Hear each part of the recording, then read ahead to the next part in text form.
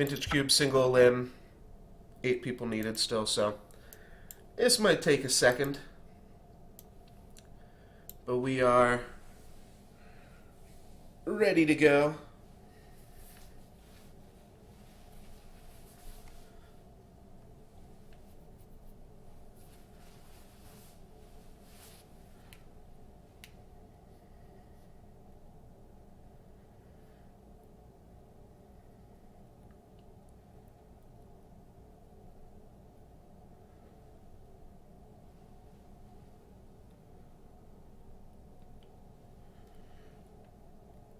I'm just figuring out my plans for the night real quick while we're in this queue.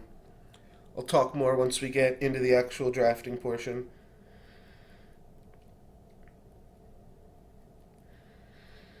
So, this one's pretty important to win. If we win this one, then I can play some more without spending money. If we lose this one, then I'm going to have to spend some money, honey. This is the last of my play points and event tickets. So everything's on the line. I probably have a few more event tickets and a few more play points, but nothing to do anything with. Yeah, 6 and 82. That doesn't get us anything. That doesn't get us anywhere.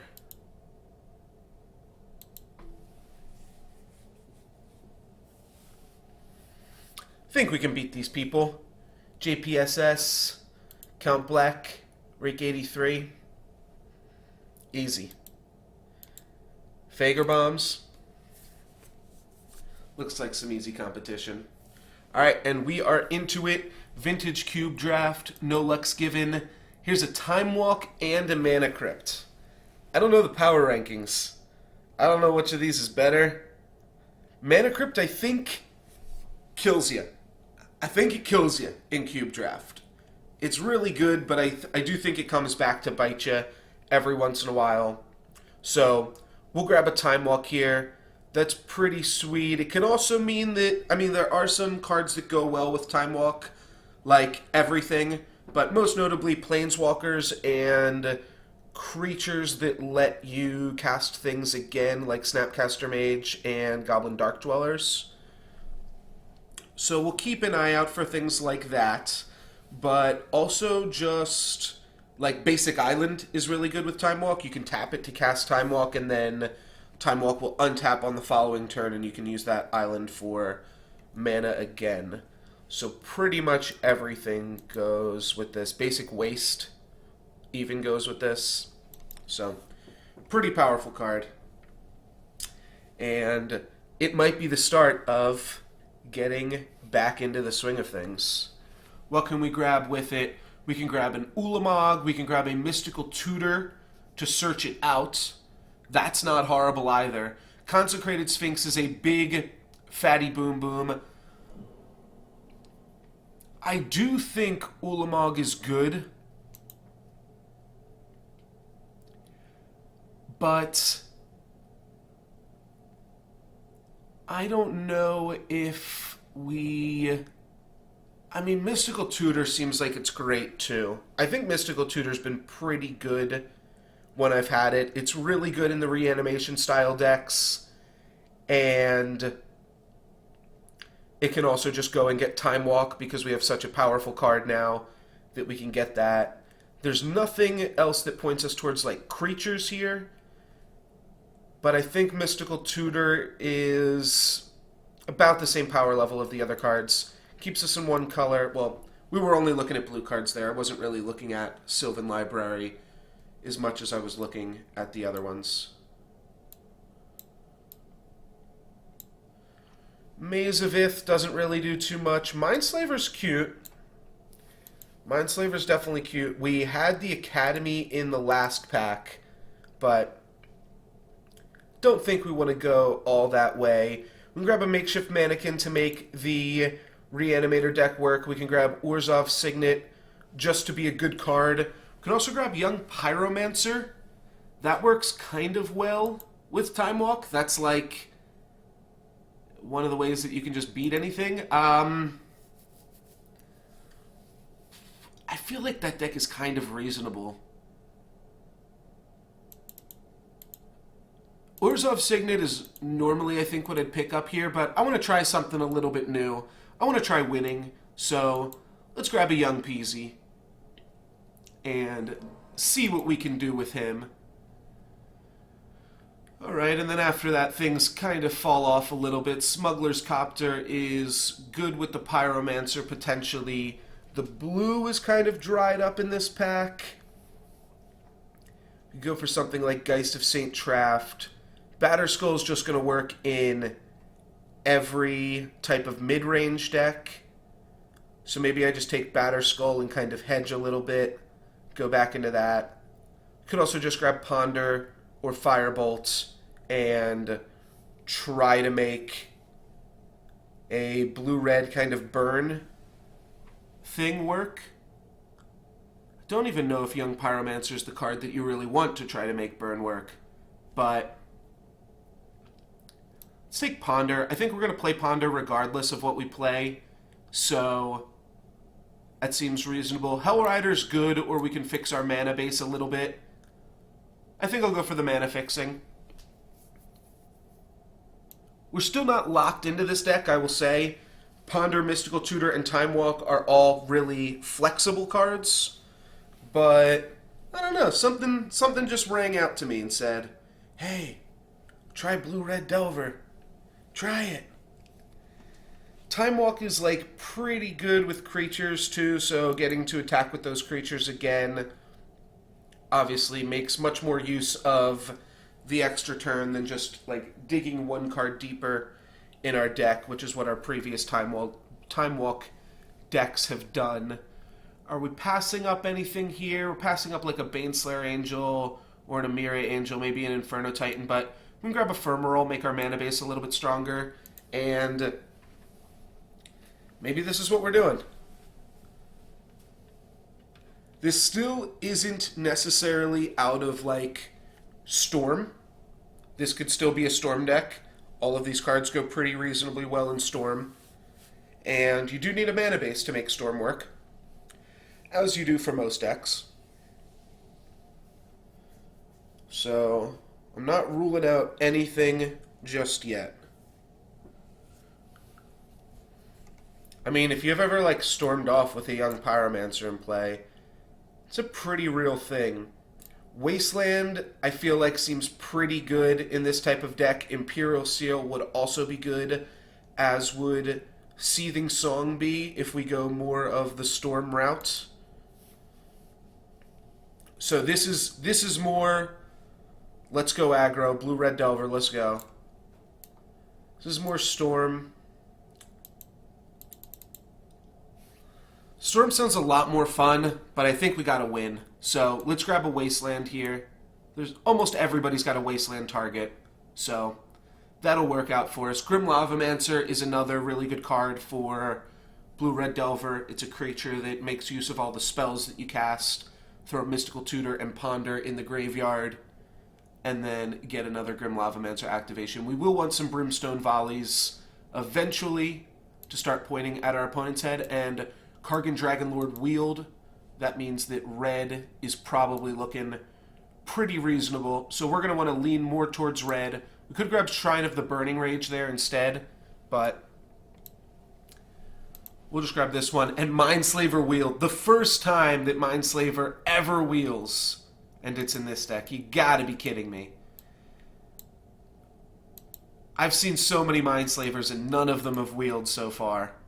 And then this one wheels. Fire Blast, yeah, maybe it's castable. Might be better than Lava Claw Reaches. Lava Claw Reaches supports a Black Splash, but Fire Blast is a big free spell. And I think I will take... I'll take Dragonlord Atarka. Nobody really plays a Emiria Angel. And we get to hate draft the Moat. Take that, Craigberry. And Fire Blast is a 6-drop, so there she goes. It's really a 0-drop. Fire Blast is 4 damage, sack 2 Montañes. So this is a reasonable start to counterburn. We pick up Ancestral here, and then we're just looking for cheap creatures, cheap spells, and I think we'll get most of them. with the fact that we got the Dragon Lord. So Time Twister, it's always a funny one because you can Time Twister and you can kind of throw your whole. You get to redraw. You get to refill your hand. So Wheel of Fortune effects are always interesting in red. We could potentially give ourselves out to the Kiki-Jiki combo. We could take a Demonic Tutor. We could take Lightning Greaves. I don't actually hate the Kiki-Jiki combo. Maybe that's where we go. Rushless Bushwhacker is pretty okay too. And it could give all of our young Pyromancer tokens haste. But I think Reckless Bushwhacker is going to wheel. So let's take Deceiver Exarch, and then we can pick up the Bushwhacker on the come around. Don't really want Through the Breach. Maybe it's a Chrome Mox deck. It's either Chrome Mox or Dark Confidant with maybe Mental Misstep. But if we think the mana base can support it, Dark Confidant is obviously going to be pretty powerful. We passed up on a Diabolic Tutor, but let's see. So what does this help with? Chrome Mox, I don't know if it's super necessary. It's probably good with the Time Twister, but we didn't even grab that. Let's just grab Bob, and then we will focus on some black mana fixing as well. We grab something like Mana Confluence here. I think that's what we're going to want. I think that's better than Preordain. That'll help us cast Dragon Lord and Dark Confidant. It'll also help us kill ourselves with Dark Confidant. So that's good.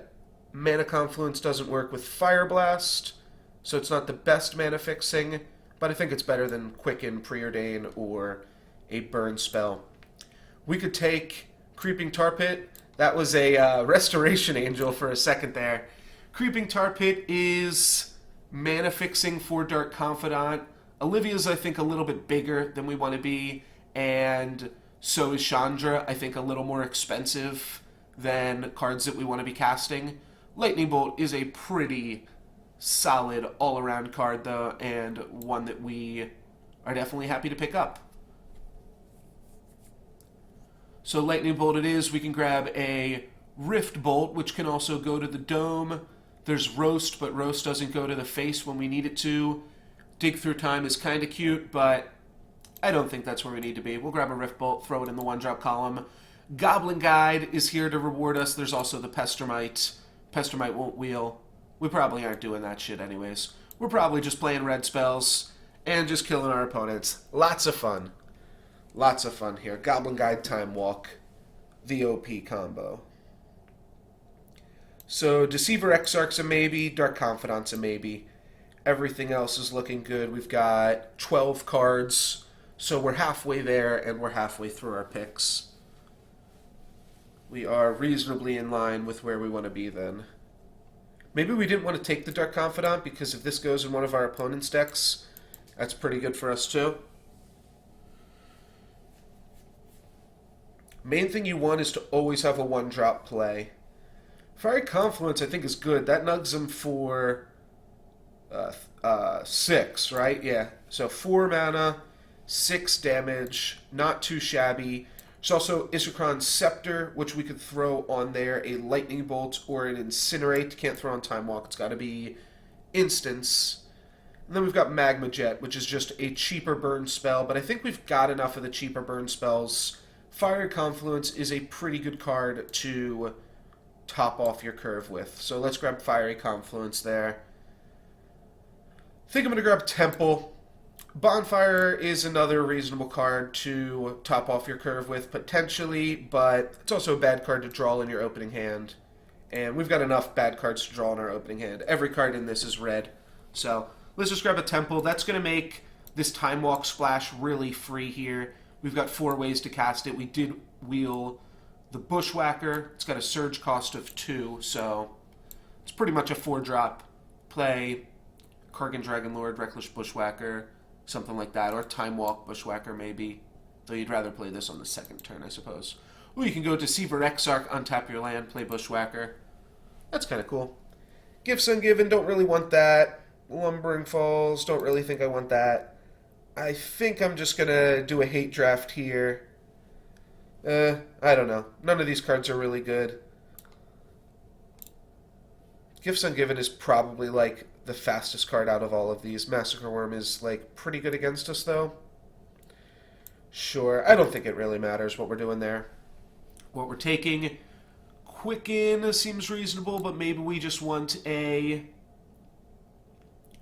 Crater Claws. If we have a big Dragon Lord in play, then it deals 2 more damage. That seems fine. I don't think we're going to do it for any other purposes. I don't think we want Olivia. I don't really think we want Chandra either, but maybe we'll get there. It's a really expensive card. If we take Roast, that probably will help keep other people out of red. This could be a Rashad Import deck, though. It's a little bit interesting to play Rashad Import in a 2-color deck. Rashad Import and Wasteland obviously hurt Kargan Dragonlord, but if we can kind of land deny our opponents here, I think that could work out well for us. So here's our maybes.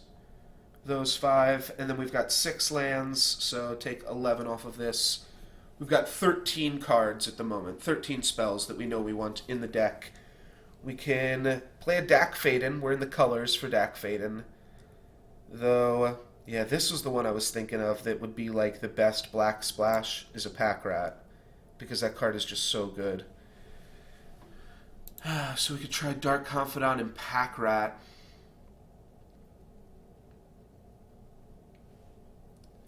Don't think we want to be a Dak Faden. Like, otherwise I'm just taking Searing Spear here. I think I can afford to take it.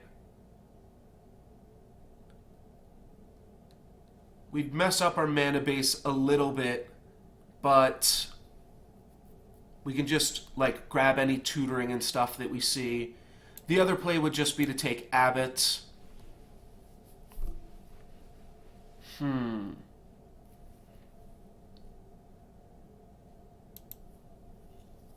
We can kill a Pack Rat very easily. We've got a bunch of kill spells for Pack Rats. We're going to wield this Searing Spear or this Abbott, whatever we don't take. Let's just take Pack Rat. There's 2 red cards in the pack. We'll wheel one or both of them, and we should probably be okay. There's an Electrolyze here. There's also a Sulfuric Vortex, or we could take Underground Sea to kind of splash our cards. I'm just going to take Sulfuric Vortex.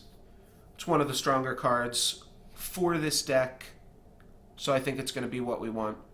We can take a Spell Pierce here as a solid way to deal with some of the other random shit that people are going to be playing, and I think that's the pick. I think that's a decent one here. Yeah, let's grab a Spell Pierce. Means you got to keep mana open, but we can afford to keep some mana open. So Temple of Malice is an option, and I think I will take that over Burst Lightning. If we can get like 1 or 2 more black sources, then this Pack Rat and this Dark Confidant become super free. This nugs them for 4 to a creature or player. This steals something, so that's a pretty good big drop. Let's just take Firecraft here.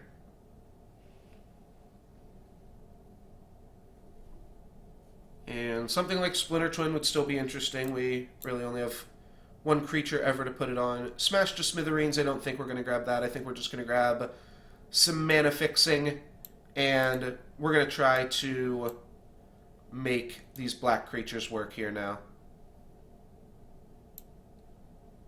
Ooh, that is another really good land for us. We're passing up on a 1-mana 2/1, but passing up on that and then adding in Pack Rat and Dark Confidant. We've also passed up on a lot of swords this draft, but Pack Rat and Dark Confidant are better than swords, so that's fine. Now we've got 4 black sources. Seems pretty reasonable. We can go ahead and play these cards if we need to as well. So what do we've got? We've got 9 lands, so we've got 22 spells here. Every time we put something in, we can cut something.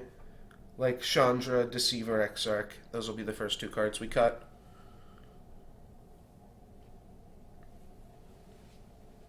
Shot Import is like almost a spell. It's almost a 1-mana spell that land deaths them.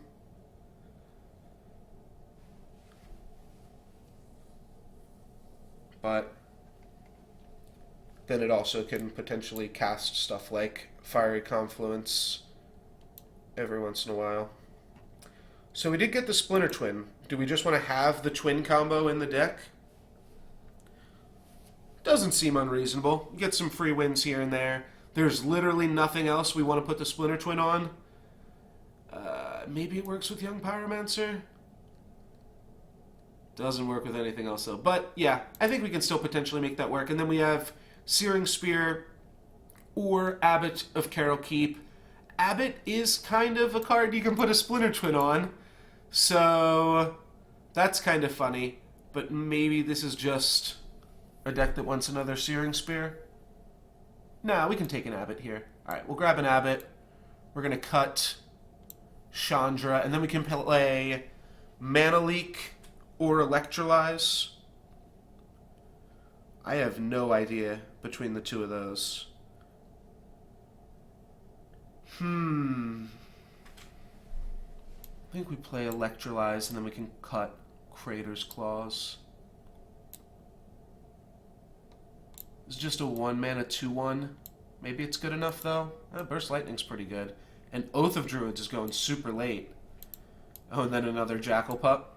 Alright, so we got a bunch of 1-mana 2/1s. We've got 9 lands, so this is 24 spells right here. Then a sideboard smash to smithereens. And another Jackal Pup. Okay. Well, I guess we can cut a Jackal Pup, or we can just cut our black cards, and the deck seems pretty light on black cards in general. Right now we've got 2 temples and a manland, and those all kind of prohibit us from casting our 1-drops. Right, this is 25. This deck can definitely get away with 16 lands, but that still means cutting 1 more card.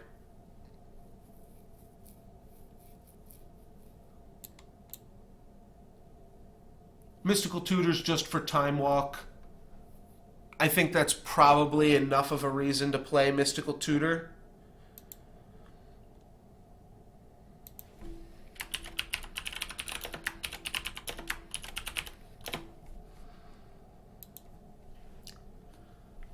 So we can keep all that going. Are any of these cards bad? Reckless. Why do I keep saying Rushless? There must be a card also called Rushless Bushwhacker, though that's much harder to say. Reckless Bushwhacker, I think I can actually say, if I concentrate hard enough. We've got 4 black sources already. I'm probably only going to put in 1 more Swamp for Pack Rat and Dark Confidant, and I think those cards are powerful enough that we can get away with just playing them.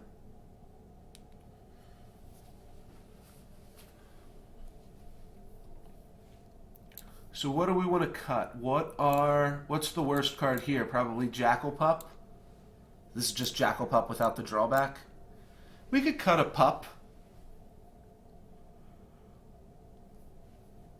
Or it would be cut the Twin combo and put in Crater Claws, or it would be cut the black cards and put in Crater Claws.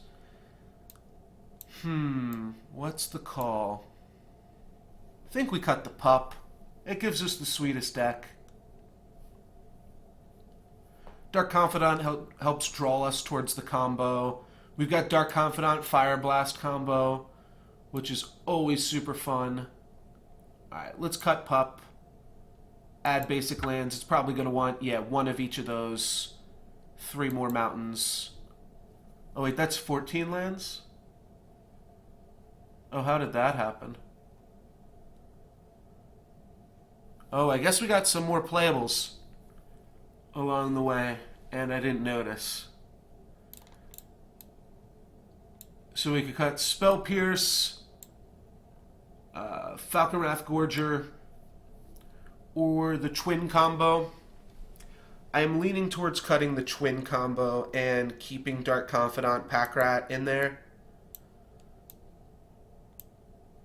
So, right, it would be cut the twin combo and then put Jackal Pup back in.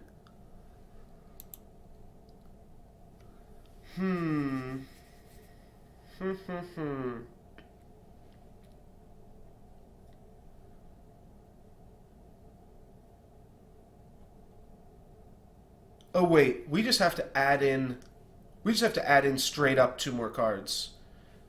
We can't. Yeah, I want to play 16 lands at least. Deceiver Exarch also doesn't work with the rest of this stuff that we got going on.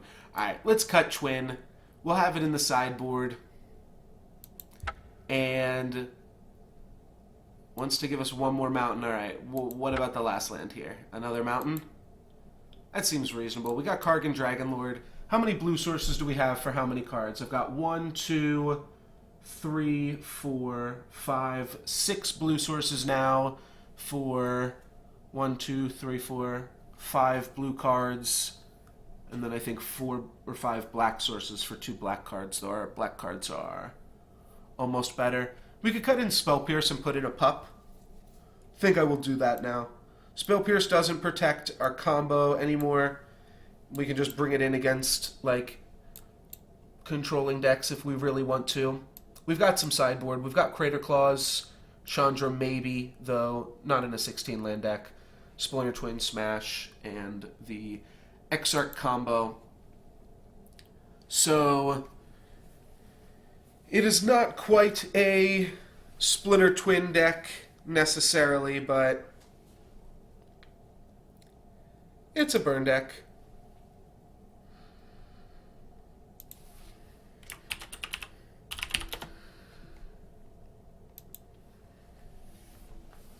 We've got some really, really strong cards in this deck, and then we also have some Goblin Guides. So somewhere in all of that madness, I think we can make something happen. If we lead with turn 1 Fire Drinker, that means we're playing a turn 3 Kargan Dragonlord. We're definitely keeping this hand. We've got Mystical Tutor for Time Walk. I think we are going to lead with Fire Drinker Satyr. It'll deal 2 more damage. We can suspend Rift Bolt turn 2, and then turn 3 play Kargan Dragonlord. And we can Burst Lightning on turn 2 if we need to as well. Alrighty, Pack Rat is going to sit in our hand for a little bit, but if we ever get there, he's strong. Does my opponent have the Force Spike? Nope, looks like this is going to resolve.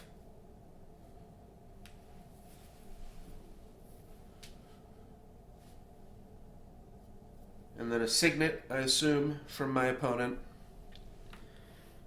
If we see some Signets, I think we board and smash to smithereens. No Signet, just Counter Magic.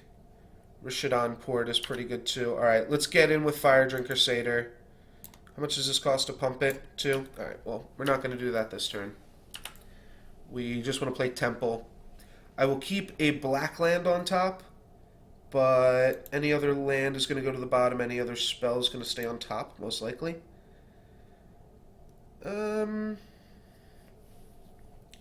It's kind of hard to ditch Ponder. It costs some mana, but we can play... Yeah, we can play it the turn after we play Kargan Dragonlord.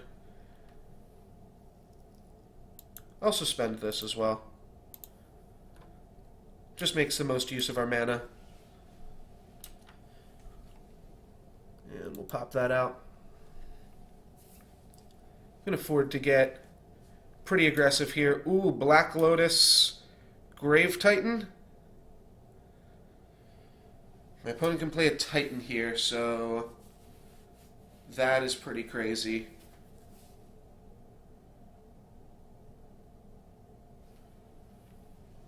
And my opponent's going to play a Time Spiral. We're going to lose our hand. Alright, well, I'm glad I got that Rift Bolt out of there. Now we've got Pack Rat, no mana for Pack Rat.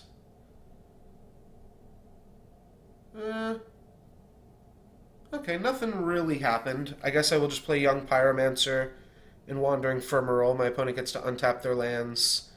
They have a storm count of 2. And they're going to ultimate price our guy. Alright, so they just played that as a reshuffle effect. And, right, we I don't really know how all this works. All right, I think it's going to tell me to click this one in a second, and then I'll click him. All right. We did it. Ooh, and we still drew the Dragon Lord. All right, let's play Dragon Lord and Firmaroll then. And we are on a Firmaroll now.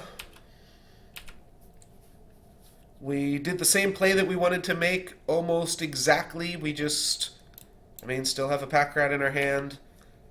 That's going to get Wastelanded, pretty sure. And unless I draw a Mountain. If I draw a Mountain, then I guess I make this guy level 4 and hit my opponent for 4 right now. Una's Prowler.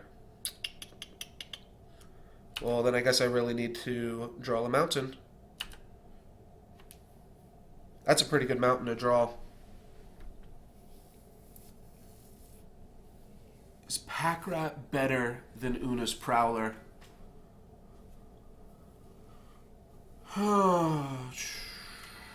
So what would I be playing here then? I would just be playing Pack Rat. I could play Pack Rat, level this up twice, then next turn I can activate Pack Rat, level this up 2 more times. I also want to Wasteland them. I don't think that's going to happen. Alright, so let's play Blood Crypt. Let's pay the 2 life. And let's level up Dragon Lord twice.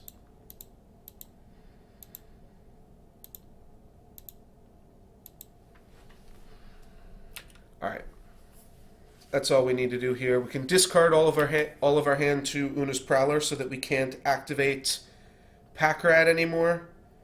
That doesn't seem like a great play. Okay, Vampire Nighthawk. So we will need a kill spell now.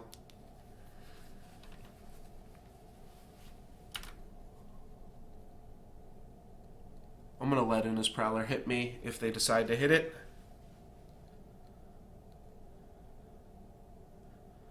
Alright, yeah, that can hit me for 3. I don't mind. And my opponent, yeah, that was like... I feel like I'd be more afraid right now if my opponent just still had a Black Lotus. I don't really care about all this other shit that's going on. 4/4 flying, trades with a Death Touch. So I could level this up once. Wasteland my opponent. Guess let's start with the Wasteland. My opponent might float a mana.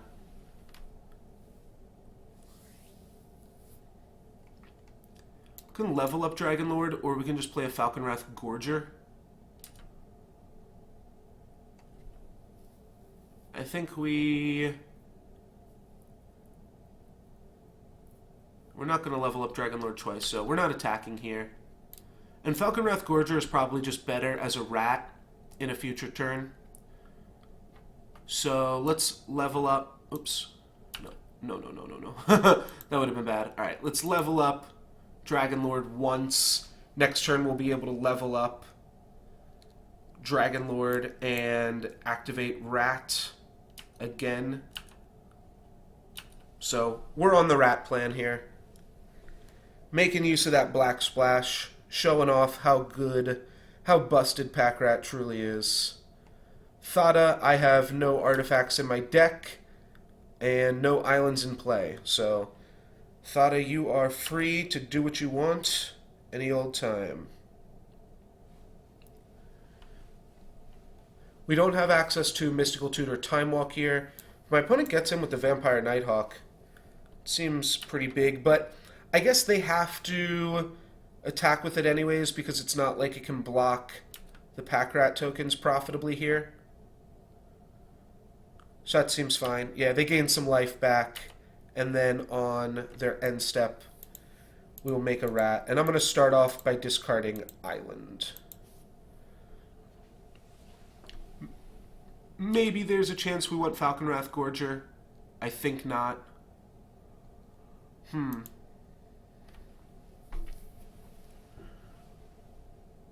we've got access to Rishadan Port. We've got access to Kargan Dragon Lord.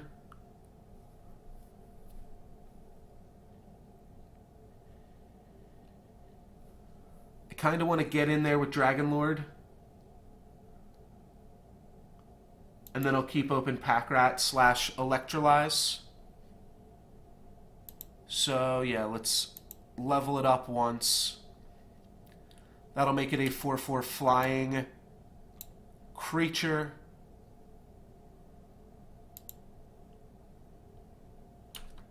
I can attack with it. When they don't block, I'll throw a point of fire breathing into it.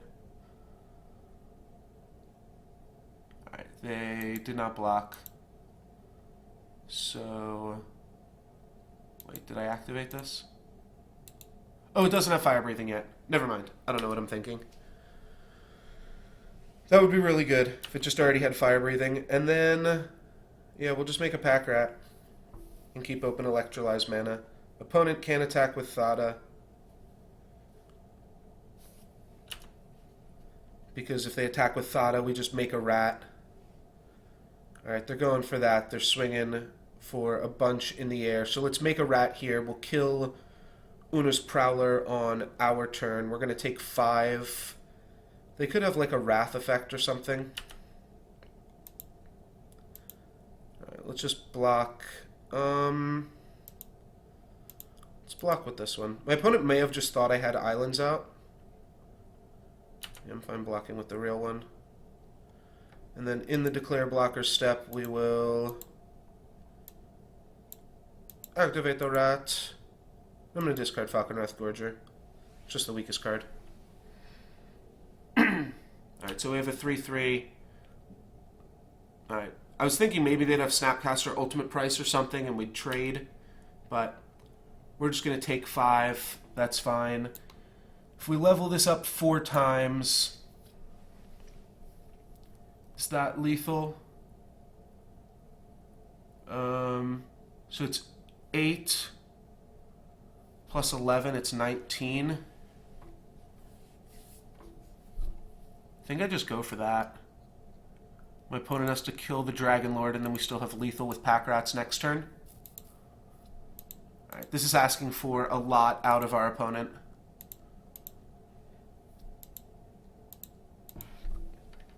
So our opponent now has to answer our 8/8 flyer. Then they also die to the Pack Rats. My opponent is way off lethal because we can just discard cards to Una's Prowler. Alright, we win that game. So my opponent is mostly black cards, also Black Lotus. Roast doesn't kill Vampire Nighthawk or Una's Prowler. I don't know what the hell my opponent's doing.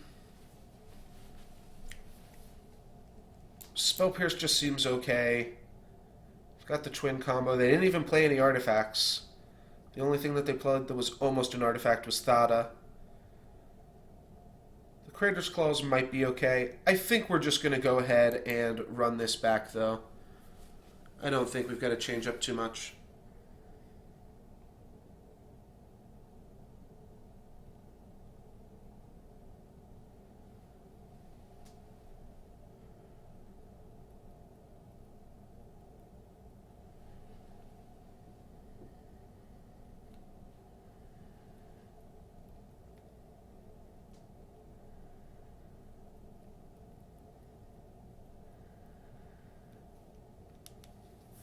And this hand has the turn 1 Goblin Guide. Not too shabby. Turn 2 we play a Falconwrath Gorger, then an Abbot of Carol Keep. I think this hand's a Carol Keep. Yeah, I think we can Carol Keep this one. Mana Confluence does a lot of work, gives us all colors of mana. My opponent's going to lose some life points to take away one of our 1-drops, presumably. They might just take Exquisite Firecraft, because it's... No, you have to take Goblin Guide here. Goblin Guide is just so much damages, and that's pretty good for us, because that won't even throw us off of our curve. They just take our Goblin Guide, and then we just play turn 1 Falconwrath Gorger. Yeah. You kind of have to take the Goblin Guide there, because not taking Goblin Guide means that you just cost yourself 2 more points of life, which is more than Exquisite Firecraft can get back for you. Yeah, I can go Mountain here, right? Yeah, there's nothing wrong with that. Shows my opponent we just drew a Mountain, but whatever. We're going to keep showing our opponents the cards that we draw, and it's not really that big of a deal. Next turn, we'll just play the Dark Confidant, because we just want to actually just play the best cards, take the least amount of damage. Looks like one way that our opponent might be able to interact with us is just by, like, racing us with Vampire Nighthawk. Alright, Gitaxian Probe, paying life points to see what we're working with here. My opponent definitely is not a Storm deck, though, right? Because they played Vampire Nighthawk, they played the Island Walking Artifact Stealer, and they played Una's Prowler. None of those seem like particularly great Storm cards. So if my opponent goes like Lotus Ritual, Yawgmoth's Will, I would be pretty surprised this game to have that happen, considering the creatures that they didn't play, or that they played, weren't really support cards. If the creatures that they played were like Shadow Mage Infiltrator, then yeah, those are fine support cards. Alright, they are going to Collective Brutality, only using 2 modes, killing our Aristocrat and taking our Exquisite Firecraft. That's fine. We can follow that up with... I think I'm going to port out an Abbot. Yeah, it gets us on the board. Doesn't draw us any cards. It continues to show my opponent what we've been drawing. I guess I could have led with Wasteland there. Ooh, Daze. Alright, good play, good play. No, we're not going to pay that one for Daze. But my opponent now is just going to play Island Go. I'm pretty confident of that. Or they'll just play Swamp Go. Or, like, Temple Go. In which case, we just... Well, they can't really play Temple Go, can they? Alright, well, they're going to play Temple Go. We're going to Wasteland them, port their Swamp, even though that is pretty likely to be irrelevant. We could let them have a turn with 3 mana, though their deck is pretty heavily into the 3-drops. Mystical Tutor is not a horrible one, but let's just Wasteland them, set a stop on their upkeep, and port down their Swamp on their upkeep here.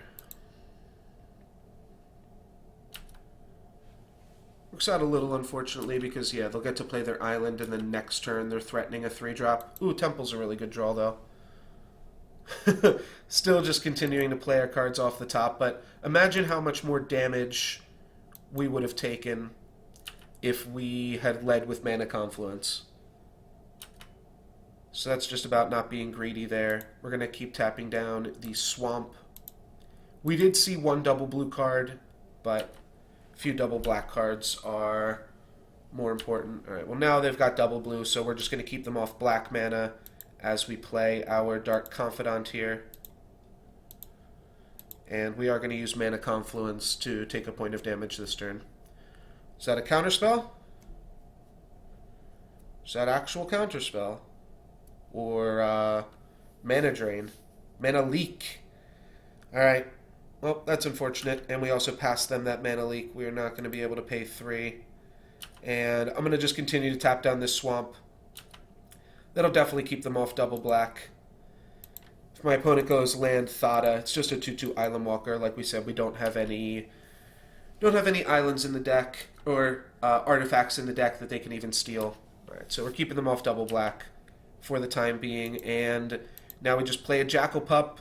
We continue to keep them off double black mana, and hope that we can do that for 18 turns, right? Or not 18 turns, 8 turns. I don't know why I said 18. But this is a solid game plan. We can Mystical Tutor for some dumb shit if we need to. We can Electrolyze if they do play something. That one's not bad. We'll get to play that eventually. Alright, turn 1.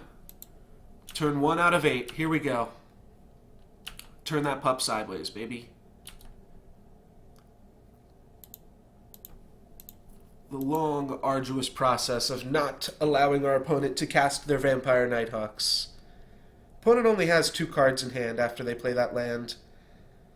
If they play Time Spiral, I guess we can land and, like... It's a temple. Okay. So they might just have a time spiral here for us next turn. Fiery Confluence, I think we can keep that here. This is 6 damage.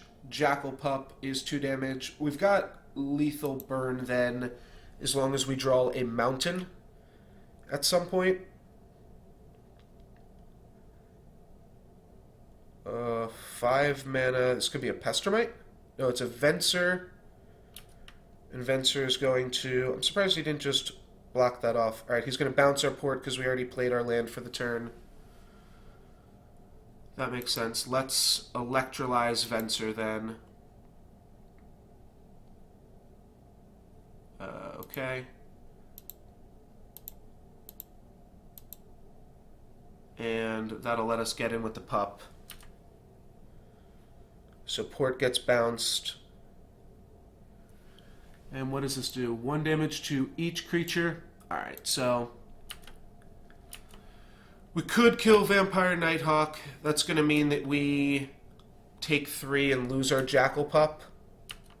So maybe we hold off and do that. Ooh, Ancestral! That is a really good card to get my opponent back in the game here. Yep, they're definitely going to have a Vampire Nighthawk after that Ancestral play. What do we have to draw to beat this now? Alright, Mountain isn't bad. We can still continue to keep my opponent off of double black, which is obviously less effective now. I think we just want like 1 more threat, and then we can Mystical Tutor for Time Walk. I think if my opponent attacks with Vampire Knight, we can also Mystical Tutor for Time Walk as well. Because it'll be tapped. They'll go up to 14. We hit them for 4, 10, 14. Yeah, I think we can make this work. Alright, so we're going to continue to tap down their second black mana just because... not really because of Vampire Nighthawk anymore, but just because we can constrict them off of black mana. We can't really constrict them off of blue.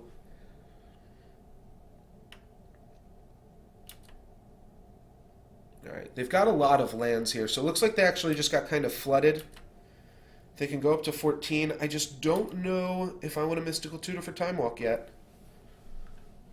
I mean, we have Lethal. If my opponent has nothing, we've got Lethal. But if they have something, I guess we don't lose anything by just running this turn back. Like, my opponent life total didn't go any higher, and now, right, now we can do something like Grim Lavamancer. I'll play it pre-combat, so we play into Cryptic Command, because that's the optimal way to play here. Alright, that's just going to get Mental Misstepped for life points. Or not, sorry, not for life points, for mana.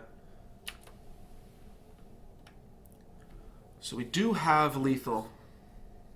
It's really interesting. Alright, I'm going to tap my opponent down 1 more time. The fact that this pup got in, it means that I'm feeling pretty confident we can go for Lethal here. We just go end of turn Time Walk and then throw 10 points of burn at my opponent. Alright, there's Thada. That guy's going to be hard to get through, isn't it? Yeah, that means we can't Time Walk through it. That means we do need another threat, actually. Worst case scenario, we can just clear this board. Like, I could just go Fiery Confluence and then play a 2-drop on my next turn. If I draw Pack Rat, I can turn Mystical Tutor into a Pack Rat, though. So that's pretty good as well. Alright, my opponent's going to go back up to 14. 14 all at this point. Wandering Firmeral. That might be all we need. I think I can swing with Jackal Pup. If my opponent blocks, they block. Doesn't really matter. Though I guess it leaves me off of... because I could draw Burst Lightning, Incinerate, any of those spells.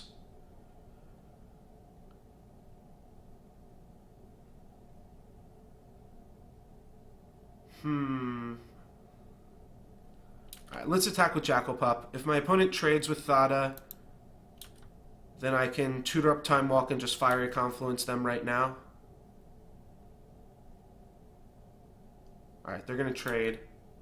That means Firmerole can get in twice for 4. So let's play Firmerole. So we Fiery Confluence, and then we can go Time Walk, Fire Blast you.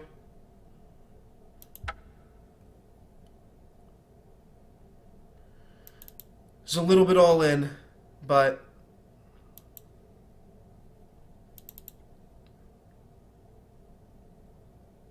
I think it works out. We can go... See if we upkeep, search for Time Walk, then we can cast Time Walk, and we can't activate Firmerole. So we have to cast Mystical Tutor now. So let's do like this. We're going to let our opponent have mana here. It's not going to matter. I could have taken 1 less point of damage, but I think this maybe represents that I might be attempting to activate Rishadan Port. And we're kind of going all in here on this Time Walk Firmerole plan. So yeah, our opponent's going to go up to 10. Our turn, we cast Time Walk, attack them with Firmerole for 4. Alright, let's go.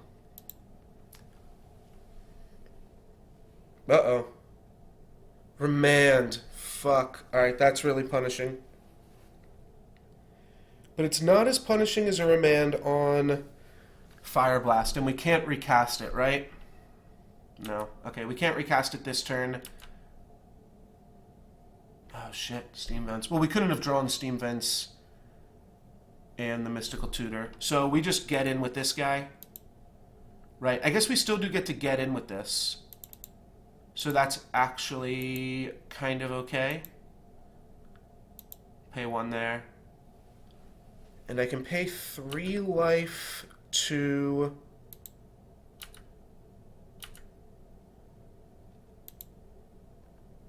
Let's switch this. We get in for 4. You can pay 3 life to activate Rishadan Port, effectively. Do I want to keep open Steam Vents? No, I don't have to play around Spell Pierce. Let's just go for this. If my opponent attacks with Vampire Nighthawk, I'm going to go grab Time Walk. If they... I guess I can't tutor up Sulfuric Vortex, right? Wow, my opponent got super flooded, and here is their Time Spiral. That would be pretty crazy. Time Spiral would give them a shot for sure. Okay, they are hard casting a Shriek Maw, which can now block the Firmerole. So they're going to go up to 8. Huh. Well, I'm going to cast Mystical Tutor end of turn. I don't think I've got another spell that hits them for 4. But maybe I just go get an Incinerate and finally deal with this Nighthawk.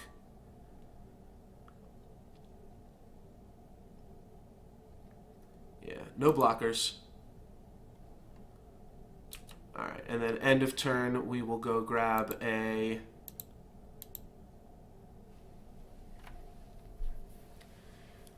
Incinerate, Rift Bolt, Firebolt. Could Firebolt do it? Firebolt can do it. I can kill Shriek Maw. I guess, yeah, any burn spell would also just do it here. Oh, Burst Lightning is lethal. Burst Lightning is 4 damage. Firebolt is also 4 damage. So I go Firebolt on Shriek Maw. Swing with Firmerole. Sack 2 lands. Yeah, there's a lot of ways to do this here. I think Firebolt is potentially the safest. It opens me up to bounce, but there's not going to be, like, actual boomerang. Yeah, let's grab Firebolt.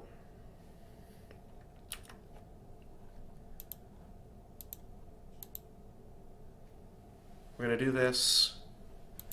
I'm going to activate Firmerole. There's a lot of different lines that I think win this game here. I'm trying to take one that is conservative in some respects, but I guess every play that I make plays into something else. I should, I guess, have ported them. We'll just port them on their turn, I suppose.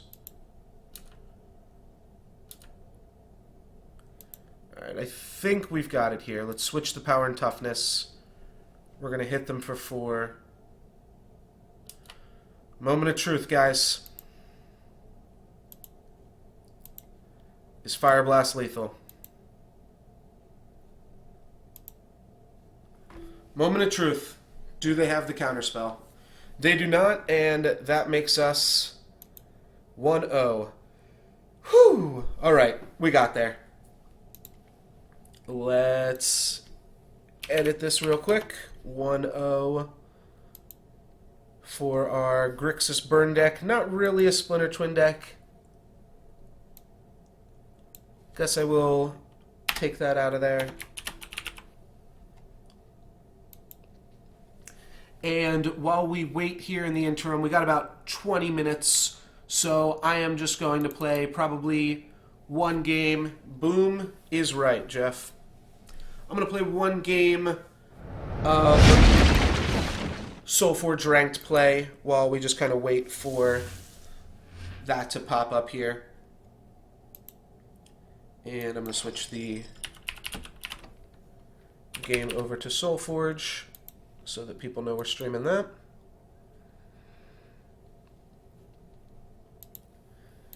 And yeah, I'm just going to play some ranked with Wegu level. That's a round 1 win. That means regardless, we get to do it again. That's all that matters. We won the first round. That means we get to do it again. If we can win the next round,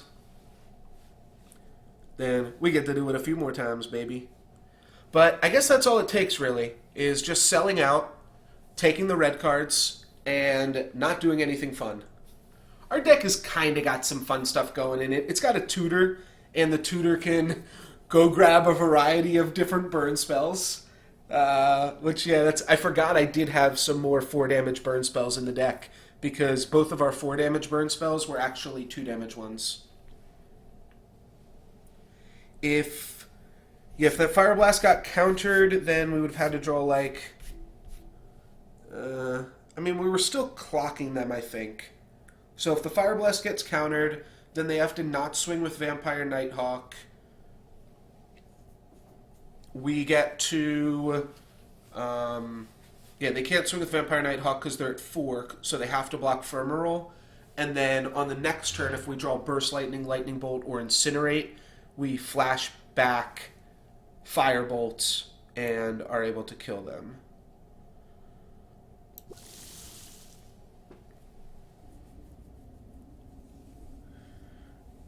We are just playing Wegu level here in Soulforge land. I'll lead with Ruby Scale. Ruby Scale is fine, and yeah, I figured we'd draw some Killians, so we can level Krogrius and Ruby Scale this turn here.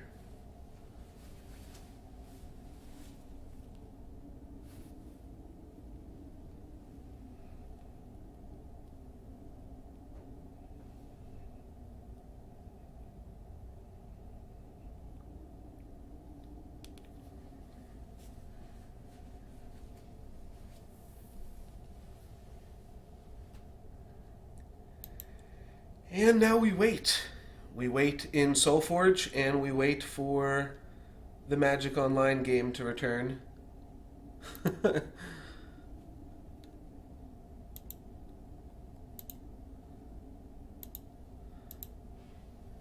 Waiting for our opponent to make a play here. There's not much more I can say about this. If there's people hanging out that know Magic and don't know Soulforge, I can kind of take this time to explain a little bit about what is going on. I wrote up a brief little description in the panels below. So it's a digital card game. Kind of feels like Hearthstone is to Magic as Soulforge is to Yu-Gi-Oh! Potentially. I have never played Yu-Gi-Oh! Competitively. I just played it on the school grounds. So I don't know all of the stuff that you have access to in Yu-Gi-Oh! But effectively the game is you play a card. What's a good one to show off? Oros is probably the best one to show off. You play a card and then the card levels up. And the card goes to your graveyard or your discard pile and it levels up. And then you play this one and it'll level up to this one. So this guy's got, don't mind this 0/0 part over here, but 7/7 lifelink trample, 11/11 lifelink trample, 16/16 lifelink trample, and then his last level is equal to his attack and health are equal to your life points. You have 120 life points in this game. So then what happens?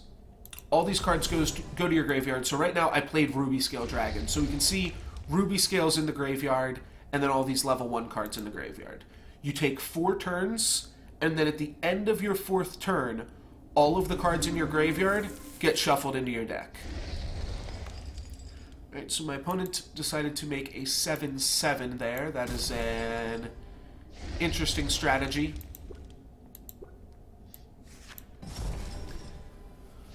So that's the long and the short of it. And then cards have different synergies with each other.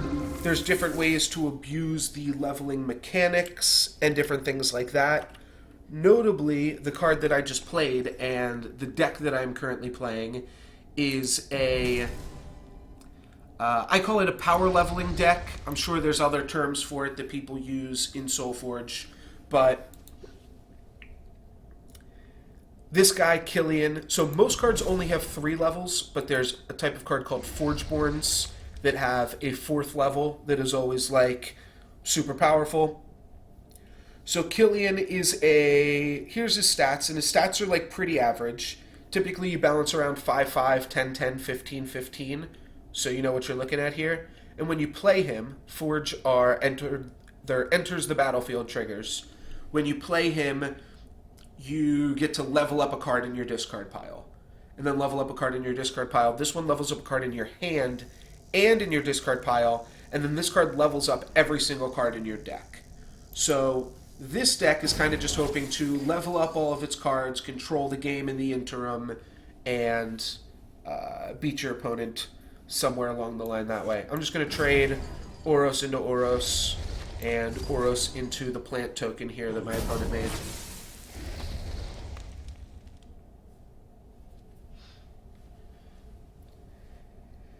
And yeah, that's pretty much it. So it's kind of like a puzzle game. Every game or every turn is kind of a miniature puzzle, and you're trying to figure out what the best move is. But also, that's a little bit awkward.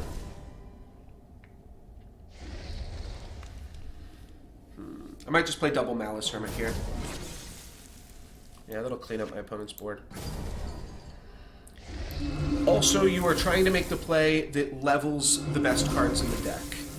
And that is actually going to be the end of SoulForge here for us, because our Magic round 2 has started.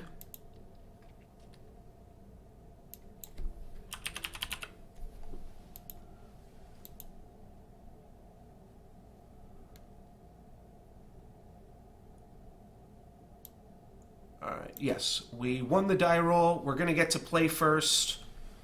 Can lead with a Goblin Guide. We've got a lot of 1-drops here.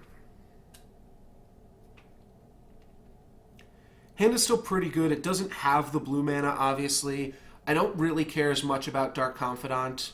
We have the Time Walk. What makes me want to ship this hand is that it has Mystical Tutor Time Walk already, which is kind of unfortunate, but if we just play a bunch of 1-drops and then can draw the mana for Time Walk, this hand's actually pretty good.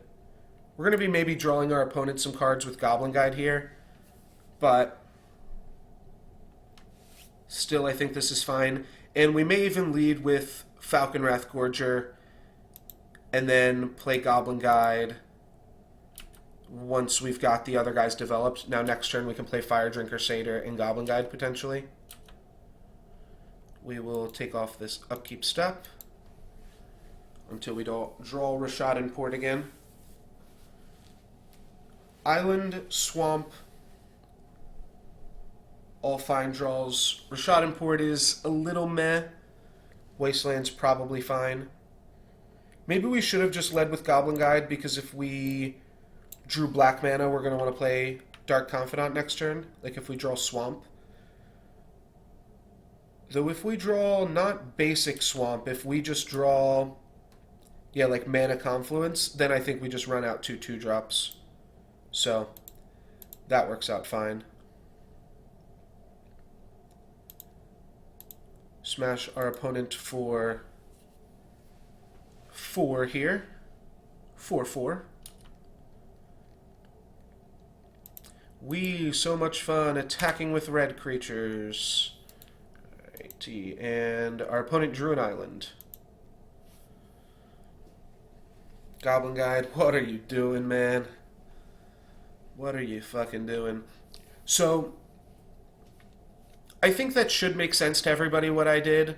Either Goblin Guide would have been able to attack twice, or Goblin Guide attacked once, Falconwrath Gorger attacks once. So, it's either way, it's 4 damage to my opponent. This way we give them 1 less Goblin Guide trigger. We only get punished if we draw basic Swamp, because then we're just going to want to play turn 2 Dark Confidant. So my opponent is going to play Mana Vault. I think we are going to want the one thing for them then. We don't have lethal, right? 6 plus 8. No, we don't have lethal. We have lethal if we draw a...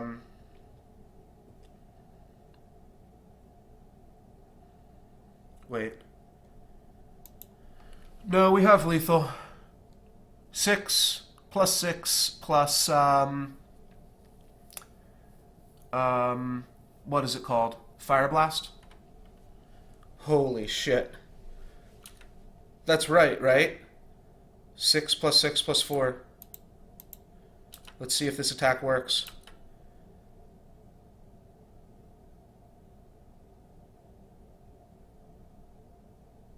They get to see a Temple of Malady.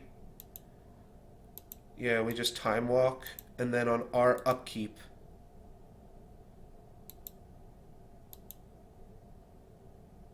Oh, I'm in a declare attackers. Oopsie. Alright, let's make sure this attack works. Yeah, my opponent goes down to 10. Wow, turn 3 kill. Well, I'll be... Okay, on our upkeep. That's all my opponent needed to see. Damn. Alright, so my opponent is some crazy... this could just be they're playing it for the temple aspect. I think we want Smash to Smithereens. I think they're going to have more big artifacts there. Then what are we boarding out?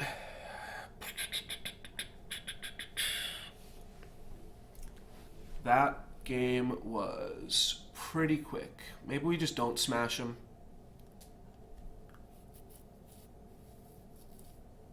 Opponent's blue again, but we've got the Time Walk. Our last opponent had the Time Twister. Or not the Time Twister. They had the Time Spiral and the Ancestral. So we don't really have to worry about blue that much. We've got the Splinter Twin combo. Those are all the things that can beat us. Pack Rat, Dark Confidant, Lightning Bolt. We've got everything that we've ever lost to in Cube. So maybe that's just the strategy. Like, this deck might not be insane, but it contains within it everything that we've ever lost to, so now we can't actually lose. Mystical Tutor for Smash to Smithereens is pretty neat as well. I don't know what the weakest card is here. I think it might just be... Oh, this is another 4 damage spell that's worth considering. So I think it might be Reckless Bushwhacker. It's definitely the most difficult card for me to say. Maybe it's Abbot of Carolkeep. Though Abbot draws me 1 card deeper to the other stuff. They're both 3-drops, right? So what's a better 3-drop? Probably Bushwhacker.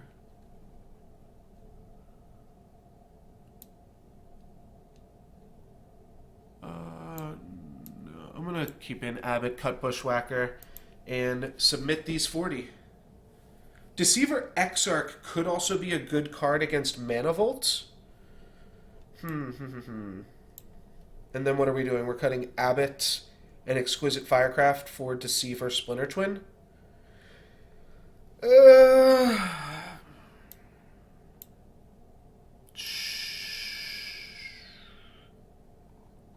Sure. No. Let's not do it. Let's not mess up the deck too much. I don't know. Maybe we'll try to get one Splinter Twin game in before this draft is over, but maybe we just keep winning. Maybe that sounds good too. Winning is kind of fun, right? I think winning is a little bit of fun. Here we have 2 lands with which we cannot cast anything in our hand. So this is going to go down to 6. We've got 1 swamp in the deck, 1 mountain, and I believe 1 Temple of Deceit that can't cast any of our spells, as well as a Rishadan Port and a Wasteland. So 5 of our 16 lands don't cast our spells. Maybe that's a little bit greedy, but that's why we have the mulligan. We've got the Smash for their dumb starts, the Falconwrath Gorger to keep the beats. Let's keep this, and let's bottom Mountain. I would have considered keeping Island, because that turns on Ponder, but right, our opponent has the Preordain. Pretty lucky. And I guess I can see in chat what they do with Preordain. They put 1 on top, 1 on bottom, and drew the card that they put on top. Cool, so let's take this off. Mountain Falconwrath. And we're doing it. This is the same start as last time. Temple of Plenty. Yeah, so I think my opponent is Rug, or they might just have a Scalding Tarn and be blue-green. Alright, they put a card on bottom with Temple of Plenty.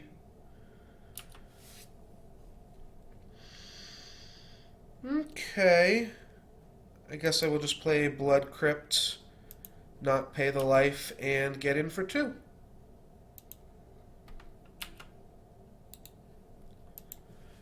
Alright, we're winning. We're winning, so we're doing it. And we're up a game. So, feel pretty good about that there. Yeah, there's another off-color temple for my opponent. And unfortunately, we're not punishing them for the temples this time. They put that one on bottom as well. So they are digging for an answer to this Gorger. I'm sure they could have some life gain as well. Batterskull would be sweet for us. They tap out for Batterskull. We blow it up. Fortunately, we're not doing much of anything else. Island is good. Any black or red spells are good. Just, you know, Time Walk is even a fine draw here, because we will eventually draw into what makes the Time Walk work, which is just 1 measly little island. And we've got, what, 6 red sources, or 6 blue sources in the deck. Alright, so Wooded Foothills, they've got a Taiga and a Stomping Grounds. Looks like it is a Rug deck with some off-color splashes. Maybe they're playing a Bring to Light as well. That's going to be annoying. And I also just don't even have a way to answer that. So they're going to get a wolf. Hopefully I can play a spell. If I can't play a spell, that's going to be really unfortunate. Though they could always just not play a spell on their turn. Huh.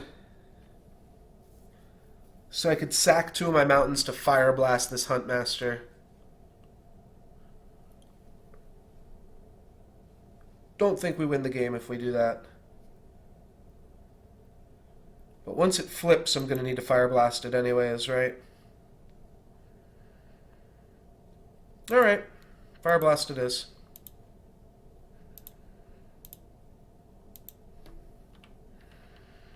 It's a pretty inefficient Fire Blast. However, Fire Blast did win us the game last time. Now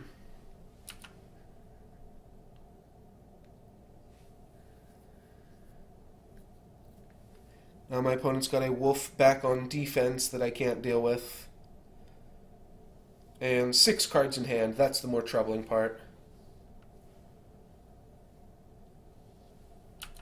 We're really hoping that their game plan is just Batterskull. And probably... Oh, they're not attacking with the Wolf even? Alright, main phase 2, Batterskull. Let's go. Harmonize. Okay. That's not great. I was going to say we can deal with that, and then, like, my opponent's got 7 cards in hand. So Sulfuric Vortex would be good. Alright, Island is definitely a start. Let's ponder. We're looking for Pack Rat, Dark Confidant. Probably... Ooh, these are all really good ones as well. Holy shit. Okay.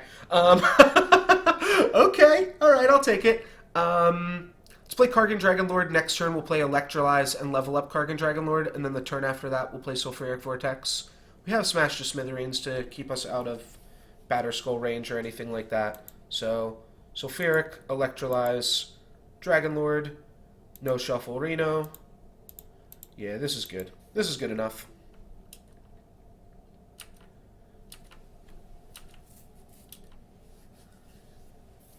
I could have swung, but I don't think I need to. I think we're going to... Like, I kept the Electrolyze so that we could just Electrolyze this dog here and not have to do anything else against it. So, we hate drafted the Kargan Dragonlord, right? So we don't have to worry about that. Noble Hierarch's a little bit annoying. I'll be pretty surprised if my opponent uses this white mana here. I'm pretty sure they are just a rug deck, whatever rug is called. Alright, I'll smash that. Smash and then level up Kargan twice. It's a reasonable turn.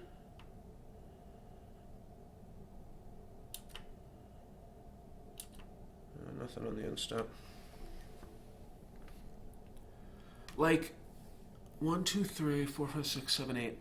When your opponent has 8 cards in hand and then all they do is play 2 mana sources, like, what does that even mean, right?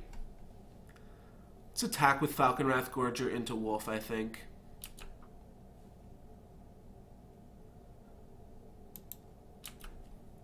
See what this does for us. Alright, that's going to trade. We're going to go down to 18.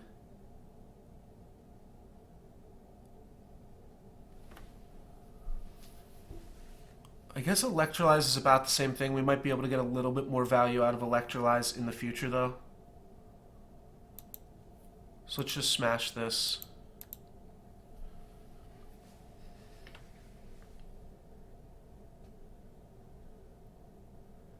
Don't need to care about Mana Leak, Spell Pierce. Force Spike is really the only spell that still even exists anymore. Mystical Tutor for Time Walk might actually do some work with just Kargan Dragonlord. Holy shit, it does, because... we would still need another blue mana.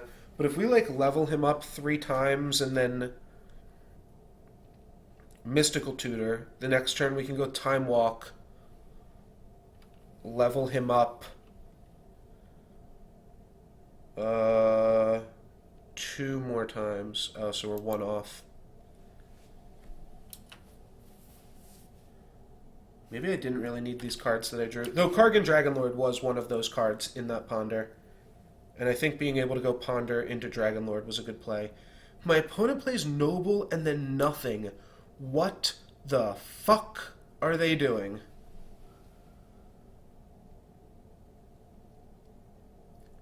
Well, I'm going to kill Noble Hierarch because clearly my opponent just is sitting on a bunch of cards and needs more mana to play like Eldrazi or something. I have no idea, dudes. So play that. Maybe my opponent... they don't really tap it. That doesn't really do much for them. I mean, they can tap it for a mana in response, but I don't think that's going to do much.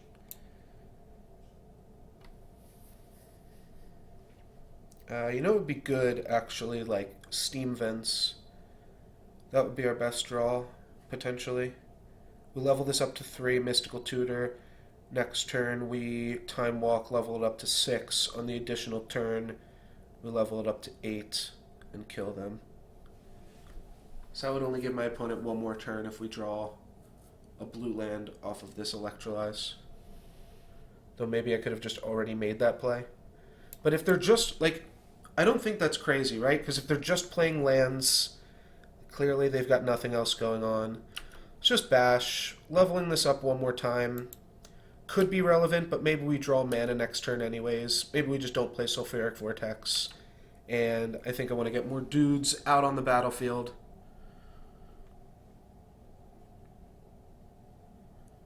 I have no idea what's going on.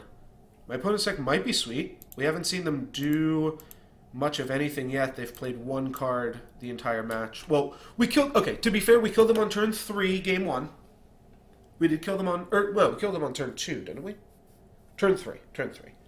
Went turn 1, dude. Turn 2, dude. Turn 3, swing. Time Walk, swing. Fire Blast you. Alright, here's something. Sower of Temptation, stealing our Dragon Lord. Okay. I'm glad I didn't level him up anymore. Time Walk Sulfuric Vortex is not a combo, just so we're clear. And Qasali Pridemage is pretty awkward. What we can do here is tutor up the card that wraths the board, or we can just draw it, eh? I think this attack with Fire Drinker Satyr is pretty free, and then we will clear the board. Alright, this is the card that I was talking about, Fiery Confluence, but... Oh, my opponent's going to trade off Qasali Pridemage with Fiery Confluence. Or with Fire Drinker Satyr. Well, if that's the case, then I'm just going to play Sulfuric Vortex this turn. That way my opponent will feel bad about the play that they just made.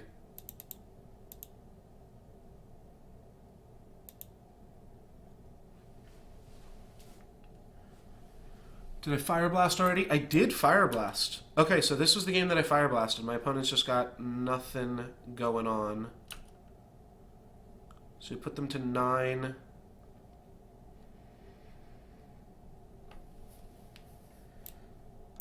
We're probably going to want to use Fiery Confluence to clear the field. However, do want to pay attention to how close my opponent just is to being dead here. We can also just kill Sower of Temptation, right? Like, if I just Mystical Tutor for... Oh, that's got to be better. Let's just Mystical Tutor for Firebolt and level up Kargan Dragonlord twice. What else is my opponent doing?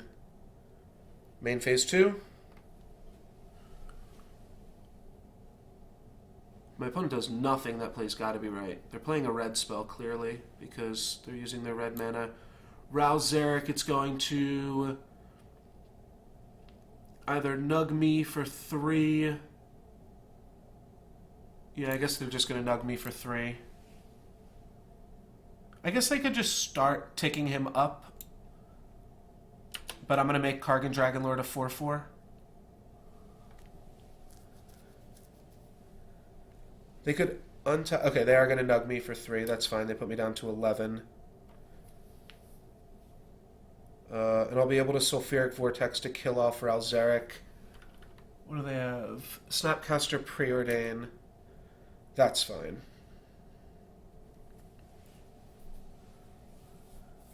So do I just Wrath here with Fire Confluence? No, I have to Firebolt.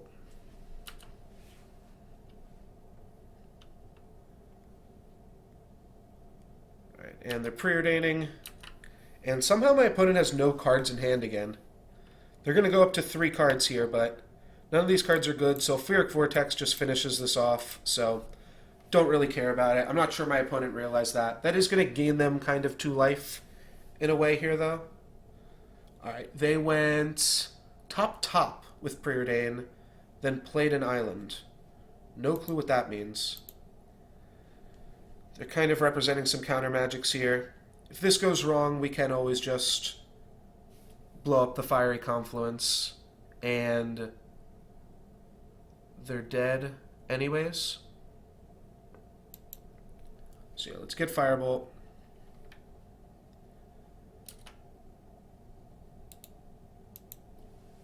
Actually, let's remove auto yields, because we might need to do some funky stuff here. Oh, this is tapped. That's fine.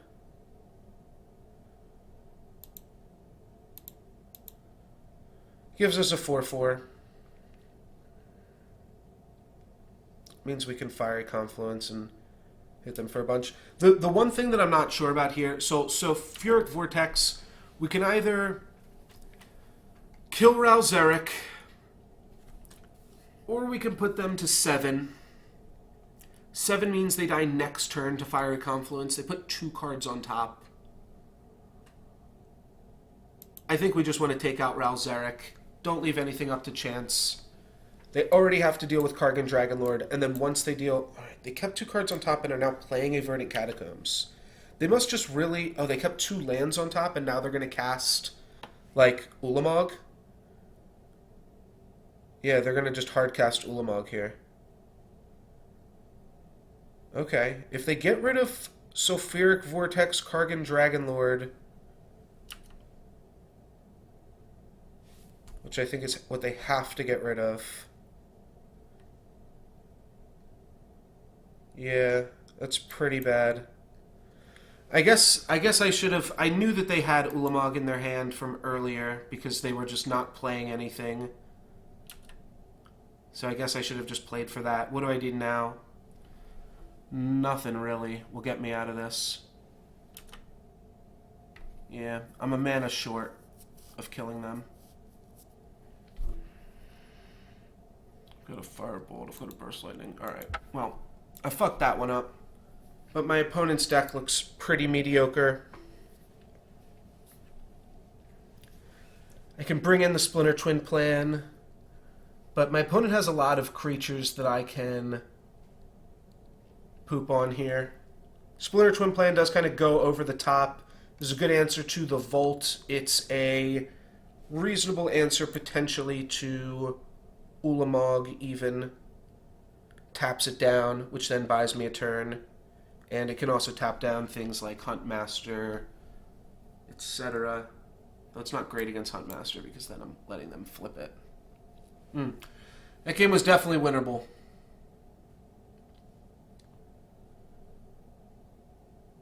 Yeah, I definitely would have liked to have not sacked 2 mountains to start off that game, because that was just how the hand panned out. This does seem good as well, just against green-blue decks. Maybe we try it. Okay, so then what are we taking out? We'd be taking out... I like Exquisite Firecraft because it answers the one thing. I think we take out an Abbot. And we take out Young Peasy, maybe? We're cutting some creatures. But these creatures are, like, not super impressive. I don't want to cut our black creatures here. Alright, I think we can make this work. Grixis Burn with Splinter Twin.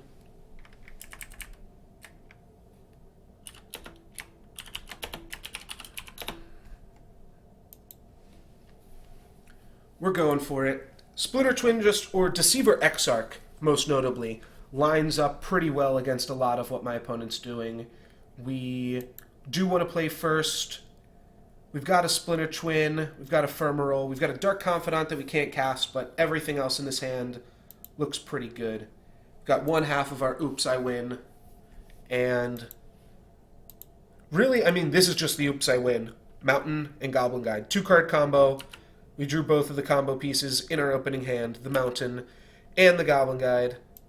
Our opponent drew an island, but no big deal. Next turn, would like to draw something like Fire Drinker Satyr or Jackal Pup. Grim Lavamancer would be not a bad one either. We've only played Lava Man once, and he died quite immediately. So my opponent is going to scry, and they're going to want to leave a land on top of their deck. So if they see a good spell, they've got an interesting kind of dilemma there. They took a little while to think of it, so I think they've got a spell. Oh, waiting for them to discard. Sure, draw all the cards you want, dude.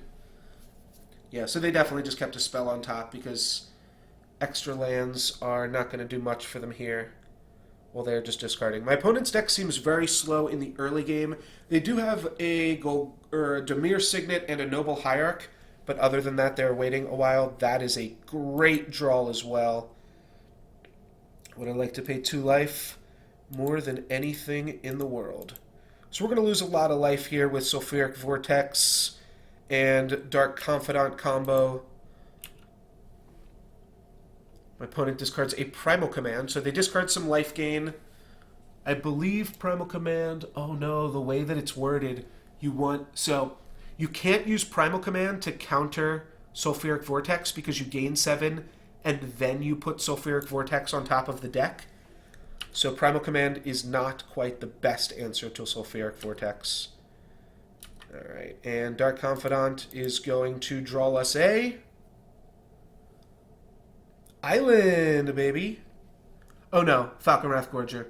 They just give us the cards in a weird order. So we've drawn the Falconwrath Gorger. We can't play Sulfuric Vortex here, but we can play Falconwrath. Get in for 2. Yeah, seems fine. We can start going end of turn, make a Dark Confidant, and then untap, and we'll get 2 Dark Confidant triggers, but that doesn't really do that much for us. Oh no, Primal Command was revealed. I'm sorry. Primal Command was revealed, and Edric was discarded. I apologize. Alright, so my opponent goes down to 16. We're at 17. Oh no, our opponent goes down to 14 here. That's even better. I guess we were on the play with Goblin Guide? Is that how that works? Yeah. Alright, so on the play, Goblin Guide does some work. We play our cheap spells here, and then we're left with 3 expensive spells for the next turn. But we get to get in for 4. We have Electrolyze for my opponent's Huntmaster. Otherwise, we'll play Sulfuric Vortex right before they have access to Primal Command. And that will negate a lot of what my opponent's trying to do there. The only bad card to draw with Dark Confidant is Fire Blast. However, that's still a pretty good one. Exquisite Firecraft might be the worst one to draw, actually. We don't have Double Mountain for Fire Blast, but I have to imagine we will get there sooner or later. Alright, they've got Huntmaster, which means my attacks aren't great, and it means I kind of want to play Sulfuric Vortex, then they're going to be able to flip Huntmaster. I guess I just have to Electrolyze and let my opponent use a Primal Command here. Oh, wait. Was Steam Vents Firebolt the best draw in the deck? I think it was. Alright, so we'll take 2. We're going to take a lot more points of damage here. We are going to pay the 2 life. We're going to Firebolt this guy. Then we are going to get in, and does Dark Confidant want to enter the fray? Not particularly. In my opponent's mind, they're going to be able to gain some life points here.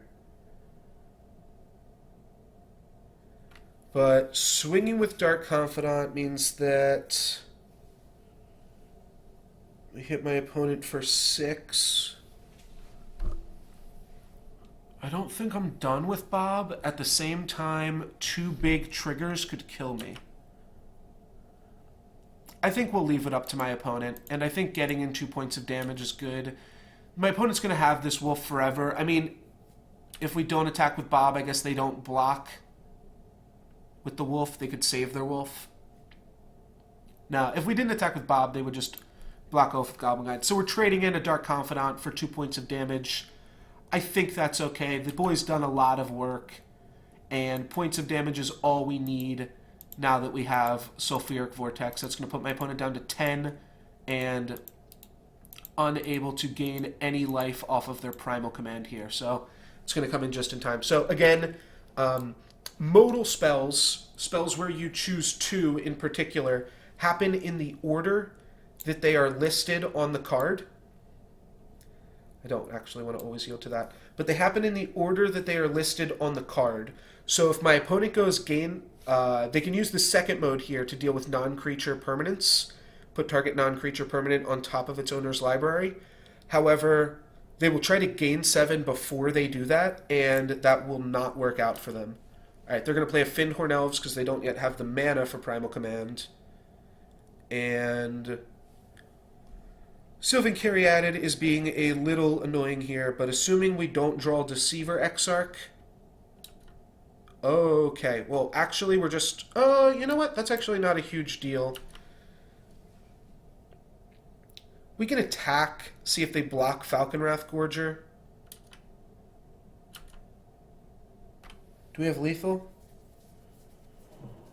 1, 2, 3, 4, 5, 6. If they lit in either of our creatures, we have lethal. We can also activate Wandering Firmarole.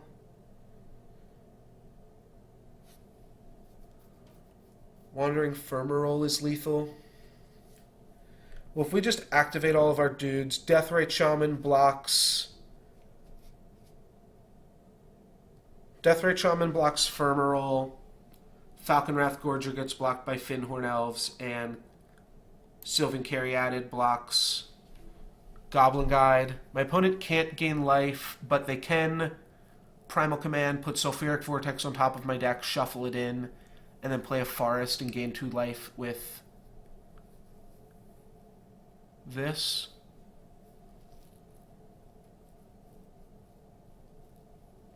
Which I think is a pretty reasonable play for my opponent. Maybe I just keep open Electrolyze mana so that they can't do that. The problem is if they don't block either this, or Wandering Firmarole, but those blocks just line up so perfectly against them, like, and the game is even telling them what to do. They're saying, block the Goblin Guide with the creature across from it, block the Gorger with the creature across from it, and block the Firmarole with the creature across from it.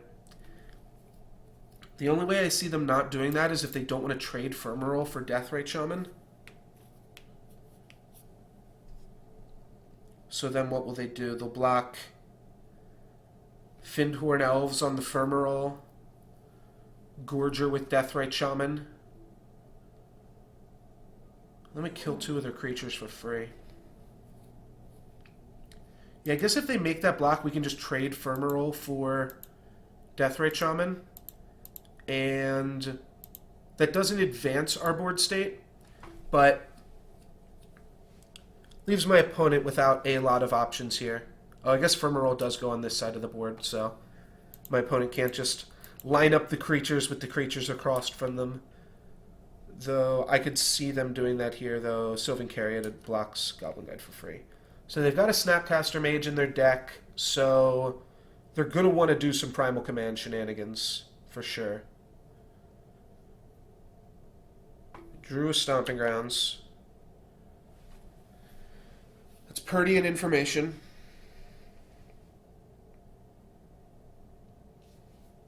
If my opponent doesn't block just one of these creatures, they're dead.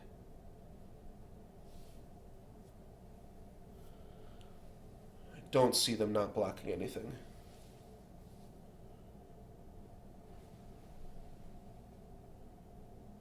Oh, but by not blocking, that means that Deathrite Shaman is dying.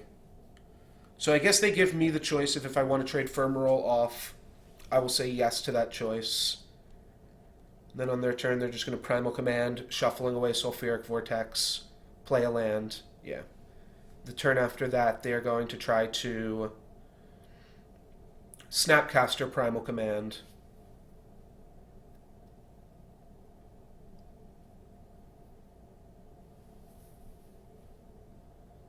Alright. Now, do they need this land? Looks like they do need this land. And we are going to kill off Deathrite Shaman. Alright, so that's going to put them down to 8. On their turn, they will go down to 6. They will shuffle away Sulfuric Vortex, and then we will Electrolyze and Fire Blast them on our turn. So we found the line. I think this will get us to the Greek, so to speak. My opponent is splashing for Lava Claw Reaches. Oh, I guess the Black Splash also supports Deathrite Shaman, the Nug ability. But for those of you just joining us, my opponent looks like they're doing some crazy shit. It is a Rug deck, which is, what is that called? Tamir? It's a Tamir deck with just a Deathrite Shaman in it.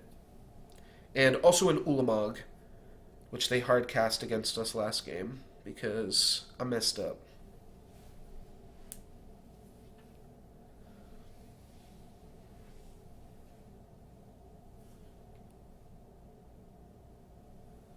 Alright, so here's the Primal Command.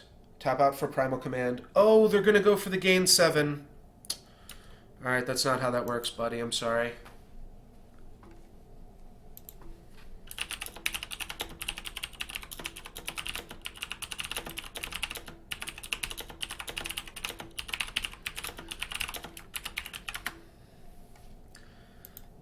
The order on Primal Command being relevant only against whatchamacallit here.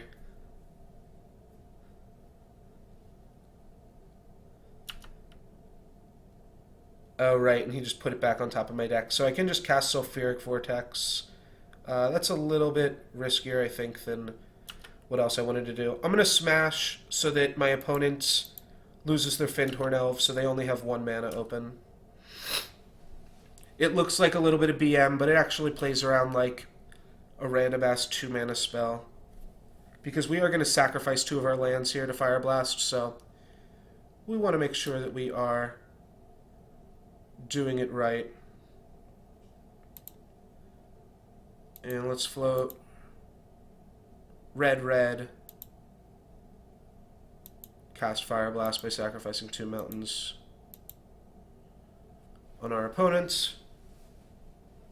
Just going to put them down to 2. And then we can Electrolyze, or we can Sulfuric Vortex. We'll just place... no. Let's play Electrolyze. I think it's probably lethal. Right, we have the Spell Pierce, so it's not like my opponent can do anything else here. We're playing around Force Spike, which is all that they're representing. And our opponent has disconnected. So that means we are going to play some Soulforge, and we have to wait an additional 7 minutes before the finals. Reek 87, you are going to get reported, because that is a pretty shitty thing to do to your opponent. Make them wait 7 minutes. I understand you're frustrated. You just lost to a red deck and you drafted a deck that had Ulamog in it, so obviously your deck was sweeter, but can't waste my time. Now you're wasting 8 people's time now, because I got some people watching me here too, so not cool, buddy. You know what, I will spend this time actually just to fill out that report form.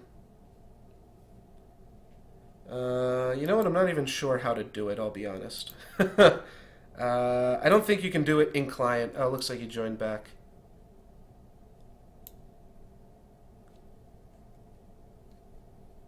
Alright, well maybe he'll come back. I mean, that's a weird card to concede to, the Electrolyze, because, like, quite clearly...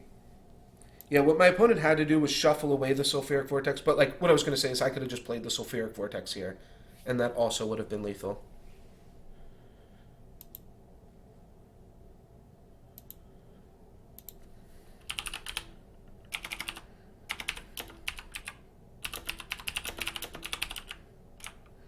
Alrighty.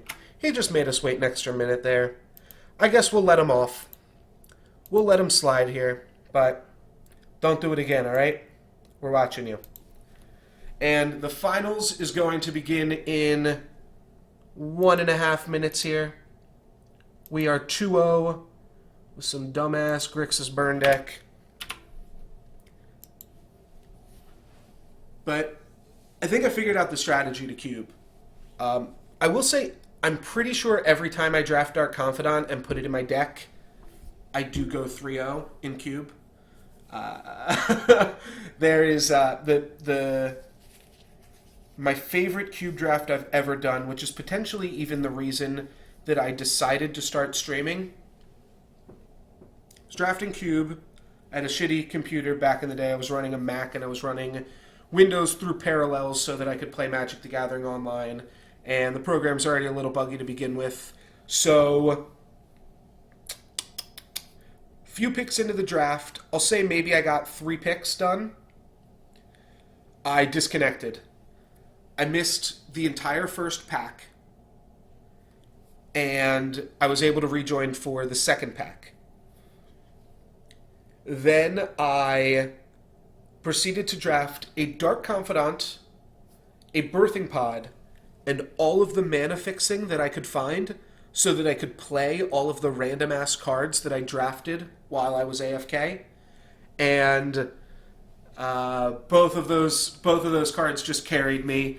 Birthing Pod was, like, insane because it fixed my mana. This was on Legacy Cube. But it was insane because it fixed my mana. Like, it let me play the off-color random-ass cards that I grabbed, and Birthing Pod just wins games by itself. But, yeah, that was maybe the craziest cube draft I've ever done. This draft is not so crazy. A turn 3 win is pretty sweet. I didn't think that's how I'd get my turn 3 win off the back of Time Walk and the like. Sounds a little slow, but we just need to hit that black mana for the Pack Rat. We can keep it. It is definitely a little bit slow, though, but we can potentially draw some nastiness. Wasteland means we get to blow up a temple or a manland that my opponent plays, so we're not going to be too far behind the 8 ball there. I will pop that temple for sure. They put a card on top. All right, that doesn't really mean that much to us yet. If I draw Swamp, will I just play Pack Rat? Not sure. Not sure. I'd love to draw Goblin Guide. All right, well, ask and you shall receive. Maybe I should swing with Goblin Guide first. If my opponent reveals a manland, then I guess I won't activate Goblin Guide. Or activate Wasteland. Mountain. Alright, let's just cut them off of red here. Or cut them off of white, rather. But they did keep a land on top, so we kind of do some work, but the fact that they get this mountain right back means that it's going to be negated a little bit. Now, we got the aggressive red stuff, so my opponent might be Jeskai here.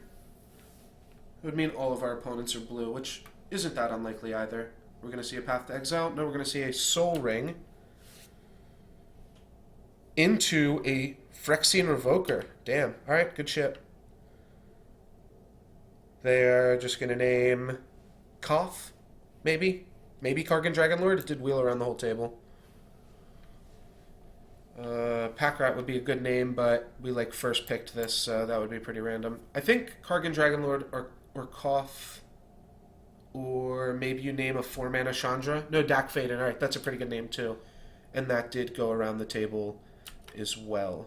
So that's a reasonable name for my opponent. Let's lead with this Ponder here. We have Kargan Dragonlord, Swamp, Rift Bolt.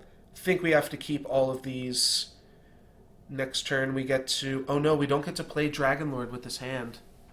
But Pack Rat is so strong that it can carry us? Yeah, alright. That's the theory. We'll draw the Swamp. No.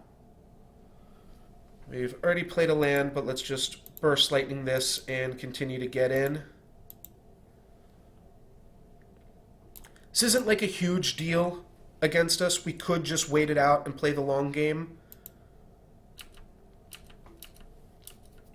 Alright, Gideon. We do kind of have to race Gideon here.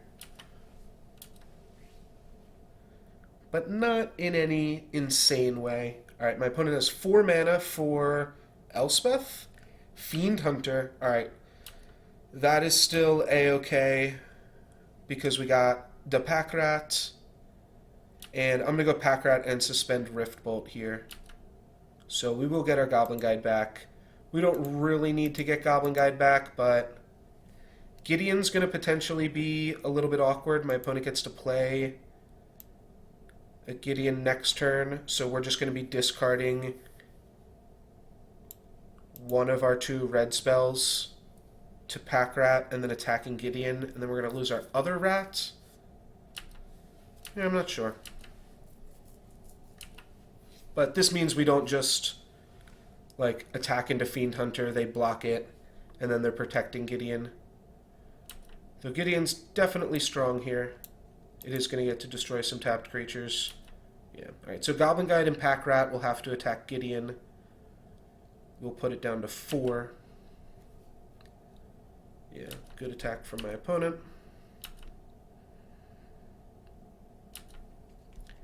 And Rift Bolt unsuspends.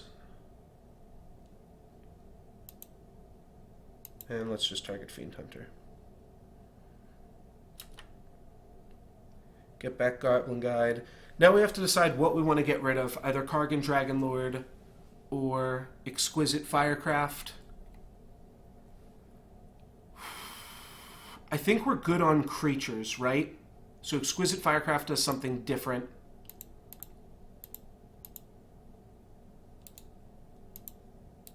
I guess we don't need...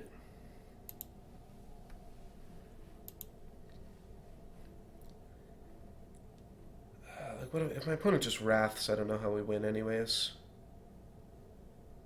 If my opponent Wraths, I guess we're going to still want access to Kargan Dragonlord, so let's just attack. My opponent plays a Wrath effect. We can maybe get more red mana, get access to Kargan Dragonlord. We're probably going to make a rat anyways, but this at least gives us a little more time to make that decision. Until end of turn, during target opponent's next turn. Yeah, we can attack Gideon for 3 and then 4, but that's not enough to kill it. It is enough to make it so that it can't destroy Pack Rat. Will this be able to attack Gideon? Probably not, right? No. This has to attack Gideon. Otherwise, we're just abusing bugs if it doesn't work. Brimstone Volley. Alright, so now I think I have to Time Walk. It keeps my opponent unable to, because right now my opponent can minus Gideon, kill Pack Rat. In response, I make a Pack Rat, and then they Brimstone Volley the other Pack Rat. So we're going to Time Walk to take some loyalty off of Gideon here.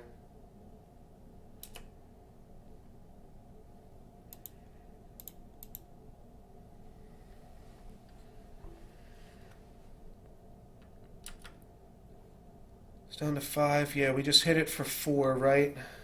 Is the Temple even good? Temple allows us to play Kargan Dragonlord. So we'll bin Exquisite Firecraft. Play Temple. Scry 1. What are we going to keep? Well, we're definitely going to bottom Mountain. And then we're going to discard to Pack Rat. And put Gideon down to 1 loyalty. And we get to see Brimstone Volley again. Alright, I think that play makes the most sense. We keep our opponent off of clearing our Pack Rat tokens, so now they're going to have to find a different way to clear Pack Rats. We are going to have to attack Pack Rat again next turn. My opponent can Brimstone Volley a Pack Rat. That won't be enough to keep Gideon alive, because we can just hit it for 3. So they probably won't even use the Brimstone Volley in that way. My opponent needs an outside effect, like a Wrath, a Pyroclasm, or another 2-mana white removal spell, Declaration in Stone, Path to Exile, Swords to Plowshares. Those would be really strong as well. Though if they do that, they tick it up, Goblin Guide, then just gets to trade evens with Gideon Jura. We pretty much have an effect that they can eventually answer, but will reveal cards for me and potentially draw them some cards as well.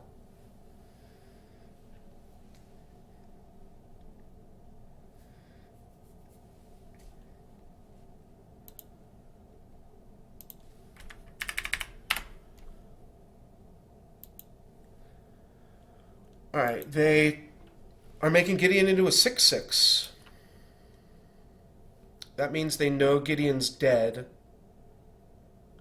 I like this. They know Gideon's dead. We go down to 13. They're just going to Brimstone Volley one of our Pack Rat tokens, which means we have to attack it with 2 Pack Rats. Could attack it with Goblin Guide Pack Rat. That doesn't really make much sense. I think we will just discard this mountain to Pack Rat. Kargan Dragonlord's just going to be a backup plan, eh? What happens if we just attack Goblin Guide on Gideon? My opponent then kills Goblin Guide, and we hit them for 4. Down to 12.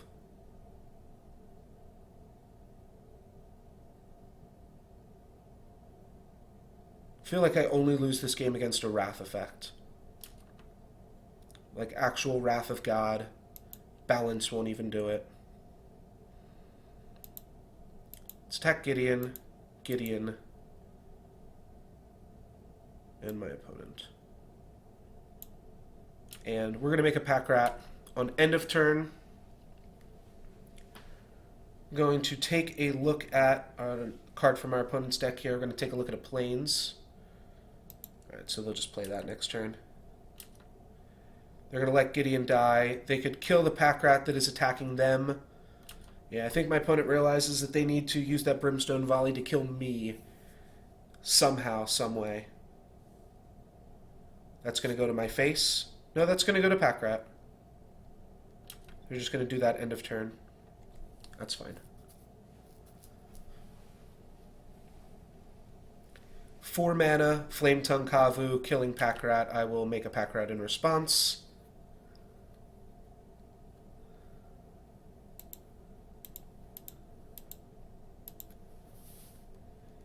Discarding Mountain. Alright, so it's going to make Pack Rat back down to a 1/1 yet again. But this is why Pack Rat's insane. Can't really be answered. Again, my opponent needs Declaration in Stone, Path to Exile, something like that. They don't have it. My attack with Pack Rat isn't great here.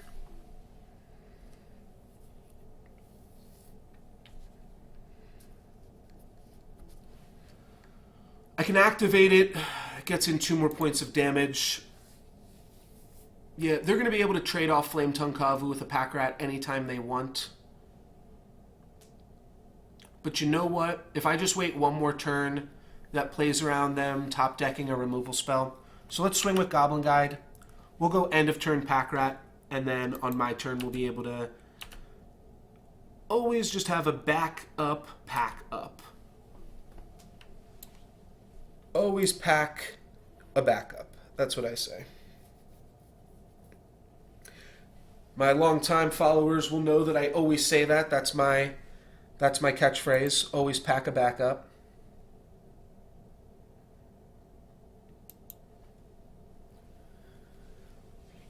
Alright, and that's just going to get through. So we deal the same amount of damage anyways. No big deal. And we're holding on to 2 cards that, like, if my opponent does just have a Wrath effect, Okay. Shit. This is kind of scary. We'll go end of turn, make a pack rat. Do we have lethal here if... Let's see, we get my opponent for 1, 2, 3, 4, 5. No, we need to draw a 7 mana, or a 7 damage, 1 mana burn spell. Doesn't seem super likely. Alright, we might just be dead to sneak attack anything. These are not real pack rats, so... Well, maybe that was why my opponent made the play that they did. They wanted to kill the real pack rat. Oh, I gave them sneak attack. Alright, now they're getting plateau. So they get to throw 2 big monsters at us. We might be facing down an Emrakul pretty soon here. I am going to pack rat now because I fear that we need to get in damages before it's too late. So this will get us in for 5. Put my opponent down to 7. If they don't kill us, we have lethal. But I think we are tasting spaghetti here. I think we're about to eat some delicious, delicious spaghetti. No, Inferno Titan. Killing a pack rat. Killing both pack rats. Wow. Alright, that is a really sweet play from my opponent. Guess, yeah, we could have played around that one, but... Okay, and the Inferno Titan. Okay, bringing out Ulamog. Alright, that's all we need to see. That's all we really needed to see. They get to kill Goblin Guide and then hit us for 17. They could even not kill Goblin Guide if they want to. Alright, begin sideboarding. That was pretty sweet. We did see a Soul Ring, which is obviously super busted. Where's Soul Ring at? Or Smash to Smithereens. Deceiver Exarch also does work against Sneak Attack, so I think we are going to want this combo. It's a little bit versatile for us. And then I think we're going to cut the same things that we added in last time. The Bushwhacker, the Abbot of Carol Keep, and the Young Peasy. Let's throw out a Spell Pierce too. My opponent's playing some really powerful cards, so let's try to Spell Pierce those cards. Means we're going to have to cut one more thing. Don't think I want to cut my black things as well. I think Sulfuric Vortex might not be great. They are in white. But I'm not sure if we need this. Sulfuric Vortex is like a little slow compared to just Exquisite Firecraft. Also a little bit less versatile. Yeah, let's cut Sulfuric Vortex. My opponent's a combo deck. Sulfuric Vortex is mostly for control. And then we'll board in this stuff. Alright. Here's the finals. Let's see if we can do it. Spell Pierce for the other shit. We can Mystical Tutor up Spell Pierce if we just need to slow my opponent down a little bit. We would like to play first. We've got turn 1 Goblin Guide, turn 2 Kargan Dragonlord. We're going to keep this hand. Turn 3 Grim Lavamancer, Rashad Import, and then we can start to level up the Dragonlord if we need to after that point.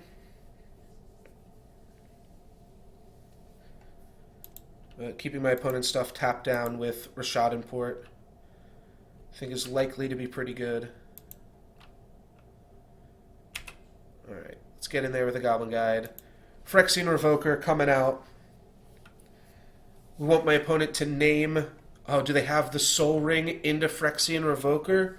You are shitting me. Alright, well, they're going to name some random shit. I don't know what they saw last game, but maybe they saw something they can name. I don't think so. We never... Oh, they'll name Pack Rat. Right? If my opponent gets to name Pack Rat, we do need to put some cards into the graveyard so that we can use Grim Lavamancer here. Alright, they are still going to name Dak Faden because that is so good against them. Smash to Smithereens would be a really nice draw as well. Incinerate, I don't think I'm going to run out. I think I'm going to swing in with Goblin Guide and then just play Kargan Dragonlord. Alright, we gave them a Needle Spires. I don't love it. It does mean we can potentially keep them off of red mana, though. I'm just going to play a Dragonlord here. We can choose to keep Kargan Dragonlord as a vanilla 2-2. If my opponent plays Needle Spires here, I think I will want to keep Rishadan Port open so that I can keep them off of red mana for as long as we can.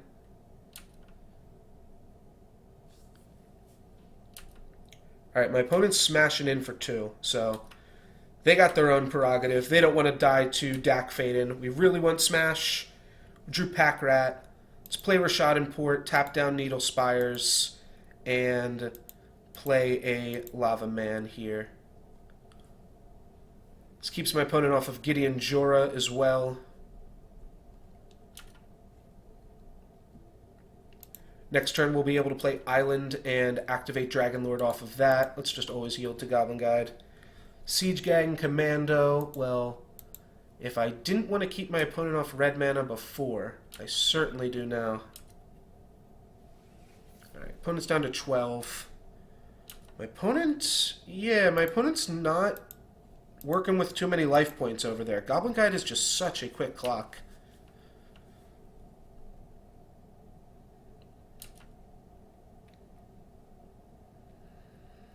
Alright, my opponent can play Wrath of God, can't play Gideon Jura, can't play Sneak Attack or Siege Gang Commander. My opponent also probably doesn't have another red source. We're going to take that hit for sure. 4 mana, they do have Wrath of God. Alright, that is a little unfortunate. If we draw a Swamp, we are right back in it though. Mountain. Don't even think playing this Mountain does us any good. We already lost Kargan Dragonlord. That's really unfortunate, though. It would be funny if we just played Island Dak Faden here. Fortunately, we don't have access to that. We do have Splinter Twin combo in the deck, so I guess we're drawing for that, and we're drawing for Swamps. And in the meantime, we are porting our opponent. Got Time Walk, Ponder. Those are reasonable draws as well. My opponent's only at 9, so Sulfuric Vortex would be a good draw, but we boarded it out. Kitchen Finks. Alright, that one's pretty annoying. My opponent boarded that in, or may have had it to begin with. Another Mountain. I think that's just better as a potential Pack Rat later.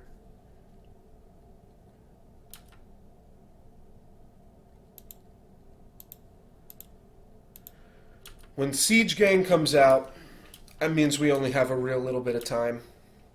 Siege Gang's coming out. That means that there's no good home for a Pack Rat. There's barely even a good home for a Deceiver Exarch right now. Now we have to wait until we have double black mana till we can even... Nah, we can't even do that. We just play 2 Pack Rats and they eat 2 Pack Rats. Firebolt's good. And Firebolt, while they're tapped out, is pretty decent too.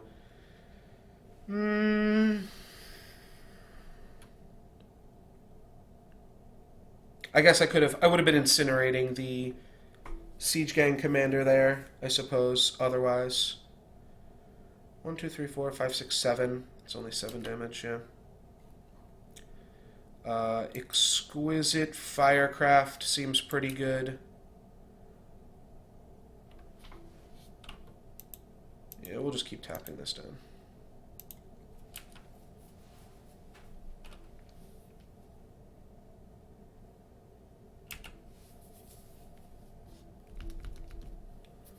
Looks like we did get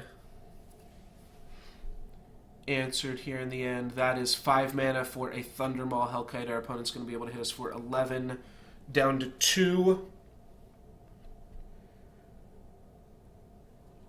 So, I think what we can do here is we can go Mountain, go Rishadan Port, tapping our mountain. And then we incinerate ourself. And that should do it. That's going to make us 2-1 here as a result of those games. But that does give us enough play points to jump into another one. So let's do it up. Let's run it back. That was pretty sweet. We still had a turn 3 kill. And that gave us enough play points that we can now do 2 more Vintage Cube drafts off the back of it. So let's keep it going. It's not bad. We drew Goblin Guide a very, very high percentage of the time there. So that was pretty sweet. Yeah, our last round opponent just got the better of us.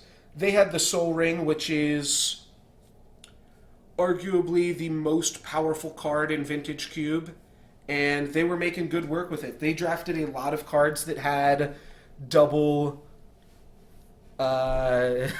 double colorless mana in their mana cost so that they could cast them off of Soul Ring. If Soul Ring isn't the most powerful card in Cube, it's Black Lotus. And we don't want to just go turn 3 Black Lotus, Time Twister, do nothing. That's a bad play. Or Time Spiral. But just Black Lotus, in general, pretty good. I will say I'm not convinced it's better than Soul Ring. I don't know if it is. I think Soul Ring's not the most powerful card in Magic. I think Black Lotus is the most powerful card in Magic, but Soul Ring might be the most powerful card in Vintage Cube. There's a really tricky distinction between the two of them there. So what is good with Black Lotus? Everything's good with Black Lotus. I don't think we want to go all in on something like Memory Jar here. Ajani Vengeance seems sweet, but puts you in the 2 worst colors. I guess we did just win a draft, or we got in second in a draft, so maybe we can just go Black Lotus and try to do some dumb shit. Try to storm off. You like Memory Jar, and then the next turn you play some spells, crack the jar, and are usually able to combo off. Though, like, Memory Jar can wheel here pretty easily, too. Problem is, what else in this pack is good? Birds of Paradise, nothing else. Ajani Vengeance, a Planeswalker. I'll take a Memory Jar. We'll try to make some dumb shit happen. Regrowth is a ritual with Black Lotus. Restoration Angel is just a powerful card. It's a combo with Kiki Jiki. This Chandra has way too many abilities. It's kind of a ritual. Collective Brutality, Regrowth, Restoration Angel, Chandra. That's what I like.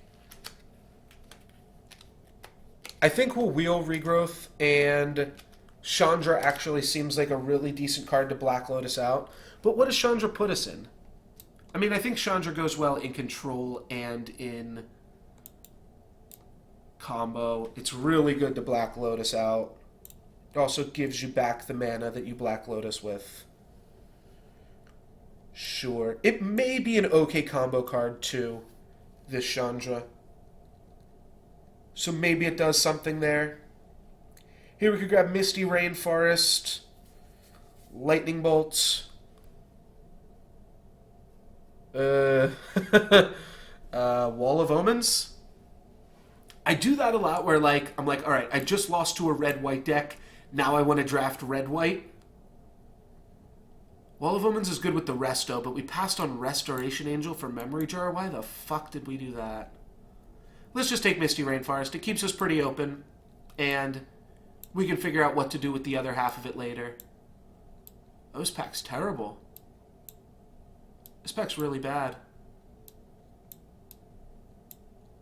Are there any combo or control card? There's like nothing good in this pack.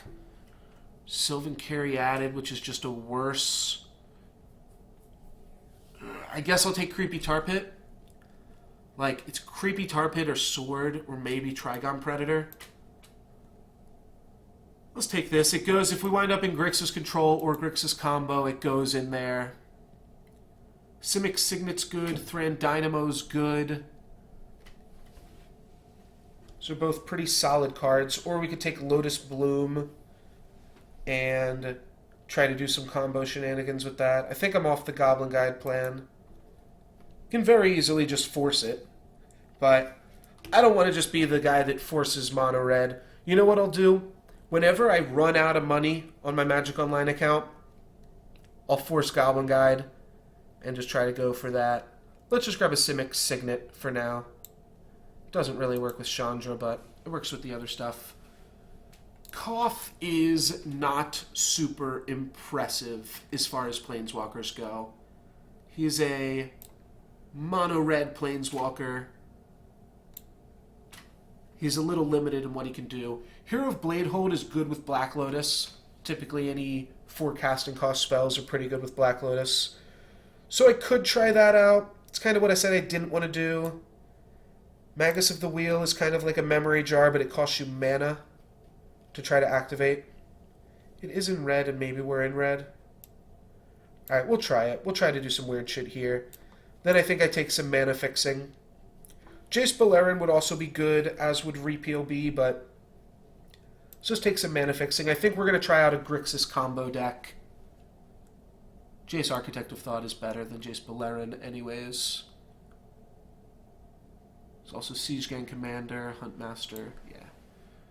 This Jace it is. This pack was so horrible that everything's still here. Misty Rainforest does let us go get Bayou, so now Misty Rainforest is a blue-black dual land.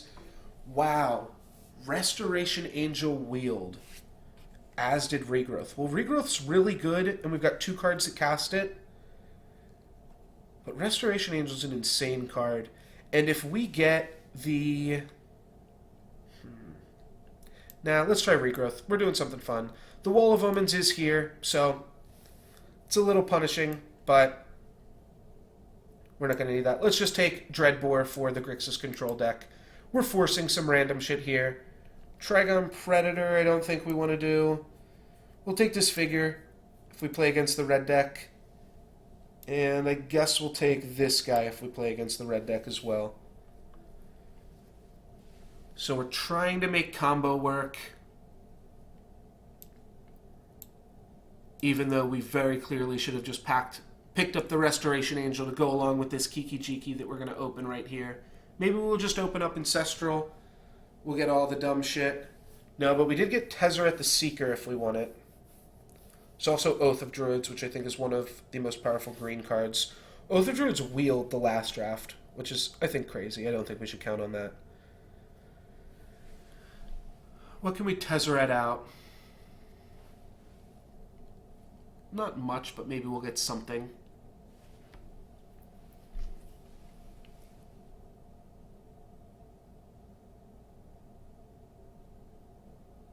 Yeah, I guess we just grab some big, dumb, expensive cards and try to draw Black Lotus. And play those creatures as soon as we can. Tezzeret can not become a memory jar. It almost can, but not quite. Trinket Mage gets Black Lotus. That's neat. Firmarole, Polluted Delta are good mana fixing.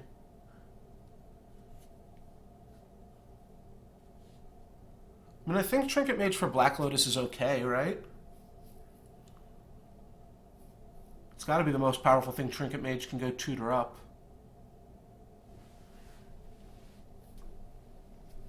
That's like a little all-in.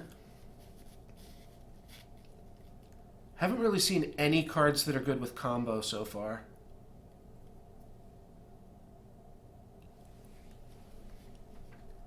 I don't know. Maybe we just take Trinket Mage. Try to combo off with Black Lotus. Polluted Delta's fine. Magus of the Wheel, Memory Jar, both turn on. Library of Alexandria, but I think Library will wheel.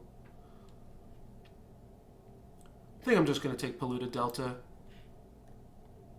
There's also some Signets in that pack. This is good with Black Lotus. It's just one of the best cards to cheat out. We're just not getting any... Combos just doesn't exist. I don't know. There's no cards that are even like supportive of combo. So maybe somebody else is picking them all up already. And yeah, I guess we'll take this. Now I kind of want the Trinket Mage. Though this works with everything. Take Basalt Monolith, or we can take a big, fatty, like Consecrated Sphinx. There's also Underground Sea. Underground Sea, not bad at all. Works with Misty Rainforest and Polluted Delta, obviously. I think I will take Basalt Monolith. This deck kind of just wants to dump out its hand a little bit, but also play cards that are way too expensive to dump out.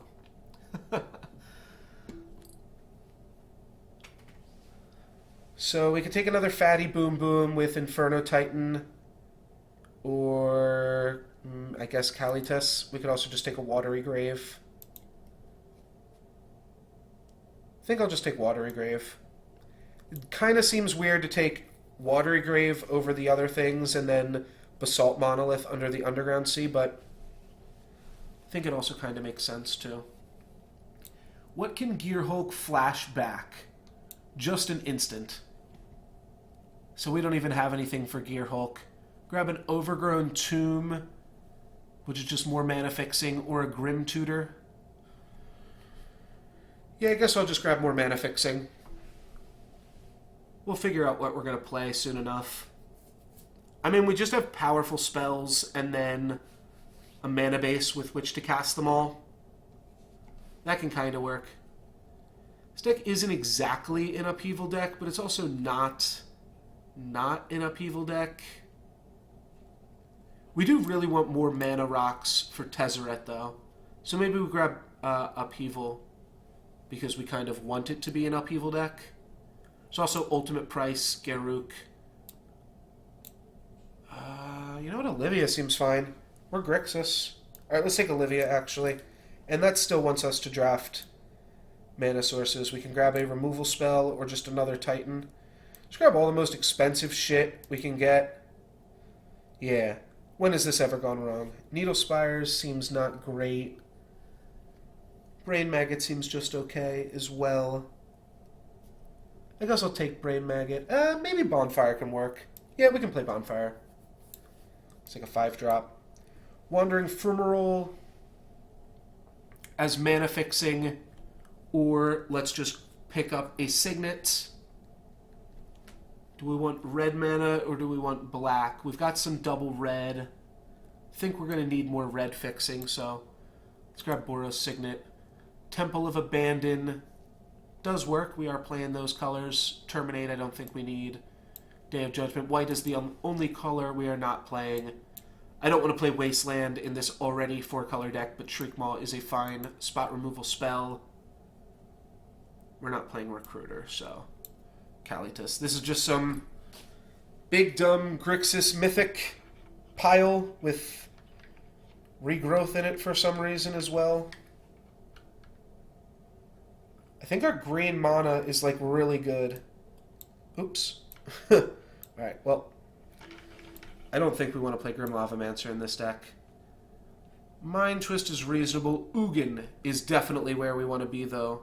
Ugin is a super powerful card, really sweet to Black Lotus out, and it's going to let us make use of all this dumb shit that we did.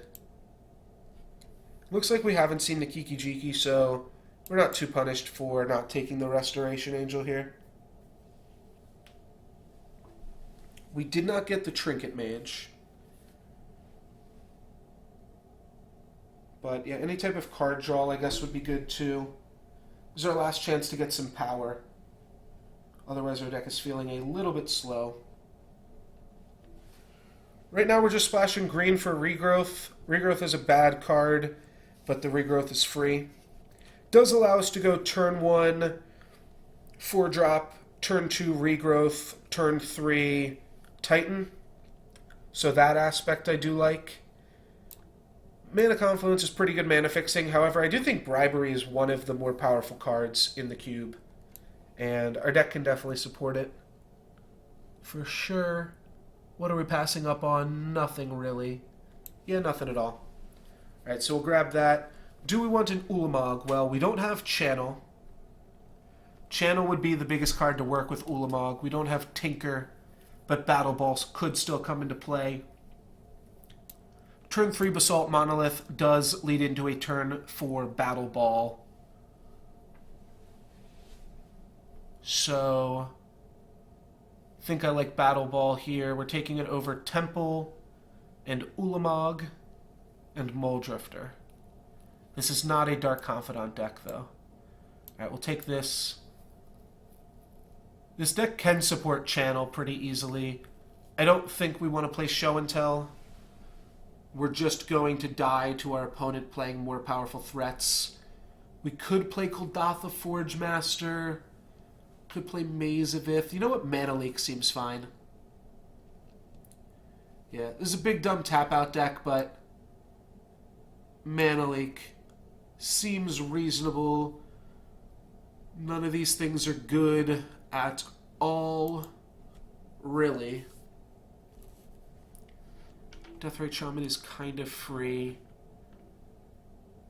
but really not good. Yeah, none of these cards are good. Dark Petition. Spell Mastery isn't that hard to get. At the same time, it kind of is. Yeah, I don't think we want to be Dark Petitioning. That just seems way too slow. So what do we want to be doing? Well, I don't know. I mean, this is the combo card, but our deck is not a combo deck at all.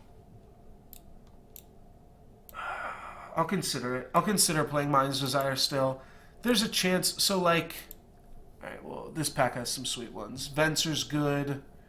Electrolyze is good. Chandra's just okay. I think we want to take Ashiok. I think we'll be able to use her.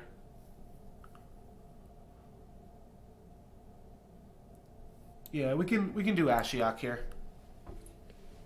Wheel of Fortune. Another effect like that. Oracle's not bad. To help ramp us out into the Titans and stuff. Or we just take a Marsh Flats. Marsh Flats lets us get Watery Grave, Overgrown Tomb. That's it right now. None of these cards seem great.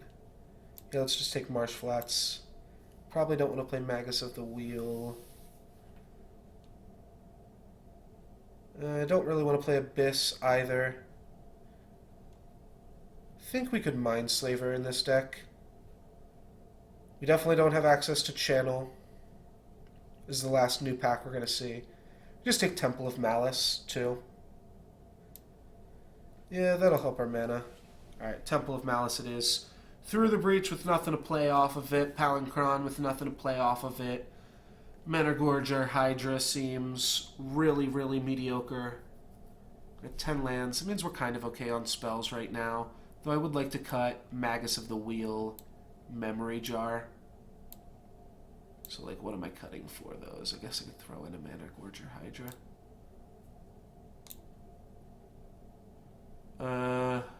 I'll just throw in an Artifact Destruction, dude. I'll think about those cards, but they're really bad. This deck is a pile. We drafted Black Lotus, and then the rest of it just definitely got away from us. Hypnotic Spectre seems fine. We could just hate draft the Magus of the Moon, but I'll just pick up Hippie. This deck is literally just splashing for regrowth off of a bunch of mana sources to do it. Kolaghan's Command is a rebuy, so it's probably just strictly better than regrowth. Kolaghan's Command Shriekmaw is pretty neat. What else do we have? Goblin Welder. Like, doesn't do anything here. Yeah, Kolaghan's Command it is. Play a mono-colored Temple. That seems bad. Take a Scavenging Ooze's Graveyard Hate for the sideboard. Sure. I still really don't love any of these cards. Guess I'll take a Crater's Claw. Probably not going to play Chandra. Maybe I could play Chandra, cut Mind's Desire. Mind's Desire is just kind of in here for fun.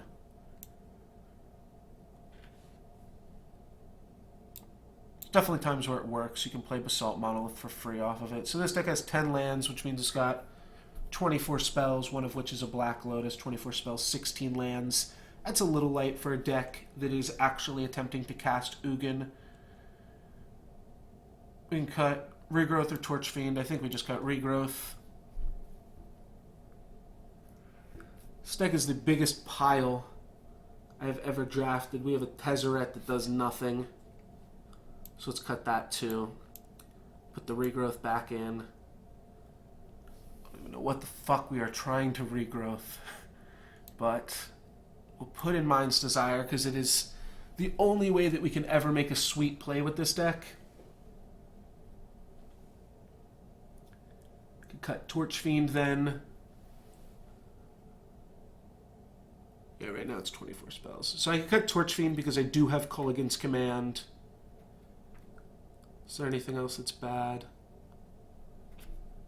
No, alright. So we'll cut Torch Fiend. That leaves us with Dreadbore, Mana Leak, Kolaghan's Command, Shriek Maul, and Planeswalkers as means of interaction with our opponent.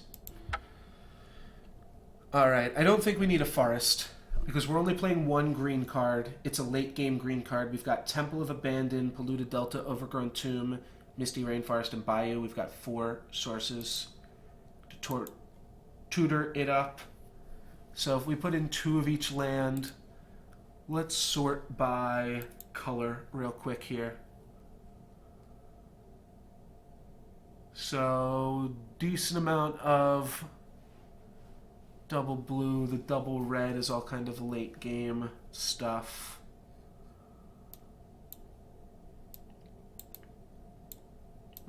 That's fine.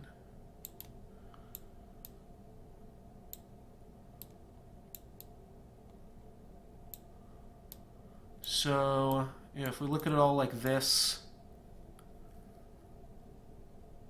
I guess the deck is the heaviest black, but if we sort out our mana is also pretty heavy in black already. So we'll start off with blue sources. This is... yeah, that's just black mana. This is blue-black mana. It's black-red. This gets blue and black. This gets blue and black. This is just red, obviously. That gets blue and black. This is just red. Red, black. This is blue and black. I guess we gotta look at the signets that we have. So this is green. This is red.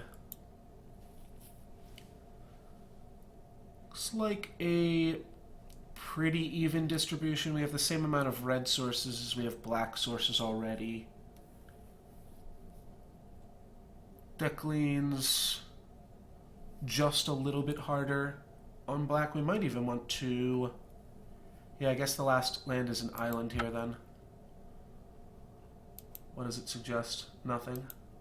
Yeah, it's going to be an island. Alright. Grixis, pile, tap out.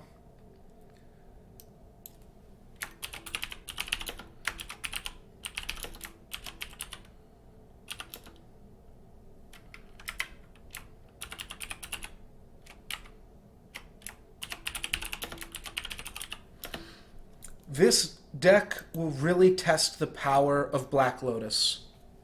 I should have grabbed that Trinket Mage to test it out even more. But this deck is really saying, how far can a Black Lotus carry a deck? And we are about to find out. I am going to go grab a drink of water real quick.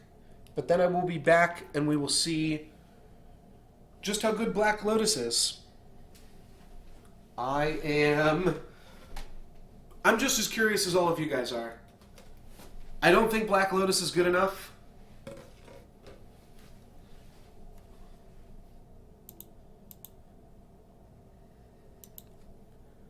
But we'll see.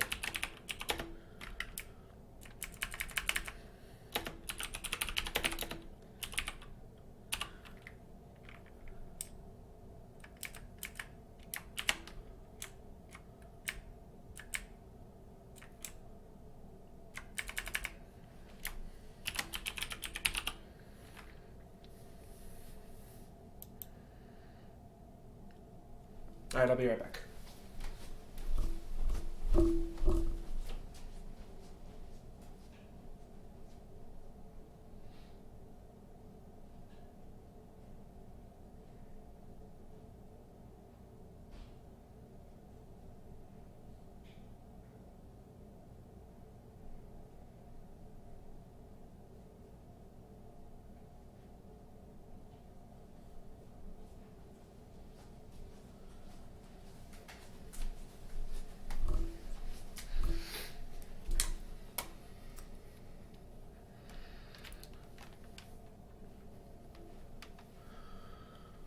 Come on, Black Lotus. You can take us there.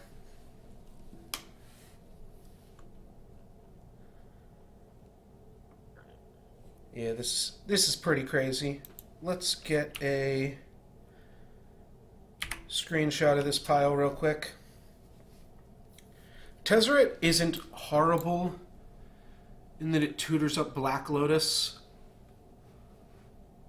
But I feel like once we hit the mana to be playing Tezzeret, this deck just has so many more powerful spells that it can cast.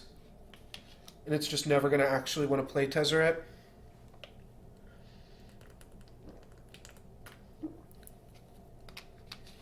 So, don't think that's where we want to be.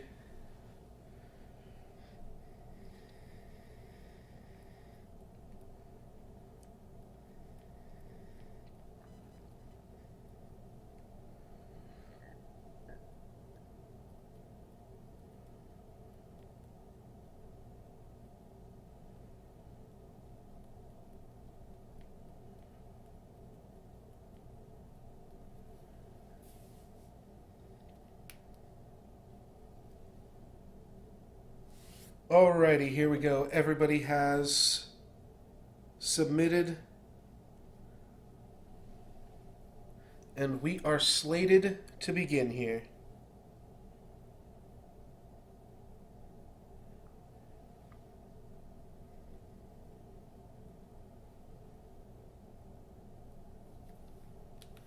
Won the die roll and we are on the play. That is what I like to see. Let's play first. So we've got Boros Signet into turn 3 Chandra or turn 3 Ashiok if we miss. That's fine. It's no Black Lotus, but I'm pretty much going to keep hands with Signets and Black Lotus and mulligan everything else. And I think that's pretty reasonable. We also have the Temple to help find us another land, which is kind of all we want here. Land and Black Lotus, I suppose. What would I do with another Signet? Not sure, but we'll keep a land. That is a fine land to draw. Now we've got double red, double black, and we're just missing the double blue. Take this stop off of my opponent's upkeep here. And does my opponent have the Goblin Guide? They do not. We are in the clear, so let's go Island, Boros Signet. This gives us the chance to play Jace next turn if we draw a land. Ooh, is my opponent Spell Piercing? No, they're not. Alright, good. Though maybe Spell Pierce on that would have been fine, and then we could have played Ashiok and not into Spell Pierce. Alright, that's good. If we draw a Signet, I'm going to play Chandra. If we draw an Island, I'm going to play Jace. Otherwise, I think we're running out Ashiok into what my opponent's doing here. Well, Delver of Secrets? Do we Chandra a Delver? Well, it's a Gitaxian Probe. Alright, you get to see what's up. Just playing a bunch of dumb shit, then I'm going to bribery you. Grixis Planeswalkers. Does this deck have 2 Chandras in it? I think it does. That could get awkward. And by awkward, I mean amazing. Black Lotus, eh? So I've got the mana to play Black Lotus Ashiok, Jace. I get Black Lotus the Jace. I could just bribery.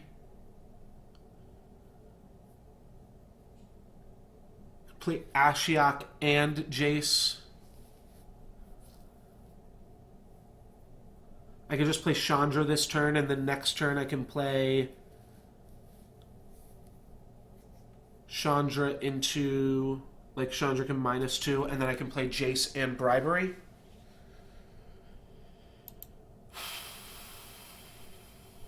One, two, three, four, five, six, seven. Black Lotus is so good, dude. I'm gonna fuck it up here. Like, without knowing what's in their deck, and it seems like a Counterburn deck. It could be Counterburn, or it could be Sneak and Show. I guess Ashiok gives us some more information. Jace doesn't really... Oh no, Jace does Bribery as the ultimate. Well, if that's my plan, then I should just Bribery. Would have been sweet if Black Lotus was on top, too.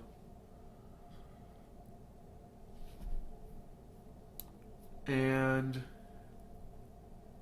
Ashiok might just be like the most threatening thing. Ashiok's like the safest play, right? But it's also the easiest thing to cast. Alright, let's go Jace. Off Black Lotus.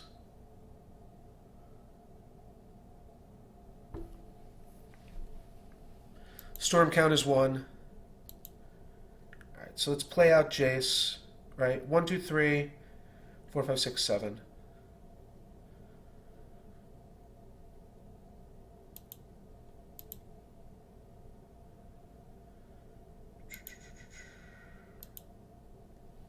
And then we'll play Ashiok.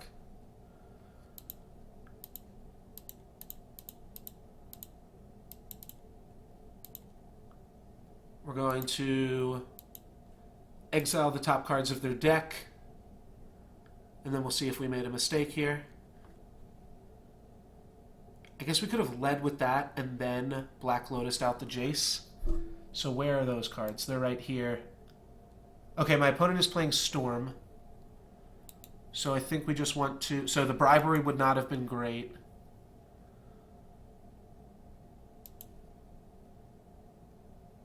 We have a Mana Leak in the deck that we can dig for. I guess that's fine. Now let's tick it up, and that'll put it out of Lightning Bolt range for a second here. So we just tick it down. We're just channeling it in for a Lightning Bolt. Jace protects Ashiok. They're going to go Dak Fade and steal Boros Signet. But that's fine too. We don't get the ability to play Chandra, but I think we have our two best Planeswalkers in play. I'm going to Jace minus here, so we can... Well, now I think we just take Mana Leak. We didn't get a land off of this. And they'll put Bonfire in our hand. That sounds fine too. Oh, Dreadbore also kills Dak.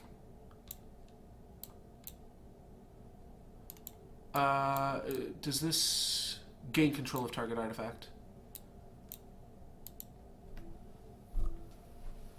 Huh, Dreadbore is pretty good here, isn't it? Yeah, let's kill Dak Faden. That's fine. That's fine. We'll set up Bribery for next turn, and we will Ashiok our opponent. I guess Ashiok's ult isn't actually that great. We probably won't ever get a creature, but I think we will be able to mill them kind of quickly. Oh, that's not great. We gave our opponent white mana. How crazy is that? Alright, well, if they ever tap it, we can kill it with Chandra. I guess we'll go grab Bayou here and play a Bribery. Let's take a look at your deck. Hopefully this guy has more than just Dragonlord Ojutai in his deck. The only card in my opponent's deck is Dragonlord Ojutai. Wow. Alright, so they've got Dragonlord Ojutai plus whatever's in their hand. We've got Dig Through Time, Cabal Ritual. That's fine. If we tick up Jace, it goes to 4. They get to kill Jace regardless. Let's just cash him in. We can grab a Frost Titan and potentially a Temple of Abandon. I think my opponent will split up. Yeah, it's just going to be Frost Titan or 2 lands. So I will take the Frost Titan here. Temple of Abandon's a little bit slow. And we already have green mana.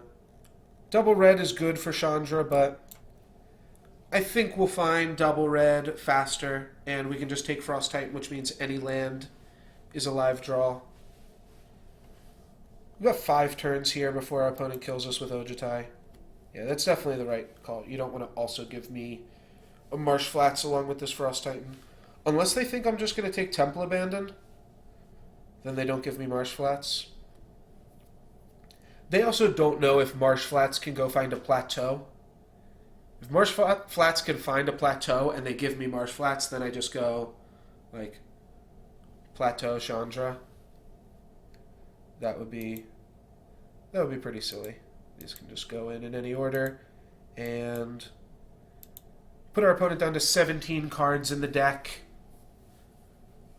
My opponent has to kill me, I think, with what's in their hand and what is in what's on their battlefield. Wow. Boros Signet for the White Splash. That is pretty silly.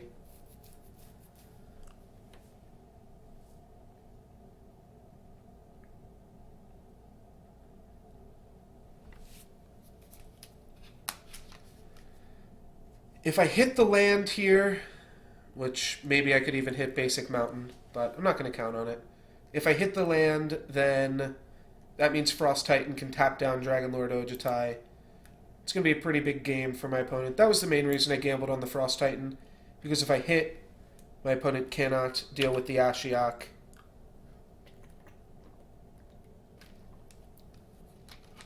I haven't even milled anything with Ashiok, so we'll combat damage to a player, so they don't get the trigger. That's pretty good, and I figured my opponent has to do that. I mean, we've got so much stuff. We did draw the land, but it is an unfortunate one. We're going to tick up Jace. Top 3 cards of target opponent's library. Alright, so that's going to help to protect Ashiok just a little bit more. Oh, they're going to brainstorm in response.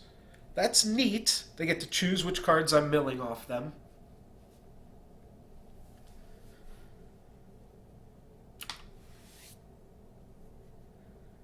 Then I'll play Lava Claw Reaches, so they gave me a Mana Crypt and a Cabal Ritual and an island. Well, they didn't give me the island, right? They gave me the Mana Crypt and the Cabal Ritual. They know they can't storm kill me now. They're all in on this Dragonlord Ojutai. Ojutai's got to, I think, just kill Jace this turn. Oh, we're on my end step here.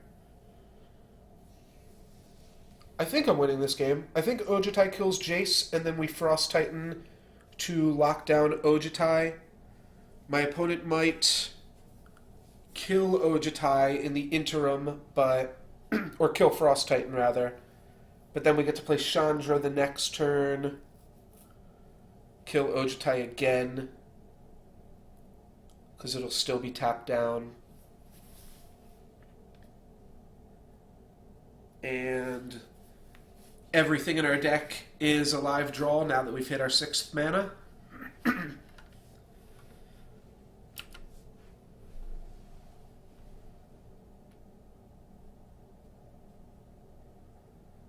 Alright, so that's going to hit one of my Planeswalkers for 4. I think it's Jace going down here. Yep, Jace is dead. Which I think is good for us. We're just going to mill out our opponent very slowly with Ashiok. My opponent only has 8 more turns to kill us. Obviously, this does it in 4. But this takes 3 turns off of that. That would mean they only have 5 turns to kill us or something. Right, yeah, top 3. So, activating this twice. If they just hit us 3 times, Ashiok is a quicker clock. Them drawing cards just puts them 1 step closer to death. Battle Ball's a sweet one. Let's start with the Exile. Probably could have written down everything that was in my opponent's deck, but didn't matter too much. It really just looked like a whole lot of nothing. So we'll play these. Force of Will's kind of worth keeping in mind, but there's only so much you can do to care about a Force of Will.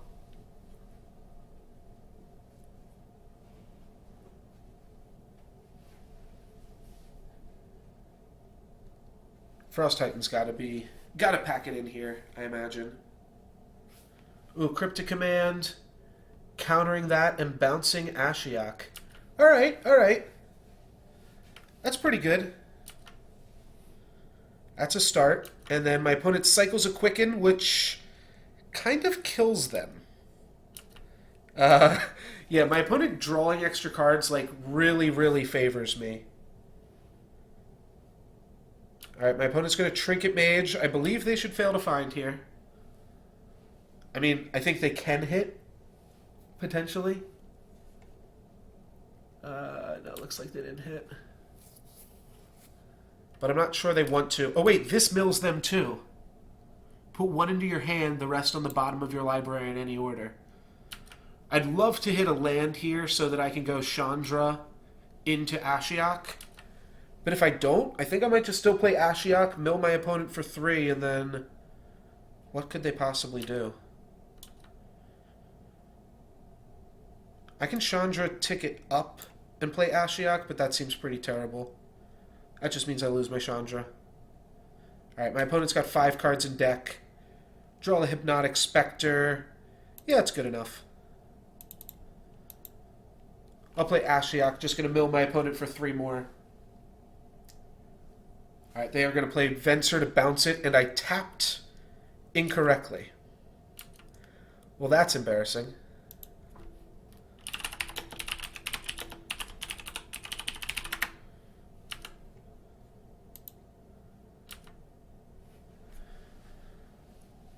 Alright, that is an embarrassing way to tap my mana here. However, if my opponent doesn't have something like Karakas, we should still win. Hypnotic Spectre will just trade with Venser so that I don't die. Do I die to Time Walk? Alright, Time Walk kills me. But we know they don't have Time Walk in their deck. Maybe they have it in their hand?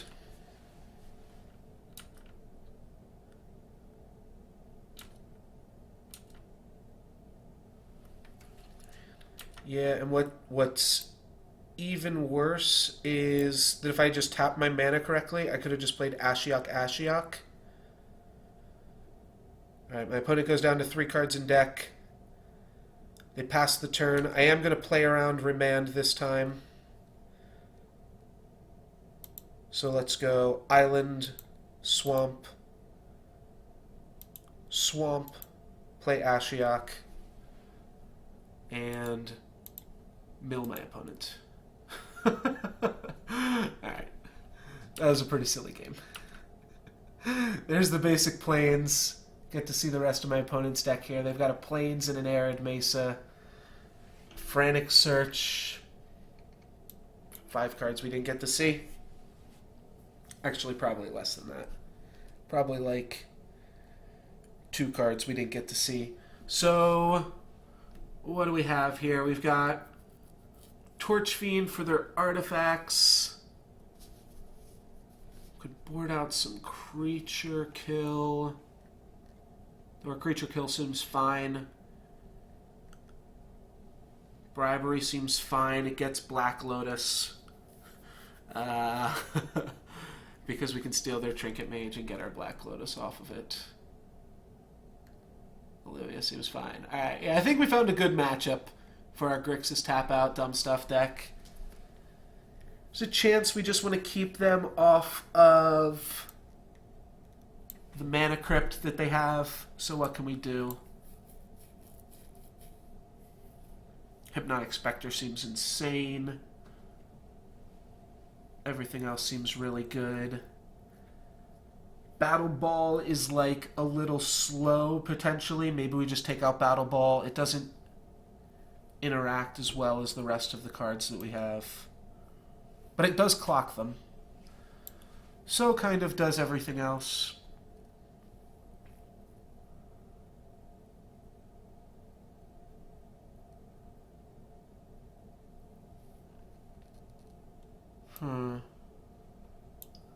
Battle Ball, they can't really Venser, though, either.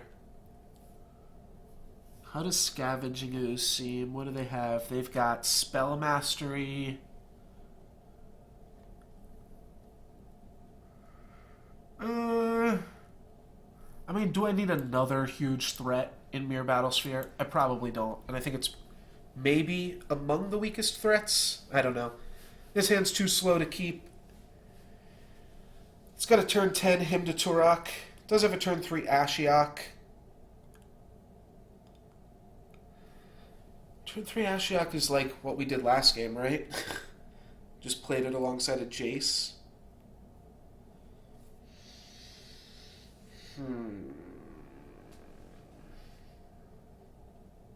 So what would be the rule then? We mulligan anything without a Black Lotus, Signet, or Ashiok in the hand? My opponent's deck does just seem super slow.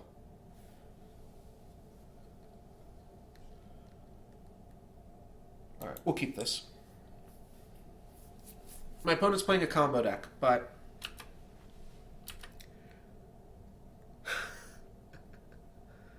no. Alrighty. That's fine. Next turn, we draw a Black Lotus. We just don't cast it. Alright, Swamp. Next turn, we go Polluted Delta into Bayou. And then we can play Ashiok or Hypnotic Spectre. Both of which seem pretty good. Ashiok kind of clocks them. Are they playing the dragon already? That would be a little unlucky. Looks like it. Looks like they've got the turn 3 Dragon Lord Ojutai. Okay. Okay. Well, then Ashiok doesn't do anything, right? This gets green mana.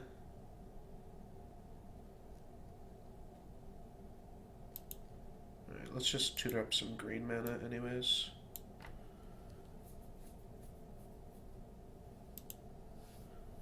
And play Hypnotic Spectre. I think we kind of just lose to Ojutai here. Though I'll be honest, when my opponent doesn't have Ojutai, it seems like their deck doesn't do anything. So we could potentially, like, block... We need to draw a red mana, but if we do, we can block with Hypnotic Spectre, then Culligan's Command it back, and finish it off with Ojutai. Alright, my opponent's going to keep that back on defense, which makes a lot of sense as well. So do we want to develop Kalitas, or do we want to play Ashiok?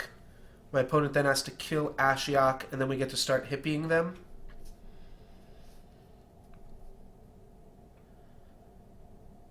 We can wait one more turn till we try to do this.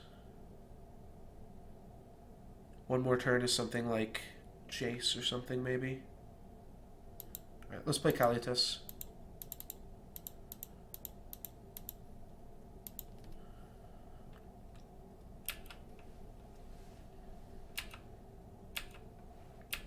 So next turn, if we draw red mana, we can swing with Hippie. Our opponent blocks. No, we have to actually kill Dragon Lord on attacks. If we try to nub it, or try to grab it on defense, it's not going to work. Let's play Polluted Delta.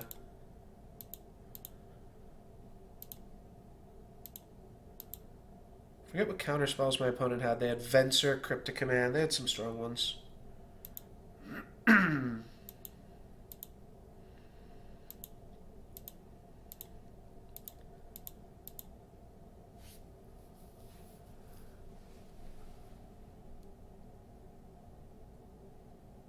Gotta start trying to do something here, though, before my opponent just draws more counter magic.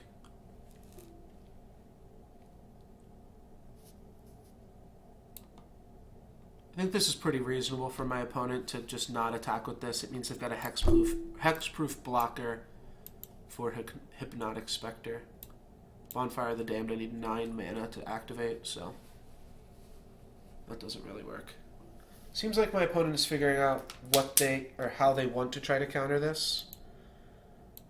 They're not going to, they're just going to do like that. And what did we get? Anything good? An Inquisition and a Temple. I'm just going to crack this now so I can F6. Let's go. I'll grab more blue mana.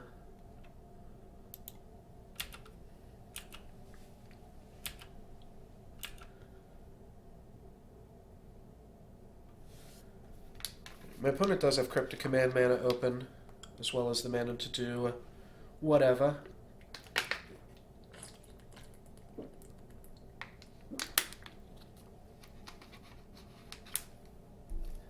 I think they're just going to trade, or not trade, but by attacking into Ashiok. Alright, that could be bad. They don't have Spell Mastery. I don't really remember what's in my opponent's deck. I took a quick look at it, but don't have too good of an idea. If we get Bribery, we can go get Black Lotus, and then we can Bonfire for X equals 4. That's interesting.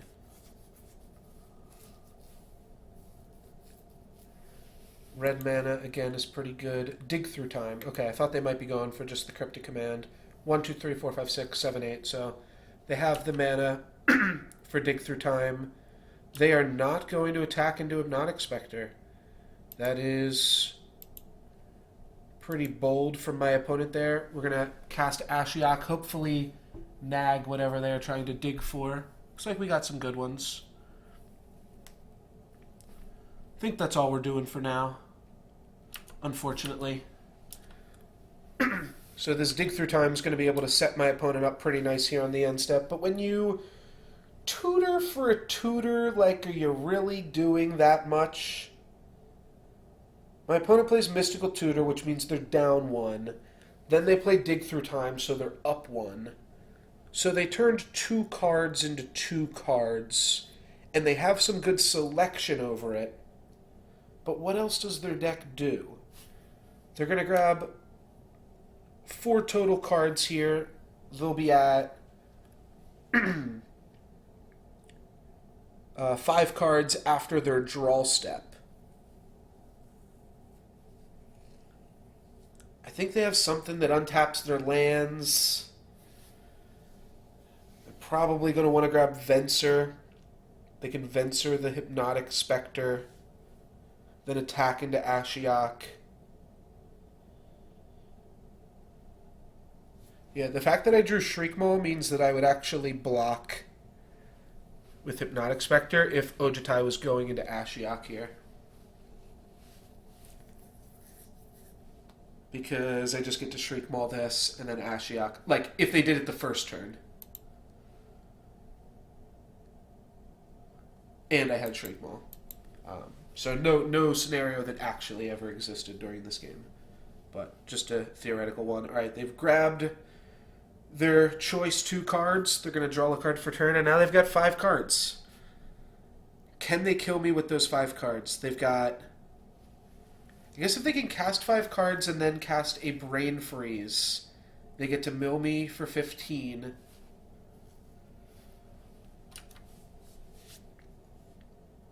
Is he coming in? Feels like he's coming in. If they draw another card, they get to mill me for 18 pretty easily off of a Brain Freeze. Still don't quite see their end game.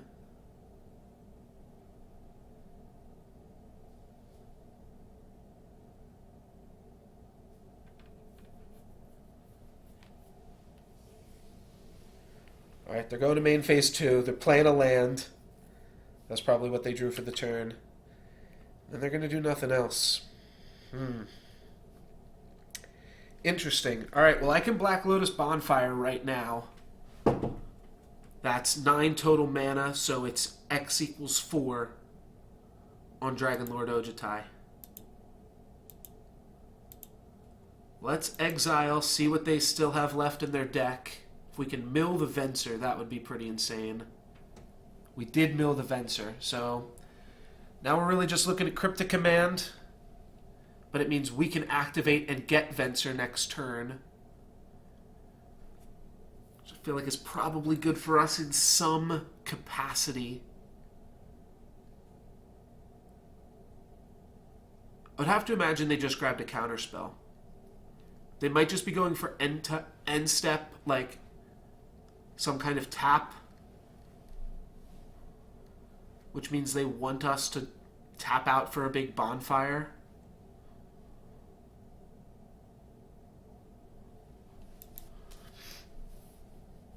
I guess we can just make them do the first move. Like, we're winning this game right now. I guess I'll play the Black Lotus. That leaves me the opportunity to play Kolaghan's Command if I decide that I need to. Could also play Torch Fiend, kill an Azorius Signet, and then Kolaghan's Command, but we don't really need to Kolaghan's Command right now. Alright, I think it's Black Lotus go.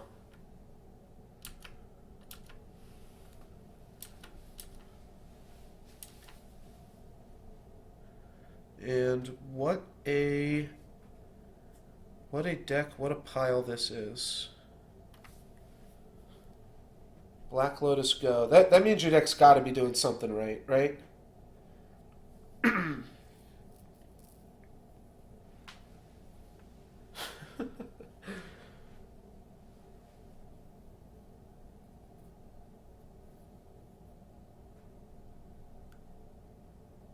No, he's got Cryptic Command. He doesn't have Venser. He's got to use Cryptic Command before our next turn, and we just get to put his Venser into play. Though, he could also use Cryptic Command to bounce his Venser so that he gets Venser back for free. Alright, let's lead with Temple.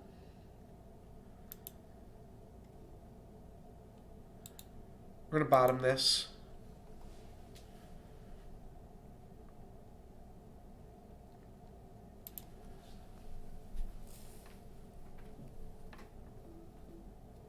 It's not like we can Ashiok at instant speed, but I think I'm going to go for Bonfire here. It's X equals 4. That's pretty big.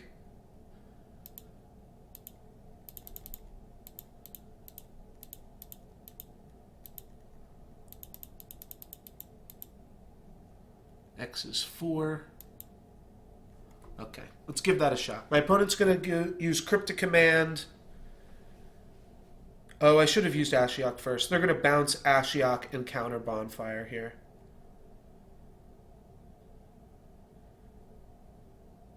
Yeah, so I should have used Ashiok first, but it's not a huge deal. Next turn, I get to play Shriekmaw and Ashiok. And then they're going to remand Ashiok, so I can just play it twice next turn.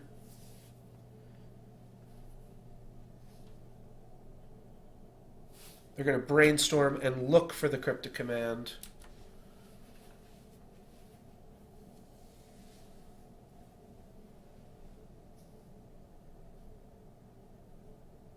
Bouncing Mox Diamond could have also been sweet, just because it's annoying. Alright, I can't imagine this Bonfire is going to resolve. My opponent had a dig through time, and they're letting this resolve? Wow. Alright, there's the Brain Freeze. So now I don't think my opponent can win. We'll hit them for 5. We'll go up to 21. Next turn we have Ashiok Ultimate. Alright, see ya, Underground Sea. I guess the Brainstorm did let them protect... No, they didn't even get to protect their 2 best cards. Alright. We win the match. This deck is horrible, but... It's doing something here. It's definitely doing something. Yeah, this deck is so bad. Wow.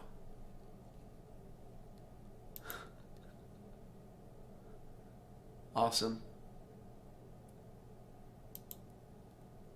Yeah, definitely the worst thing I've ever drafted, but maybe the worst thing I've ever drafted with a Black Lotus in it is still pretty good. I guess so.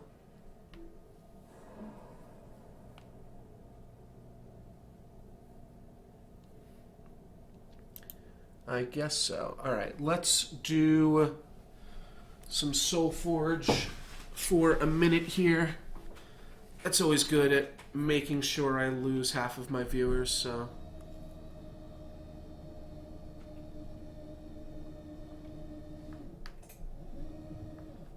Let's go for that. Let's do it up. I could play some Hearthstone, actually. I got some quests and stuff to do. Alright, I guess I'll play Hearthstone.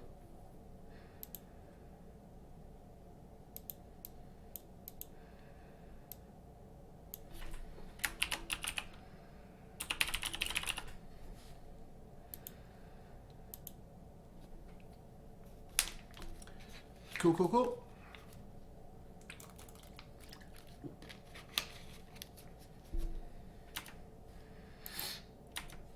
Oh, I can tell you'll have some new stories tonight. I love that shit. Alright.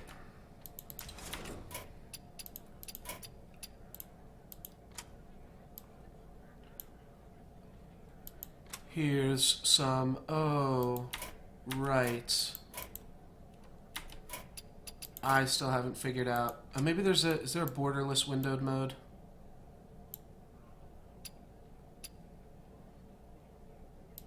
Shit. I don't know how to stream Hearthstone because it comes up on my other desktop and I don't want to stream off the other desktop. That's kind of dumb. Alright, I guess this is what we're doing then for now.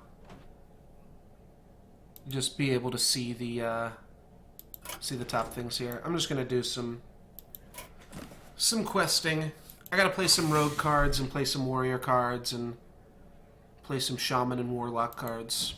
So let's go ahead and play those. Just play some cancer shaman.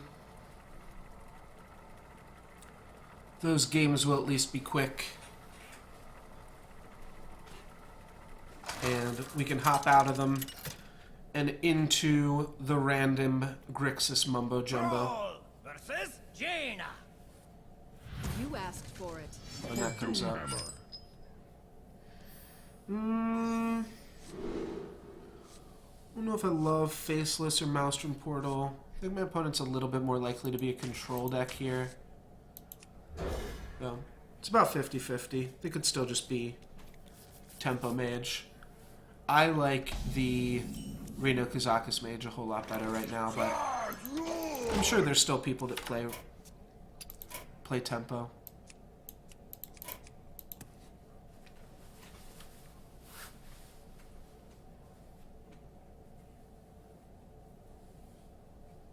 Let's see. Yeah, okay, looks like it's Tempo. I guess I'll just Flame Tongue it. Yeah.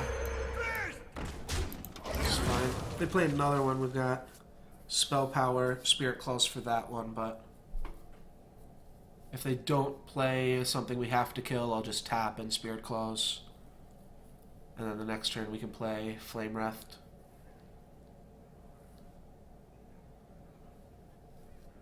Cool. Frostbolt on which guy? On that guy. Makes sense. Let's play Spirit Claws. Tap, and we got a taunt there. So we'll hold our weapon here.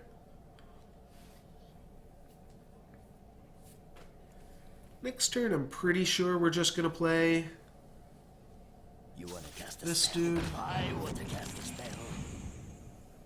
and I'll weapon this. My opponent's waiting to see what they draw until they decide what to ping. They're gonna go for a torch on a totem. Cool. We do this, they can't fireball this, so they're gonna take 7. And we're gonna get in our first damage of the game.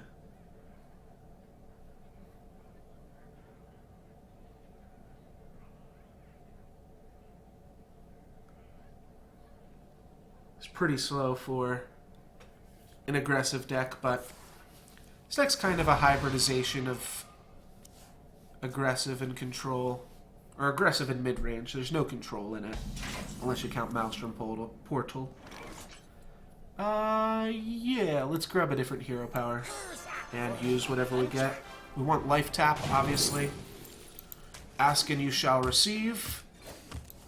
And smack him up. We drew another Spirit Claw, so continue to smack him. This deck does have pirates in it as well, which is why I call it Everything Shaman.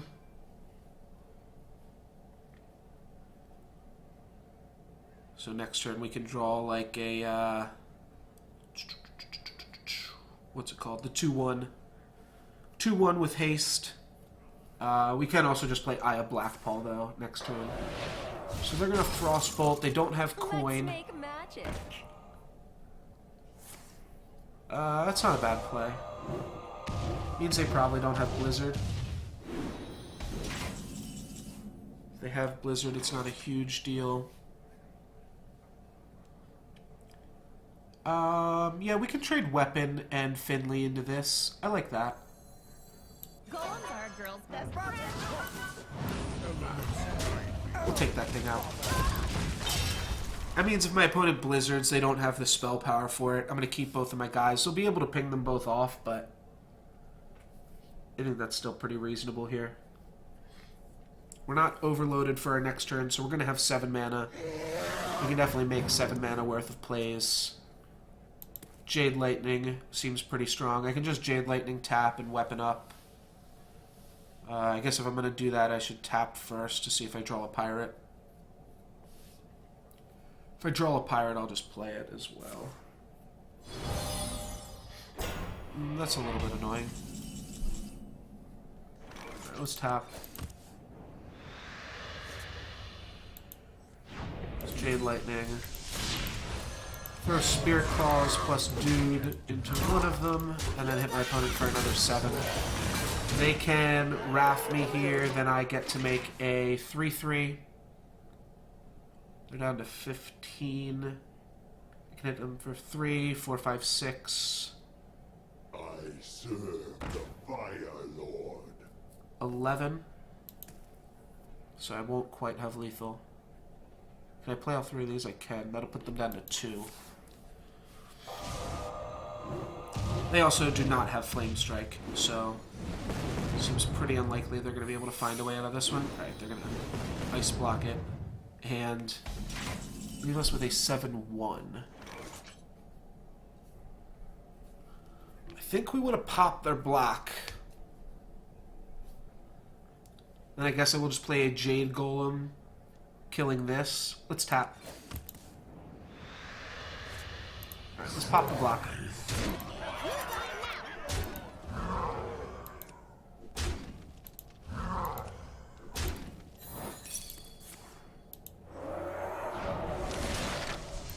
This means we'll get a 4/4 when this dies. My opponent has to have Reno right here. I'm going to save Small Time Buccaneer. My opponent just has to play Reno, though, right? If they play anything other than Reno, they lose. I guess they could freeze my team and play Reno. I wonder. That's fine. There is little time. Okay. I think that's the only way out of this. They have to freeze my team and play Reno. Because if they just play Reno and ping off my 7/7, they can play another Ice Block as well. If they're on double Ice Block Mage. Well played, friend. You go so far. Well played, buddy. How are we doing over in Vintage Cube Land? We are waiting for one more round to finish up. We've got 8 minutes here. And we'll just continue cruising on along with our everything shaman. Thrall versus Thrall. For Doomhammer. For the Frost Wolves.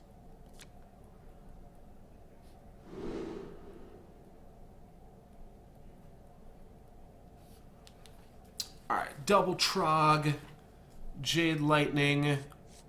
Do we want Flame Tongue? No. What you really want in the mirror matchup is Maelstrom Portal. Weapons are good though too. I'll just kind of keep the 1-drops because that's kind of where the game is right now. So if they don't have a pirate, we do, but we don't have a weapon for our pirates. We have Trog, Coin, Lightning Bolt. I think I'll just play that. It's pretty safe. We could make some plays that are a little bit more snowbally, but that's like the safest play that we can make. Otherwise, he could just fire a Lightning Bolt. That's Like incredible. if we just go Trog, Coin, Trog. Next turn, we're setting up Buccaneer, Lightning Bolt. He could play a Flame Tongue Recruiter, and that gets a little bit awkward. Yeah, now he's just toteming it up, and we're answering his totem. Play a small-time Buck. Hit him with the good stuff.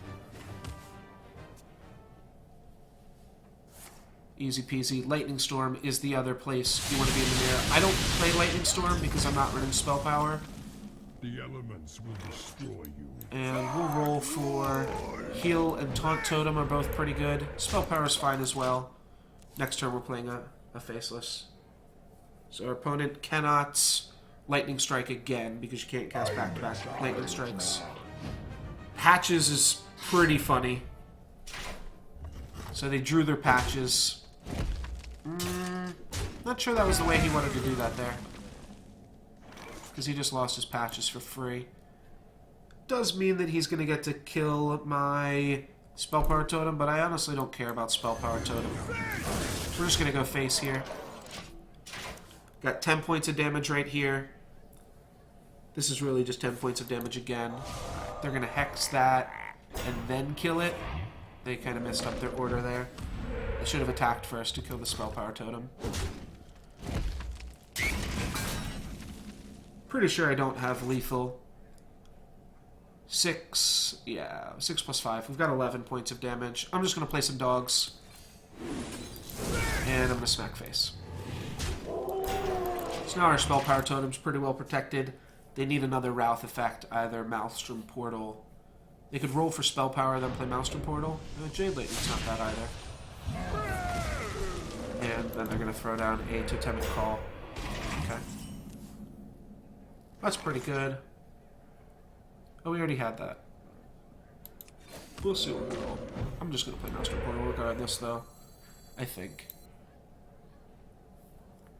If we just Spirit Claws and then eat their chicken, like... yeah, that's probably good enough. I always call Searing Totem chicken. I don't really know why. It kind of just looks like a chicken to me. So now they have to roll Spell Power again. And a Zerdrake, but then they're going to just kill off one dog. I hope they don't. Alright, they kill off a dog. Smack into that.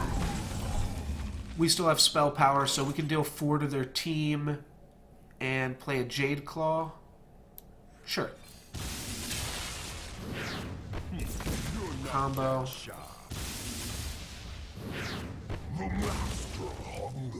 Give a friendly minion a bonus. We'll get a 1/1 Jade and hit our opponent down to 13. That means we have lethal with our weapon next turn. Lethal weapon. Pretty good. The Zerdrake looking for a Lightning Storm. Nope, they don't have it. They've got Spirit Claws. And we won just in time for our game to start. Our next round begins in a minute here. And well played, friend.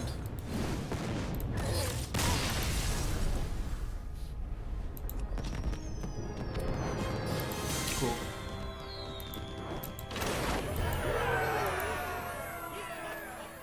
Alright, just need to win 2 more games with Shaman.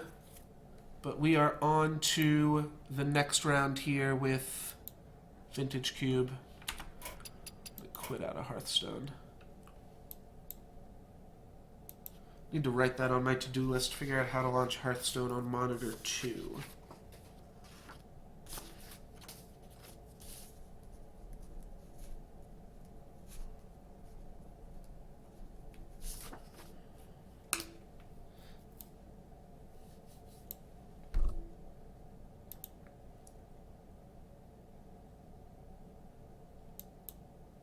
Alright guys, time to find out.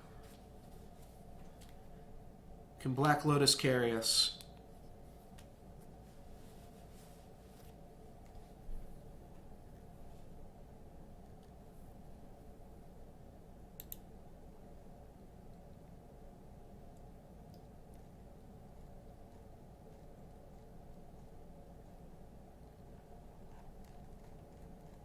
I think it can. I think we're gonna get there.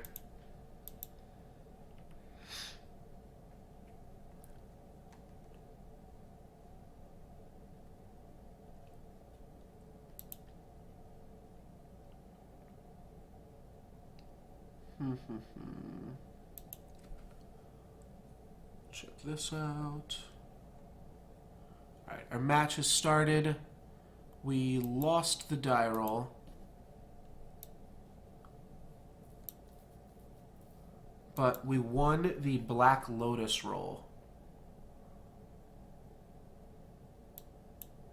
So I definitely want to keep this, eh? Is turn 1 Hippie good enough? It's like the old school.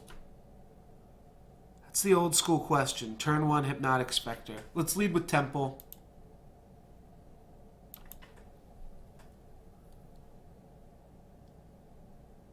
Vampiric Tutor.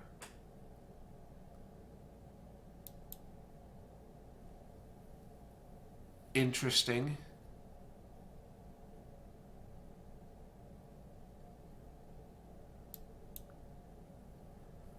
Island lets us play some double blue cards. My opponent's like a Reanimator deck.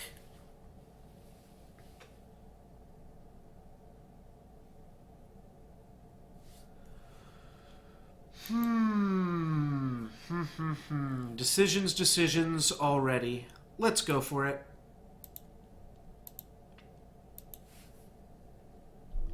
Let's do it up. My opponent already used their tutor, so maybe they tutored for the wrong thing, and we can punish them here. Hymn to Torak. I lose 2 cards. I don't care about those cards. I'm the one who's going to make you discard random cards. Opponent. Yeah, this works out pretty well. This works out really well. If my opponent ever kills my Hypnotic Spectre, I can get it right back with Culligan's Command. We got to keep the 2 best cards in our hand. Oh, I like this a lot. My opponent, yeah, definitely should have held off on that Vampiric Tutor. I guess they knew they were going to Vampiric for him to Turok anyways, right? 3 mana for a Dark Confidant. I will just get that out of here. Yeah, let's just Dreadbore that.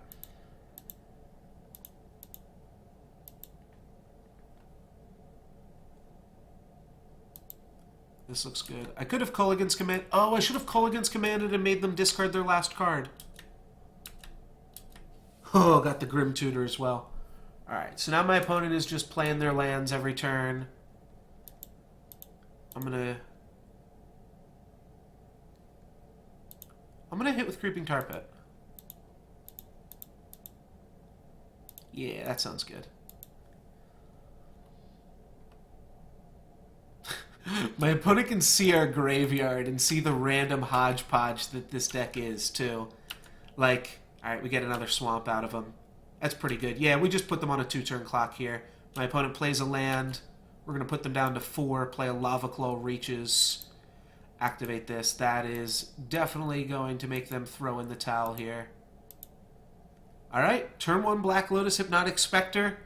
For anybody watching at home, that is still good enough. I won't count my chickens before they hatch here, but I've got a lethal Lava Claw reaches if they deal with the hippie. And if they don't, I just get to beat in just the same. So, mono black. They Hymn to Torok, then they want to Puppeteer click our creature. Scavenging Ooze. No. Disfigure. It's good against Dark Confidant. Hymn to Torok should be pretty good against us, typically. We got kind of lucky. Hymn to Torok discarded the 2 worst cards in our hand, but also... it's not really lucky. We just kept a turn 1 Black Lotus, right? Yeah, we just played turn 1 Black Lotus. That's not luck, that's skill. Okay. So do we want Disfigure for the random shit? Nah, let's run it back.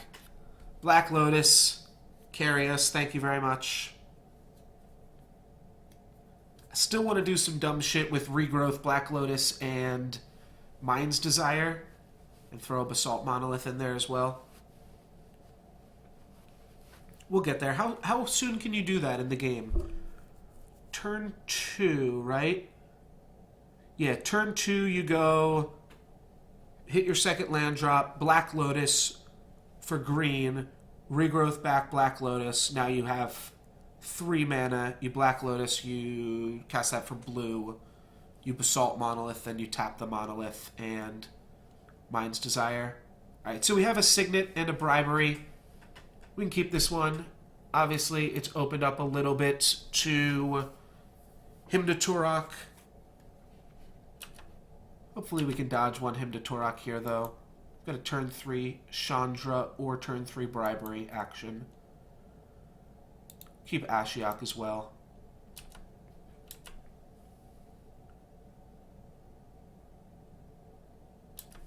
Alrighty. We don't have double red, now that I think about it. We also don't need green mana, so I guess we just go get Watery Grave here off Marsh Flats. No, we want to be able to get double black, so... oh, we can't get double black regardless. Let's crack Misty. Go and get Watery Grave off Misty. Right? Yeah. We're going to pay 2 life and play Boros Signet. Oh, we have double red. What am I talking about? What am I talking about? Alright, so next turn we can... go Island Chandra. Kill something if they play something. I don't think Phyrexian Obliterator's in this cube anymore. Also, I think Phyrexian Obliterator costs 4 black mana, right? Yeah, 3 black mana, that card would probably see more play. Alright, Liliana, tick up, is certainly annoying. We can kind of keep it in check here, though.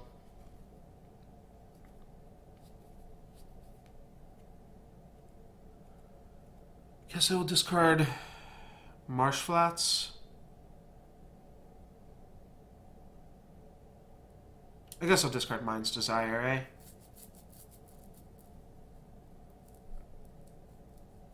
So if I play Chandra, then the next turn I've got 7 mana. That's just enough to play Asha. Yeah. Okay, let's discard Mind's Desire.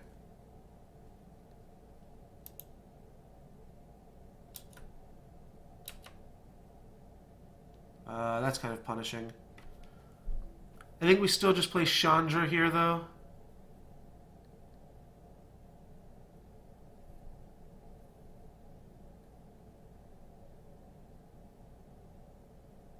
Yeah, we play Chandra and then discard Simic Signet, and the turn after that we'll go Marsh Flats Bribery.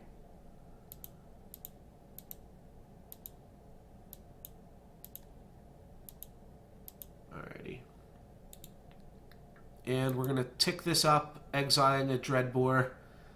That's a little awkward, but we will redirect the damage to Liliana. My opponent's going to try their best to get themselves hellbent over there.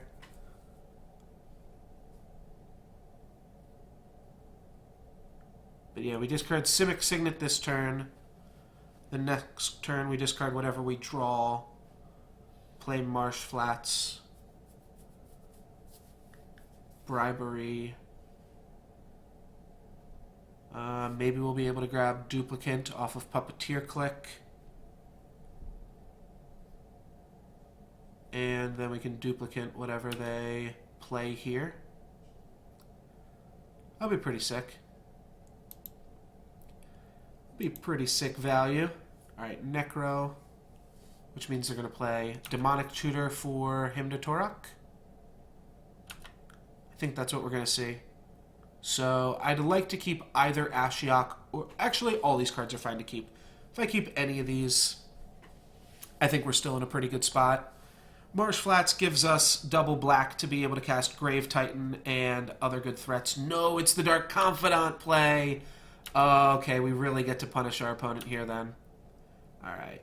So, no sense playing Basalt Monolith. We're just going to discard that to Chandra. Let's go get Marsh Flats into Bayou. Cast Bribery, targeting our opponent. Stealing Puppeteer Click. I will have to reread Puppeteer Click just to make sure it does exactly what we want to do. Alright, my opponent's got other good creatures too. We could go grab Emrakul.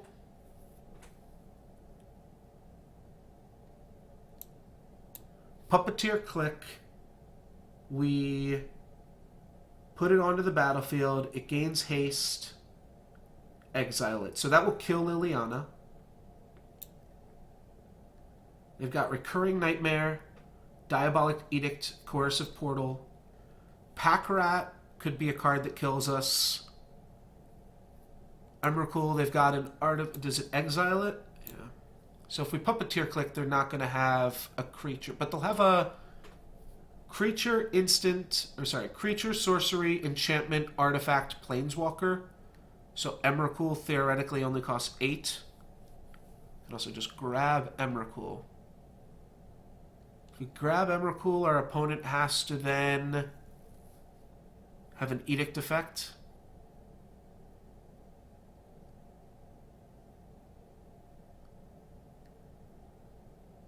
Why do they have Emrakul in their deck? I guess they can just get Delirium.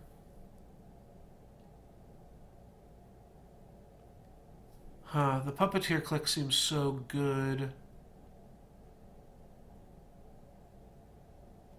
We have to deal with that and that.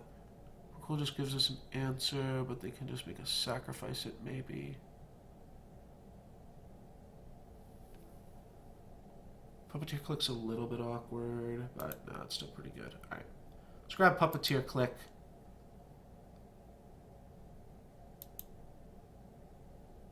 Then let's Duplicate Dark Confidant. Duplicate has haste, obviously. So let's use that. That's going to make Duplicate a 2/1. Let's exile the top card, not cast it, redirect the damage, and kill Liliana. Can this attack? No, it can't. Okay. So we dealt with Liliana. And this emblem means that we will get to kill them in short order anyways. Alright, and then we exiled Duplicate. We exiled their Bob. So they only have 3 off of Emrakul right now. Which means Emrakul still costs them, what, 10 mana?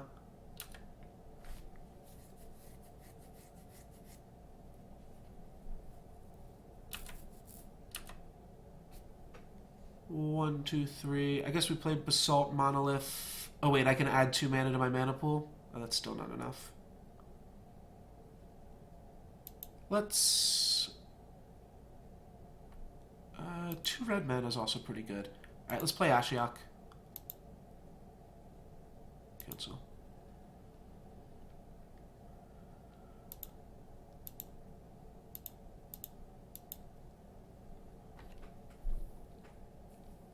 My opponent has a few pretty good creatures to choose from here. Exile some of their cards. What do we get? Grim Tutor, Swamp.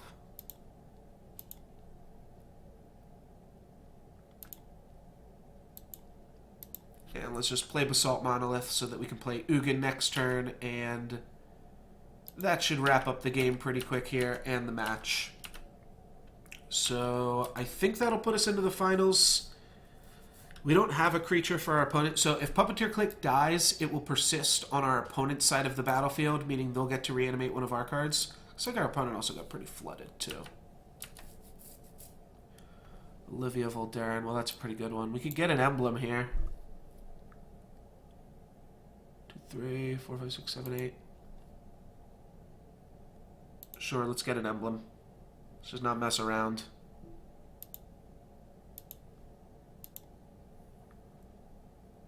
Emblem means we're going to be able to finish them off in pretty short order.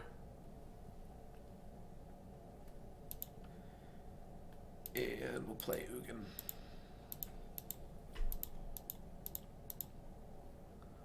I'm not trying to BM, I'm just trying to kill my opponent as fast as possible here. Oh, targeting them. Just target creature or player, that's pretty insane.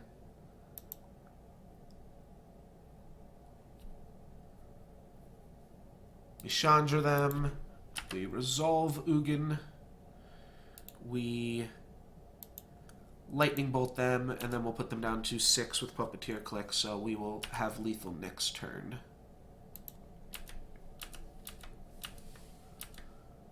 Opponent's got 6 mana plus 3 more.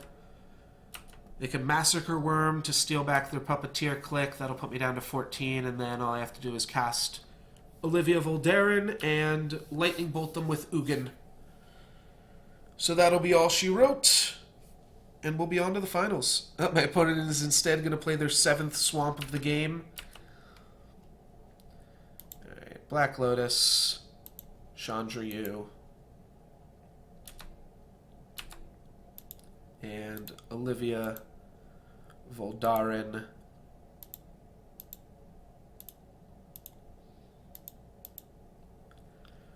Chandra Yu.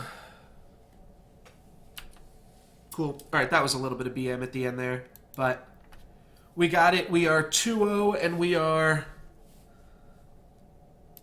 on to the finals here.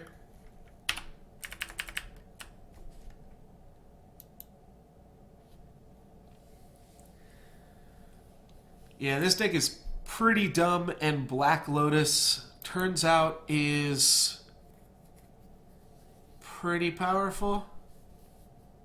So, yeah, we're kind of doing it. We kind of doing it. Let's hop back into Hearthstone, finish off our daily quests here. It's got to win a few more games with Shaman. Busy night, but there's always room for another. Good shit.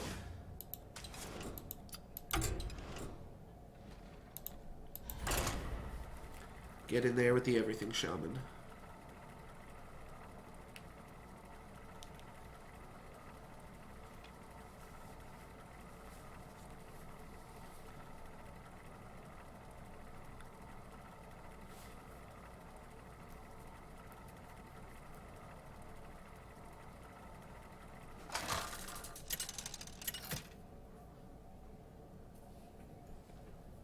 Thrall versus Thrall. Thrall on Thrall action. For the Frost Wolves! Maelstrom Portal's reasonable. We definitely don't want Patch's Lava Burst or Flame Wreathed. I want that portal.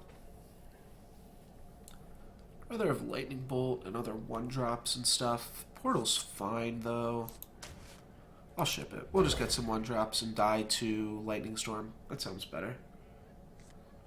Yeah, because we want weapons to go along with our pirates. That's beautiful. That's beautiful. I just want to throw a bunch of shit on the table and lose to Lightning Storm. So let's do that. My opponent plays a Trog, so I guess I'll go Trog Lightning Bolt.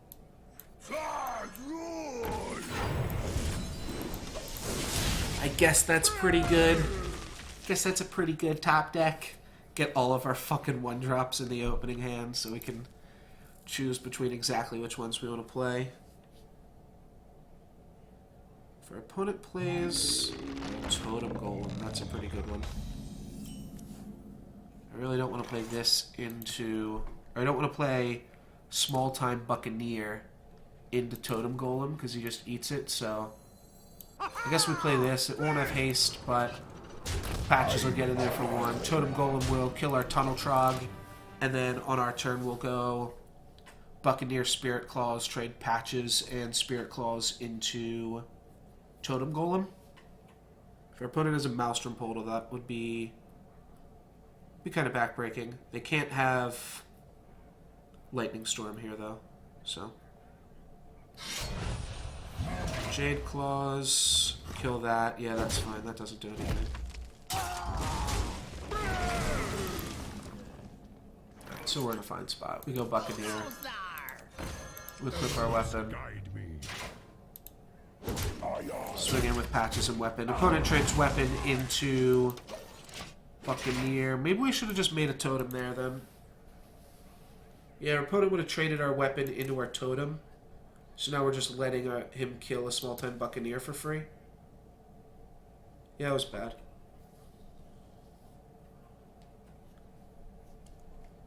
That was suboptimal. I wonder. Alright, some doggies. Doggies are pretty good. I can kill 1 dog with a lightning and make a 1/1. Or I can roll for spell power. Next turn I get to roll for spell power again and make my own dogs. So we're not really being clocked here. Our opponent's only going to have 3 mana next turn. Alright, let's roll for spell power. Didn't get there, but we're fine.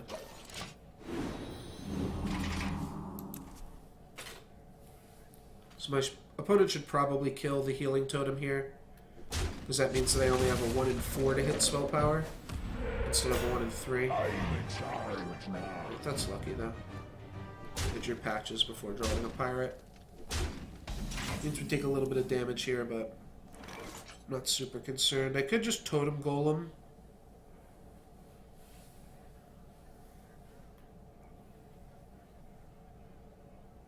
Though the dogs seem pretty good.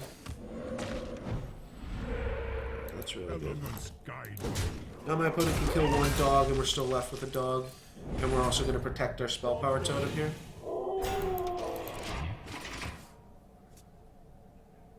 Next turn I'll have 4 mana, so I'll be able to use Jade Golem. As long as my opponent doesn't have a 7/7 here. Blood Mage Thanos is okay. They're going to go for a portal. They're going to kill off our dogs with their 1/1s.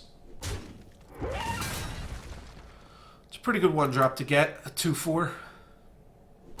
No, they're going to do that. Oh, because they have Healing Totem. Okay, so now we need to draw Maelstrom Portal. I have Back Paw is not great. We'll roll for Heal Totem, and then just play Totem Golem. Oh, that's lucky. Totem Golem's real good. We are out of our weapons, so our opponent might not think to kill off our Spell Power Totem. The next turn we can't play Spirit Claws and Aya Back Paw, so it's not great. They didn't get Spell Power again, which is pretty crazy. They don't really need it here. That's pretty good. That's pretty random. There's no reason for them to do that. They had the flame.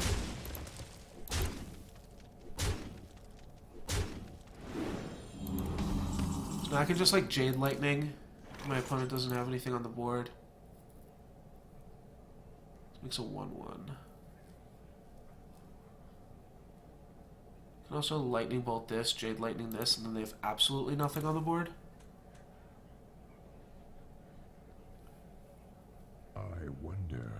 I have 1, 2, 3, 4, 5 points of damage. I'm at 11. Yeah, I probably need to do that.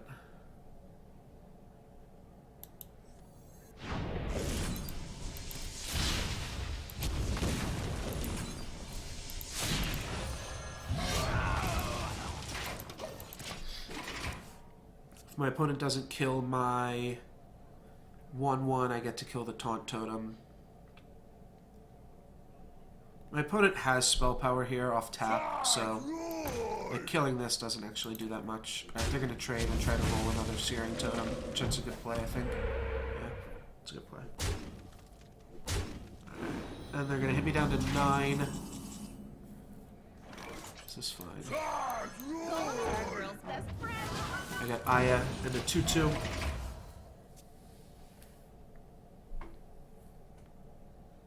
I'm like pretty likely to be dead here. My opponent's got 4 points of damage. They just need 5 points of burst, which is so common in Shaman. And that's a Leroy Jenkins. So that is going to do us in here. Well, And that's going to kill us pretty good. We are still waiting for these two guys to finish their game. They're in game 3 here, so we'll move it along. I played some rogue cards because I played Aya Backpaw, and I think that was it. Mostly just trying to win 2 games. You know what? Let's get... Oh, God. Alright, sure. Whatever you say. I was going to say let's play a game of Reno Lock, because we might have a minute here.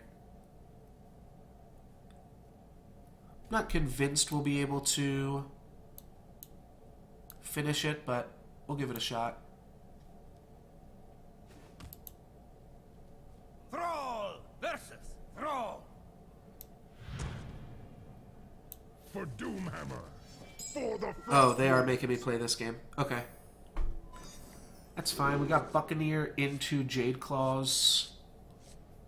Into Feral Spirit. I think I like that.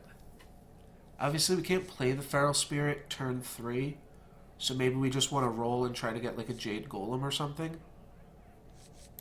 Yeah, we'll try to get a Jade Golem. Sometimes when I have a pirate, I just like to not mulligan anything so that I don't just draw patches, because that is super annoying. This gives us a different turn 2 play potentially if we want to. We can go Buccaneer Spirit Claws. Sure. elements guide me. This play's pretty aggressive. But my opponent's not going to be able to... I guess they could coin Lightning Storm here. That would be really terrible, though. Oh, that's a really bad play. They're not going to have any plays next turn now. Alright, I'm fine with this.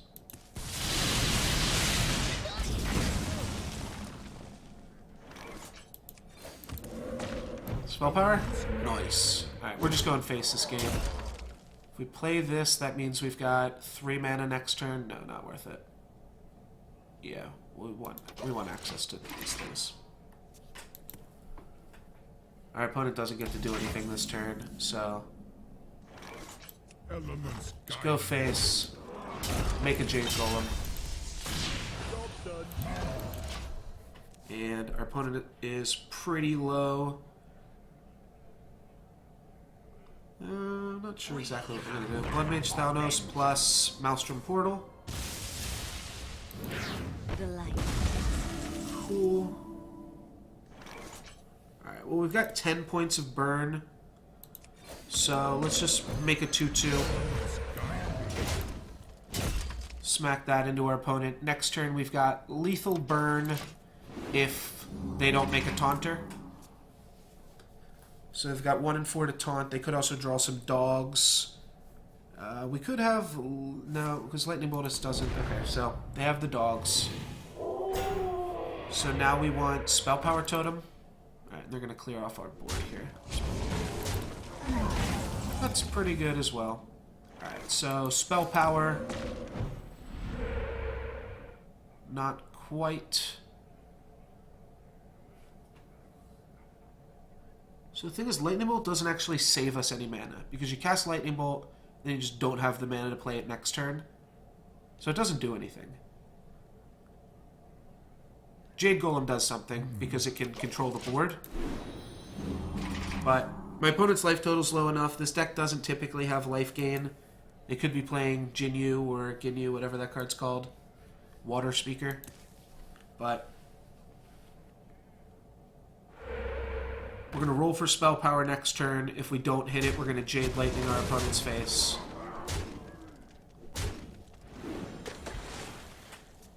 And then we're going to roll for spell power again. Well, that's something different to do with spell power, potentially. Not really. Alright, so we got spell power. So we can hit our opponent for 9. Yeah, this doesn't really do anything. Just make it 3/3. We'll save both of our lightning bolts. They're lethal regardless. Our opponent has to gain life here. And we should be able to do them in. If they play a water speaker, sometimes a 1 or 2 of in the deck, we're not going to have to play around Reno or anything crazy like that. It's probably just a singleton water speaker, if that. I wonder. They are playing traditional... Wait, did they play any pirates? No, they didn't. That was the last opponent. So they are just playing traditional spell power. They haven't played any cards from the new set even yet. Though that doesn't really mean anything. Alright. So we're going to slam there. Kill that. And then what's their last creature? It's a 5-drop. It's a thing from below. Well played. Well played.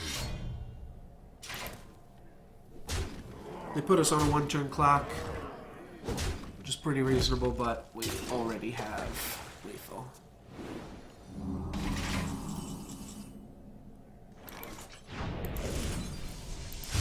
I am going to BM a little bit because we need to play Shaman cards, right? Oh no, we don't need to play Shaman cards. We need to play Rogue cards.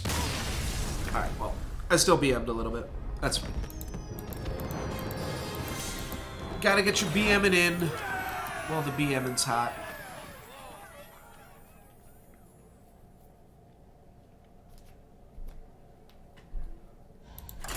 Let's just ride this out.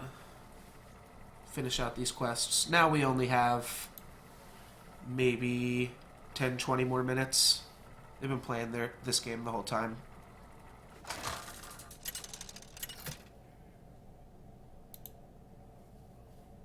Thrall versus Valera. Watch your back. Lightning Bolt is not bad, but not great. Feral Spirits we definitely won against Rogue, and Coin Feral Spirits is good. Lightning Bolt is good with Coin Feral Spirits. I don't want this. Alright, we drew a 1-drop. It's not the best 1-drop in the world, but it'll get us on the board. We can turn 1 Finley, grab a new hero power to play on turn 2. Then we don't have to worry about this Shaman hero power. Shaman hero power bullshit.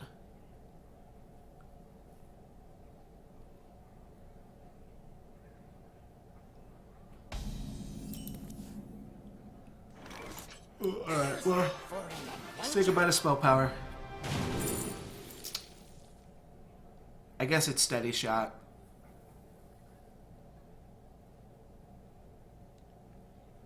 Opponents look pretty likely to have some life gain, but nothing else we have is doing anything. We've got enough uses for our mana in the early game here.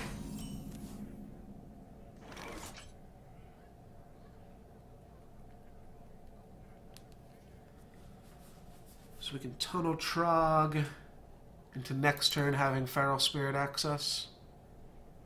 Seems fine.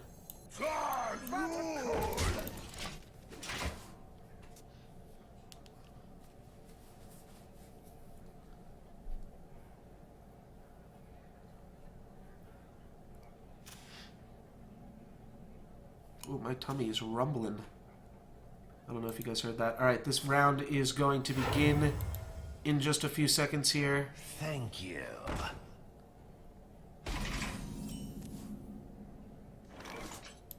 Who goes there? Don't think we can finish this off in time. Put a bunch of shit out on the battlefield, though. And attack my opponent. I might just mute this and play it while I am also playing the finals here of the Vintage, or I might just concede it because the Vintage finals mean a little bit more. We won the die roll and we get to be on the play. Turn 3, Liliana or Kalitas. I guess that's good enough. Bonfire's pretty shitty. We've got Culligan's Command for the rebuy. I'll keep this. The mana base here is solid as well. So, this isn't the worst thing in the world.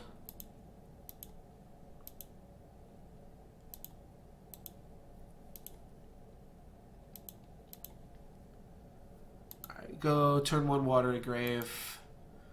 No life paying. And we're in it. And here's where we're at in the Hearthstone game. Okay, Kalitas is pretty good here. I see you, Kalitas. Bonfire of the Damned can also put in some work. Green mana is fine. But yeah, I'm more excited for this Kalitas. Olivia Bolderin can also finish off Fire Drinker Satyr. So that is sweet as well. We're going to cast Jade Lightning on my opponent's Questing Adventurer. I'm going to F6 over here. And I'm going to F6 over here.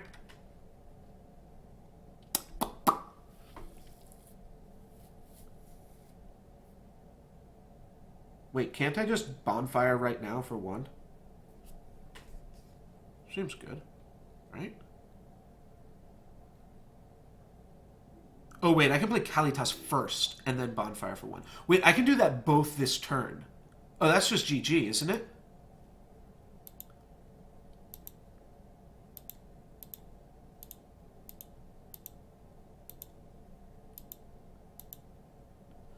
Okay, and then meanwhile... Alright, I'm just going to finish off this Hearthstone game real quick.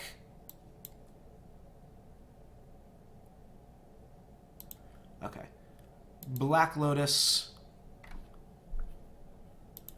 Bonfire. Targeting my opponent. Make red mana.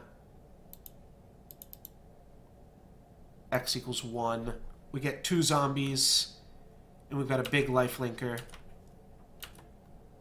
And if my opponent kills that, we can Culligan's Command it back. That's got to be a good enough Black Lotus, right? Black Lotus, make 2 zombies, wrath your opponent's board. Alright, they're going to Chain Lightning one of the zombies. We are not going to fire it back. So, I'm a little hesitant about playing into a big spot removal spell. Don't really know what that could even be. I think I'm just going to split up these zombies for now and play an Olivia Bolderin. That seems like it's good enough.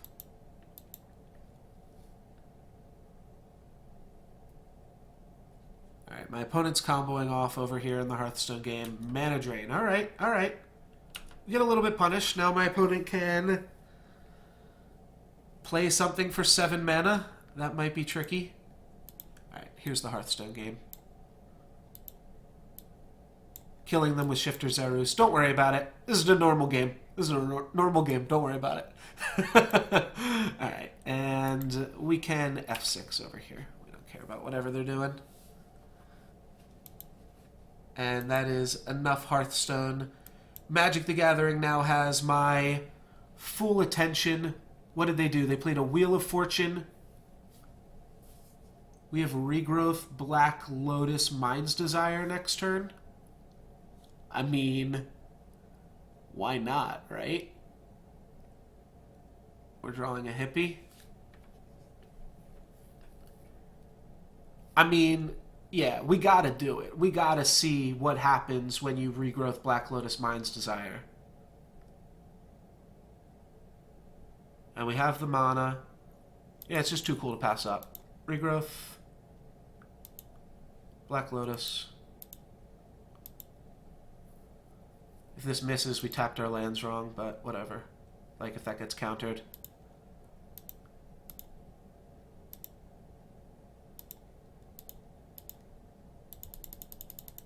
Alright. Give me 3 free spells, please. We did it! We're comboing off. Boom! Simic Signet. Island. And Ugin! No, fucking Temple. Alright. Well, this was bullshit. We already played a land. Yeah. Alright, so we'll get in there. That was a whole bunch of nothing, but we play a Grave Titan next turn. I guess that's fine. Grave Titan, Lava Claw Reaches. I mean, my opponent's just playing a burn deck, right? Get to get in with Firmarole. Alright, they're just chump blocking here. Bribery should cause a concession because it would mean we'd get to see their whole deck.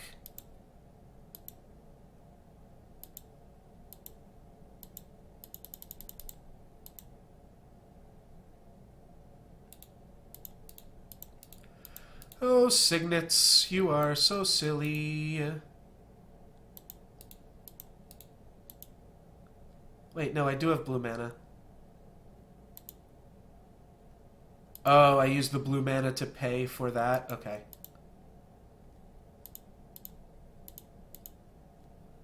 And that. Okay. So this should cause a concession. I'm pretty sure we don't even want bribery in the deck.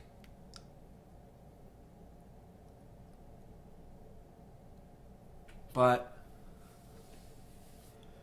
I mean, I guess we don't really know. Oh, is our opponent going to counter it here? Counter it and bounce Kalitas? Sure. And draw a card. Wow, this thing's insane. No. Alright, so my opponent's still giving it an honest effort here. We're going to attack them with our zombie token.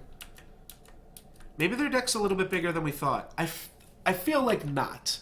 They played a Jackal Pup, a Young PZ, and a Goblin Guide. Young Pyromancer can go big, but Goblin Guide and Jackal Pup cannot. So next turn we have Kalitas Hypnotic Spectre. Or just Gravy Train. My opponent's going to go Treasure Cruise. Okay. There's a chance here. Maybe we didn't give them enough credit. They've got a lot of mana rocks.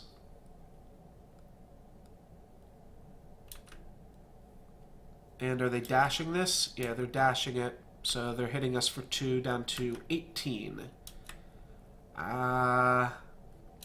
Maybe they'll have some kind of good long game stuff. I still don't regret any of my plays. I think they were sweet, and I stand by them.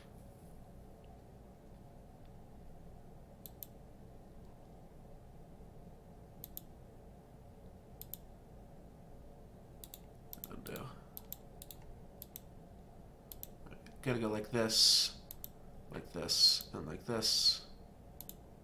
Then we're gonna make black mana.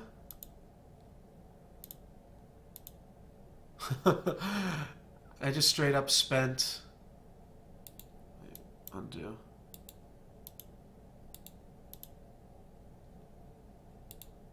What did this make? Oh. Okay. So confusing. Alright, sorry. Signets are just, they're their own sub-game here. And yeah, I wanted to play my cards like this. And then we'll play... they both go get basic, and I'll just grab the Bayou. That's going to be untapped. Right? No, I guess I just grab basic island. I have enough black mana. Okay.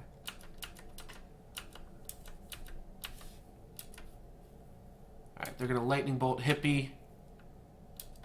Still have a big life-linking creature.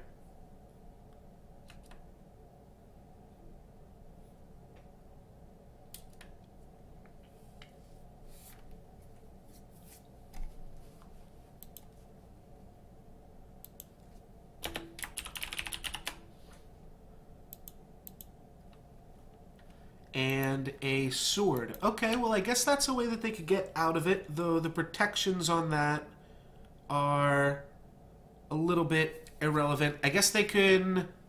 Yeah, they can dash in a Zergo now and then equip it. So that's what their plan is here.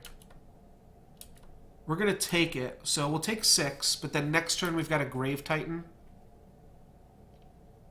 Oh, and they have Fire Blast for the Kalitas. Okay. Good shit. Well, we have Battle Ball and Grave Titan access. Can't swing with Lava Claw Reaches. I think we just play a Battle Ball.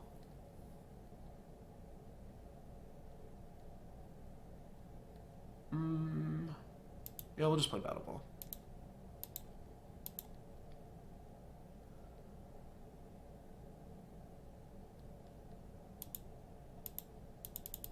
How much more mana do we need? 4. Alright, so this isn't going to matter.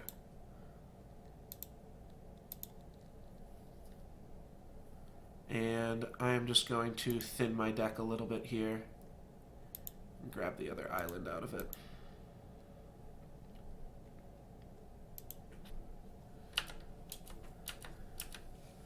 Blue mana is good because we might want to Jace -2 and then play whatever we get off of Jace. Have enough mana to play Jace into Frost Titan or Jace into Grave Titan. Jace into Grave Titan may just be good enough as well. Alright, they're putting Sword on the Gutter. But it doesn't have haste. Oh, then they're re-equipping it to Zergo. And not doing anything with that. Okay, so we do have Jace. I guess I'll lead with Jace, see what happens. Though we do also have Lava Claw Reaches. Though they've got a pro-red blocker. Steals X damage to them, right? Yeah, so this hits them for 4 even when they chump block it. So they'll chump block it with Gutter Snipe, take 4, go down to 4, then I just play a Grave Titan. Let's just play a Jace, it'll be fun, right?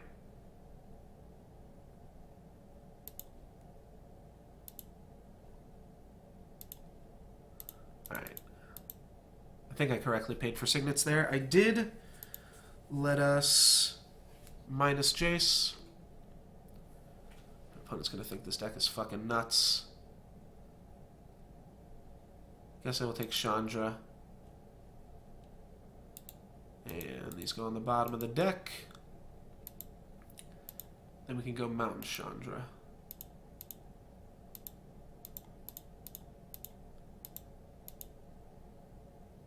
Alright. That'll finish it off there. Cool. Okay. What else are we doing? So, Disfigure against the aggro deck seems to make sense. Grim Lavamancer and Torch Fiend and Scavenging Ooze could also make sense against the aggro deck. We can... Oh, why did I think that this had protection from red? I don't know. I just can't read. So, we've got 5 pretty reasonable cards against a red deck here. I think Scavenging Ooze is not where we want to be. And I think Grim Lavamancer is not good in this deck. Disfigure and Torch Fiend I think are good though. Bribery seems pretty bad. We got to do what we wanted to do with Mind's Desire. Maybe we just give that card a break. You did what we asked you to, Mind's Desire. We can't ask for anything more.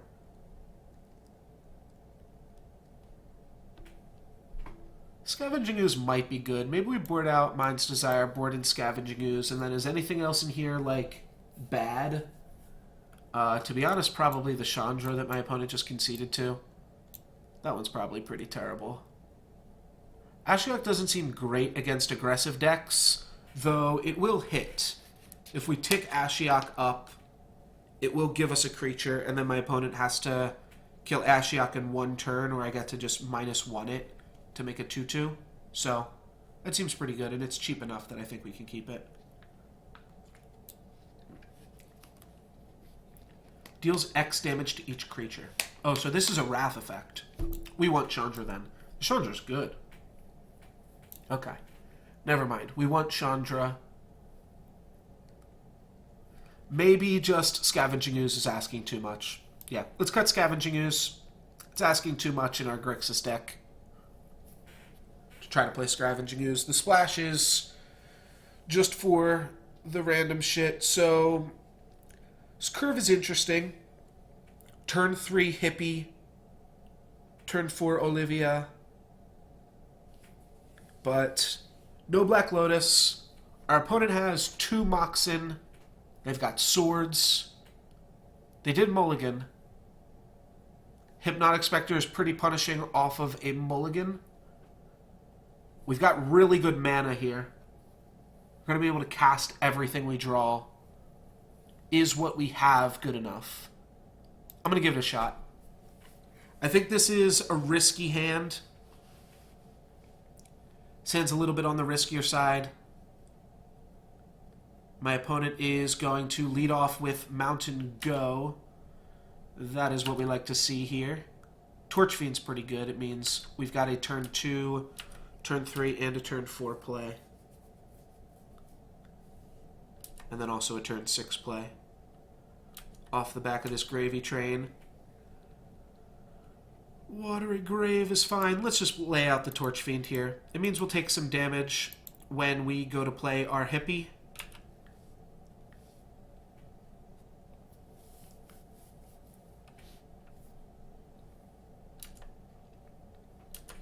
But pretty good other than that.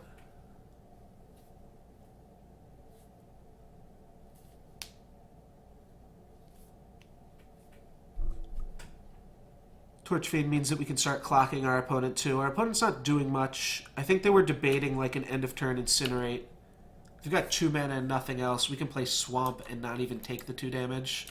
Well, that's kind of a no-brainer. We're going to attack. I think they're going to Incinerate it here. No, they're not. Oh, what? I just skipped my turn. Well, that's going to give them a chance. Wow. That was really fucking dumb.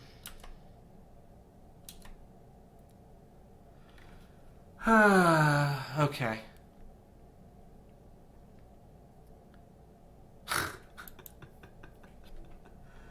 Alright, no, we don't want to pay 2 life. Just want to put that into play now because it comes into play tapped. Though maybe I should have just played Swamp. I do have Island next turn to play Olivia. Alright, that doesn't really do that much. If we draw another Mountain, we can double ping with Olivia. If we draw another Swamp, we can play Kalitas and Hypnotic Spectre.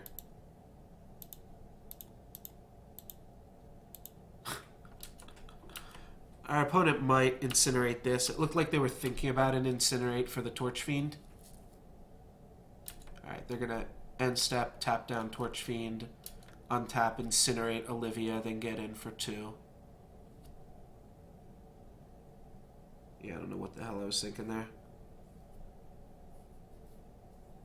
I just pressed a button that said, hey, press this button and lose the game. Why don't you? Yeah, just if we had a Hippie in play, our opponent would have 1 less card in their hand right now. I mean, maybe they would have been able to Incinerate it. We don't exactly know. Alright, they're going to bounce Olivia, draw a bunch of cards, hit me for 2. But I do just get to replay Olivia here. So it's not the worst.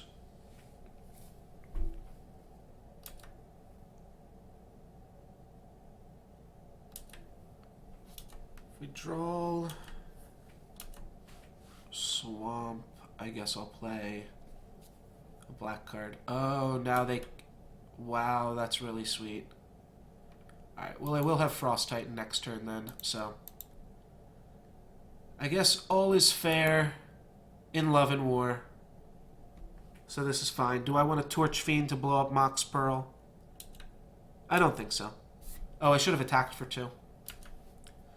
Alright, I'm all over the place right now. Let's regroup. Frost Titan.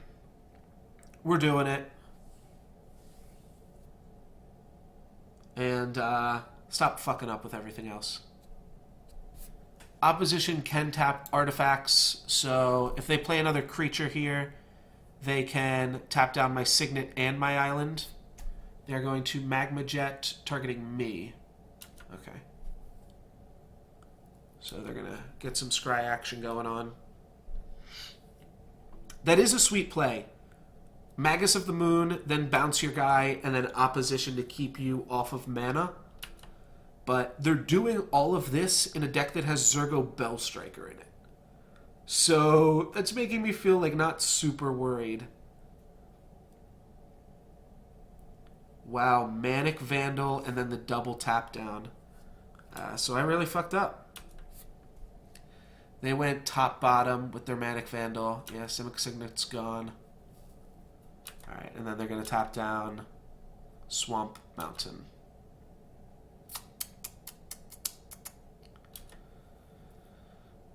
Yep. I'm going to tap down Swamp Island. That means I have to draw a swamp. I almost did. But this does mean that I can start attacking with Torch Fiend here, like I should have done last turn. And imagine if this entire time I just had a Hypnotic Spectre on the battlefield. Oh, man. Alright. Yeah, that was pretty silly.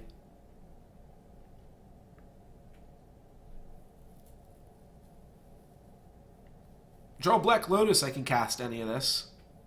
So that's pretty sweet. If my opponent plays a white spell, I'm gonna feel pretty dumb too. I don't think they can. What's white? Okay, Treasure Cruise. That makes sense. I was kind of waiting for the Treasure Cruise to happen. Alright, beginning of combat. I can't imagine they're going to attack in. Yeah, they want to just keep my stuff tapped.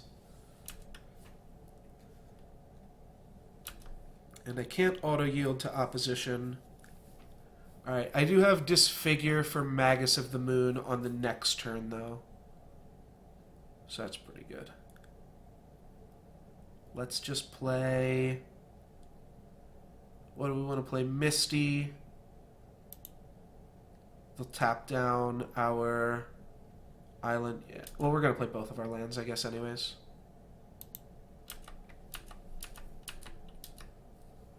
Disfigure, sideboard tech.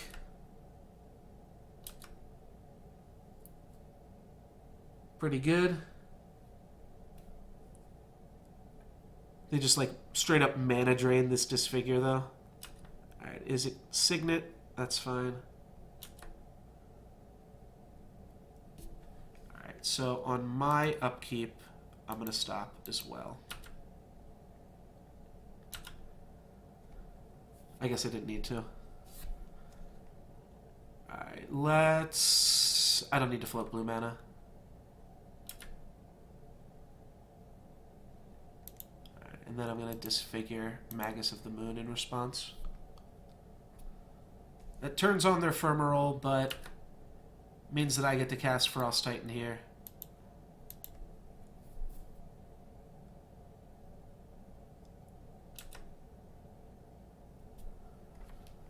And I think Frost Titan is the play. I think I just get basics because my mana's fine, and maybe they can get this shit back. Yeah, let's just grab a basic swamp and a basic island.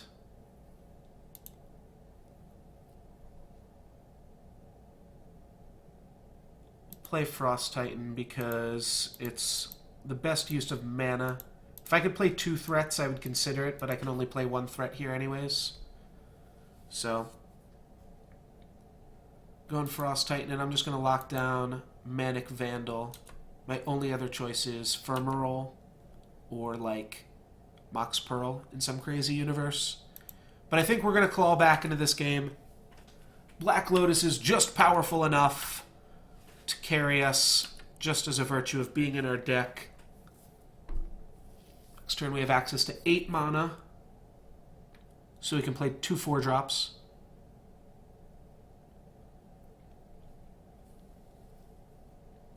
There's a lot of mana here. 7 for Treachery, and they're going to pay the 2. Okay. Target of a spell or ability. So I will play Olivia, ping Frost Titan with Olivia, and pay the 2 for that. So I'm going to turn Frost Titan into a vampire. Oh, they paid the 7 already. Okay. So they are also keeping open mana drain mana. Oh, they get to untap 5 lands as well. They're definitely keeping open mana drain mana. Torch Fiend hits the bin. That's fine. Oh, I don't have double red. And I lose my hand. Shit. Losing my hand is actually pretty annoying. 4 damage to target creature. I can Dreadbore, Frost Titan, paying the 2, and then Black Lotus out of Chandra as well. My opponent has 4 mana open, though.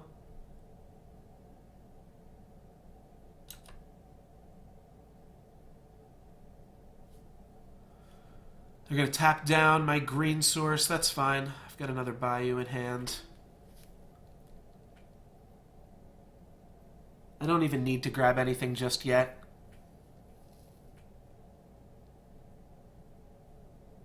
I think we lead off with Dreadbore paying the 2.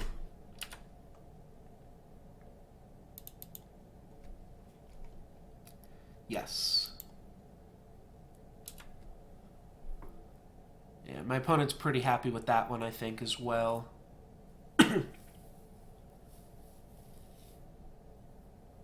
So now I just play Boros Signet into Black Lotus, Chandra, kill Manic Vandal. Then this dies to... this would die to any haste creature.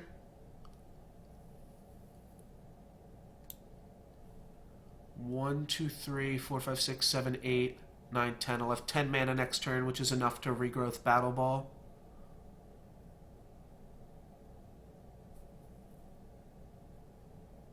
Alright, yeah, and we want to get Boros Signet out there, so let's play Boros Signet. Then we're going to Lotus out Chandra.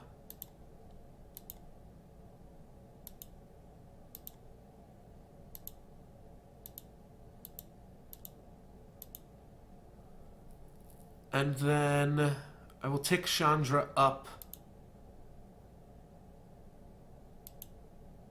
And if I hit a land, I guess I will play it. Fuck.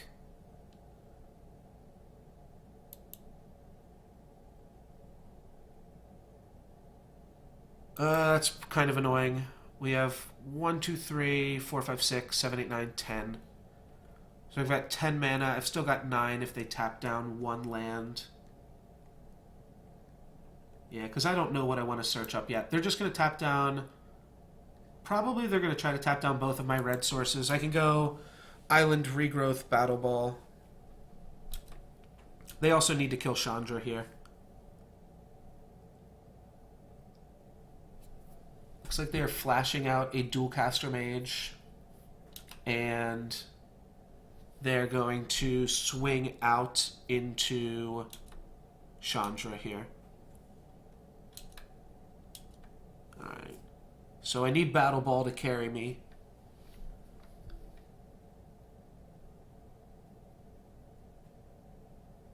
And I think it's the best. Maybe Olivia's better. Zealous Conscript stealing Chandra. My opponent has 4.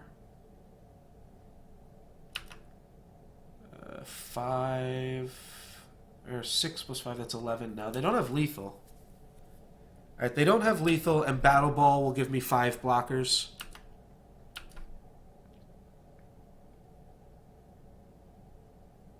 What's going on here? Oh, Kiki Jiki. Oh, they're just tapping me out and then Kiki Jiki comboing me. Alright, good shit. Good shit. Okay, so my opponent's deck turned into a Kiki Jiki deck. So now it looks like I've got some good bribery targets. Got Kiki Jiki and Zealous Conscripts. Shriekmaw still seems good. They're playing, I wonder if they're watching the stream. They're playing the deck we played last time. They got the Blue-Red Burn sideboard into Kiki Jiki Splinter Twin.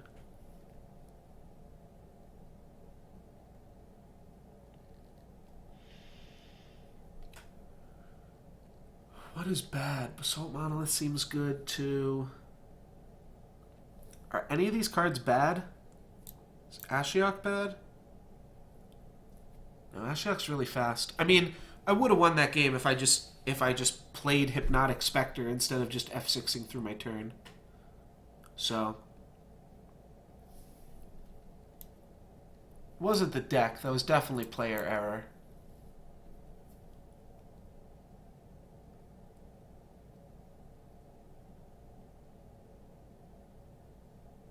They do have a sword that I think I will want to Torch Fiend.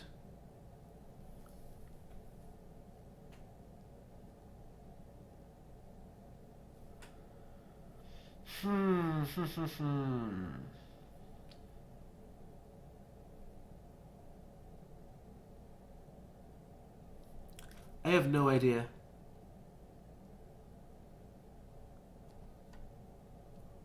All these cards seem great. I guess it's between I guess it's Torch Fiend. I don't want to cut Jace. So just give us an answer to the sword, which I like. But we do still have Culligan's Command. Alright. Culligan's Command it is. Carry us. I like to play first. Yes. Do I want to keep a hand with Black Lotus? Would have liked to. This hand's got a Disfigure and a Dreadbore. And it's got a Regrowth. So this hand's not... We're not dying with this hand anytime soon. I guess I'll keep. This hand's like pretty slow, but we've got an answer to the Kiki Jiki combo in Disfigure. We can Regrowth our Marsh Flats to hit our land drop.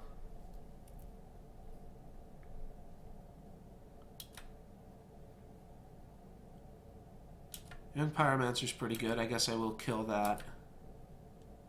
Watery Grave's a good one too. So I guess I go Bayou. Do I want to save Dreadbore? My opponent didn't have any Planeswalkers, did they? No. Oh, they had the fucking...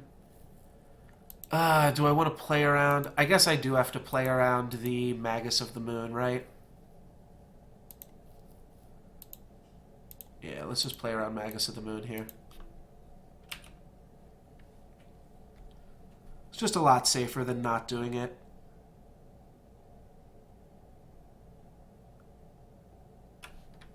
Card would just be really, really annoying for us, so let's not open ourselves up into some dumb shit. That means our hand is really doing nothing now, but... Alright, and they're going to Magma Jet me to Scry.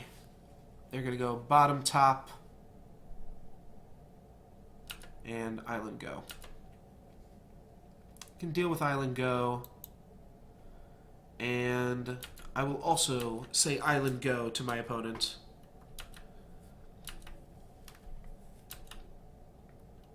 Right. Nothing Go. I like that play as well. Let's do some Nothing Goes. Mountain Go. I would like to do Mountain. All right. Creeping Tar Pit is good though. Still need a red mana or a green mana to play any of our spells. Is it Signet's good? If we play red mana, go 4 mana Chandra here, that would be sweet. I can get in with Creepy Tar Pit here now. Sure, not using it for anything else.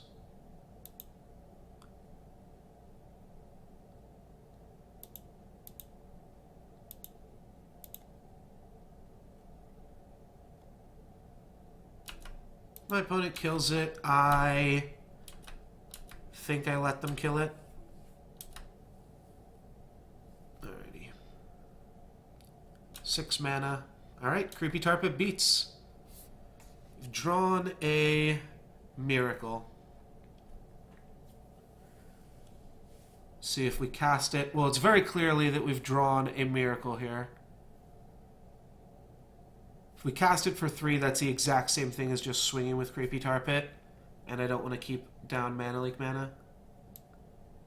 Required to cast for its Miracle cost? No. Let's just activate the Tar Pit and get in.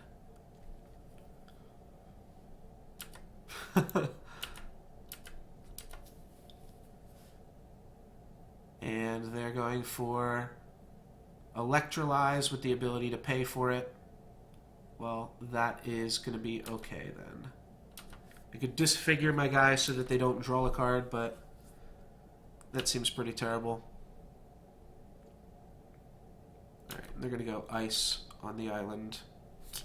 Can't do anything against that. So if they've got something sweet, they'll be able to tap out for it. Shelduck Isle. That's pretty sweet. They can activate it already. Okay, that might be bad. It might be bad for us.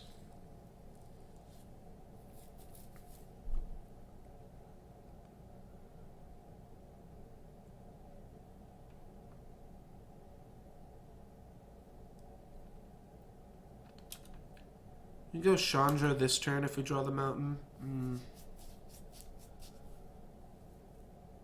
Alright. Nothing to see here, right? They can bonfire them for 2, but or 1. Neither of those do anything. We'll just save the bonfire for 1 in case they... Oh, I guess I should have cast it.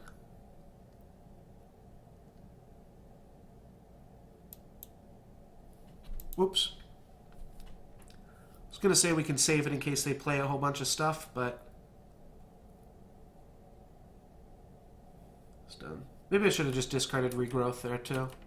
I don't have the mana to cast it. Really should have just cast the bonfire. Alright, this looks like something that's going to get mana leaked. It is. How crazy is that?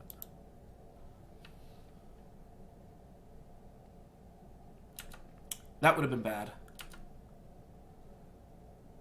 Then we play Olivia, keep open Disfigure. Actually, I'll just keep open Watery Grave. They've got the Mana Drain, and they didn't protect their Consecrated Sphinx? Okay. I think they're just messing around.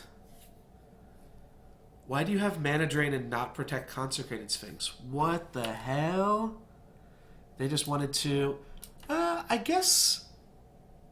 Olivia is potentially better than Consecrated Sphinx here. Zealous Conscripts, they're going to steal our Watery Grave. I'm going to float black in response. So they can't kill us with Kiki Jiki this turn.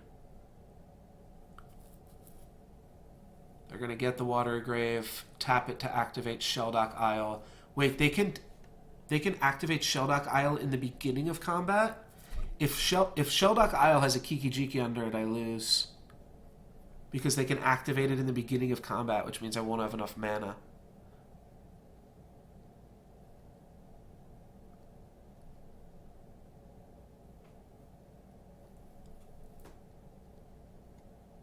Wow.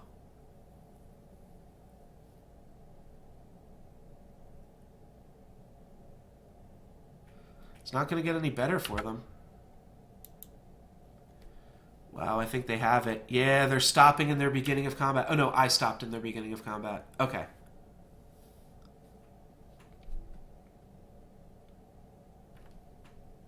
Did they mean to stop in their beginning of combat? I think they did, as evidenced by the fact that they didn't attack with their haste creature. Opposition. Okay. I can beat this. This is something I can beat. Now they're going to tap down Lava Claw. I think that's a pretty clear tap down Lava Claw, yeah. I should have activated it in response. Ooh, Basalt Monolith kind of plays around opposition, doesn't it? They can tap down Basalt Monolith, I can float 3 and then just untap Basalt Monolith. That's cool. That's really neat. Okay. Flash in Pestermite? Don't tell me they got Pestermite too. Wow. Alright, well, I could kill the Pestermite, but then they can just kill me with the other thing, so. If they got it, they got it.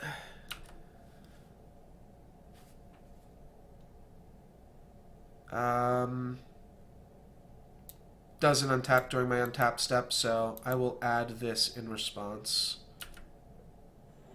And then untap Basalt Monolith.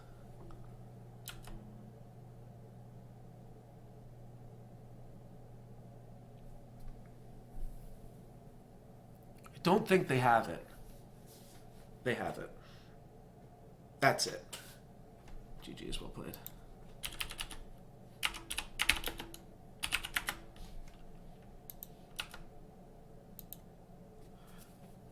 Alrighty, those were some good games. Unfortunately, for absolutely no reason, I just tapped through my...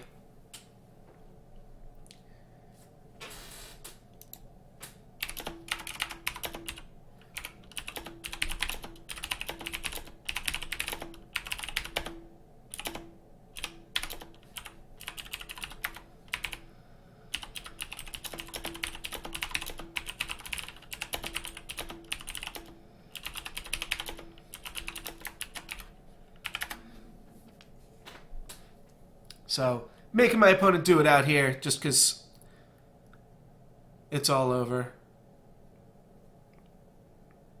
I did F6 though. I just figured I'd let him kill me. And no blocks. And we lose. But that was still a pretty good game. I'm sorry, Black Lotus, I disappointed you. Where are you at, buddy? Yeah, I'm sorry, Black Lotus. I disappointed you there. I know I could have played that a lot better, and I apologize for that. I don't deserve you. These are the fucking decks that I draft when I'm so privileged as to open you. So, Black Lotus, I apologize, but everybody else, thank you very much for watching. If you enjoyed, you can hit the follow button to be notified when I go live. Also in the panels below, there's a link to my YouTube channel where I upload all past broadcast VODs as well as some highlights. I stream Monday, Wednesday, Thursday, Friday, typically till about 6:30. Streamed a little bit longer today because I was having some fun and don't have plans till later. But that's typically my schedule. Also, January 1st, for those of you that play or used to play or know people that play SoulForge, I am doing a giveaway stream here on twitch.tv for SoulForge. Just going to try to get people excited for it as the new year starts off. So that will be coming up in 2 days now. So if you're interested in that, follow along in the stream. If you think you just might be interested in SoulForge, stop by. You can get some free stuff to help kickstart your collection. And yeah, that should all be a lot of fun. Other than that, I am No Lux Given. Thank you very much for watching, and may the odds be ever in your favor. Have a good one. Bye.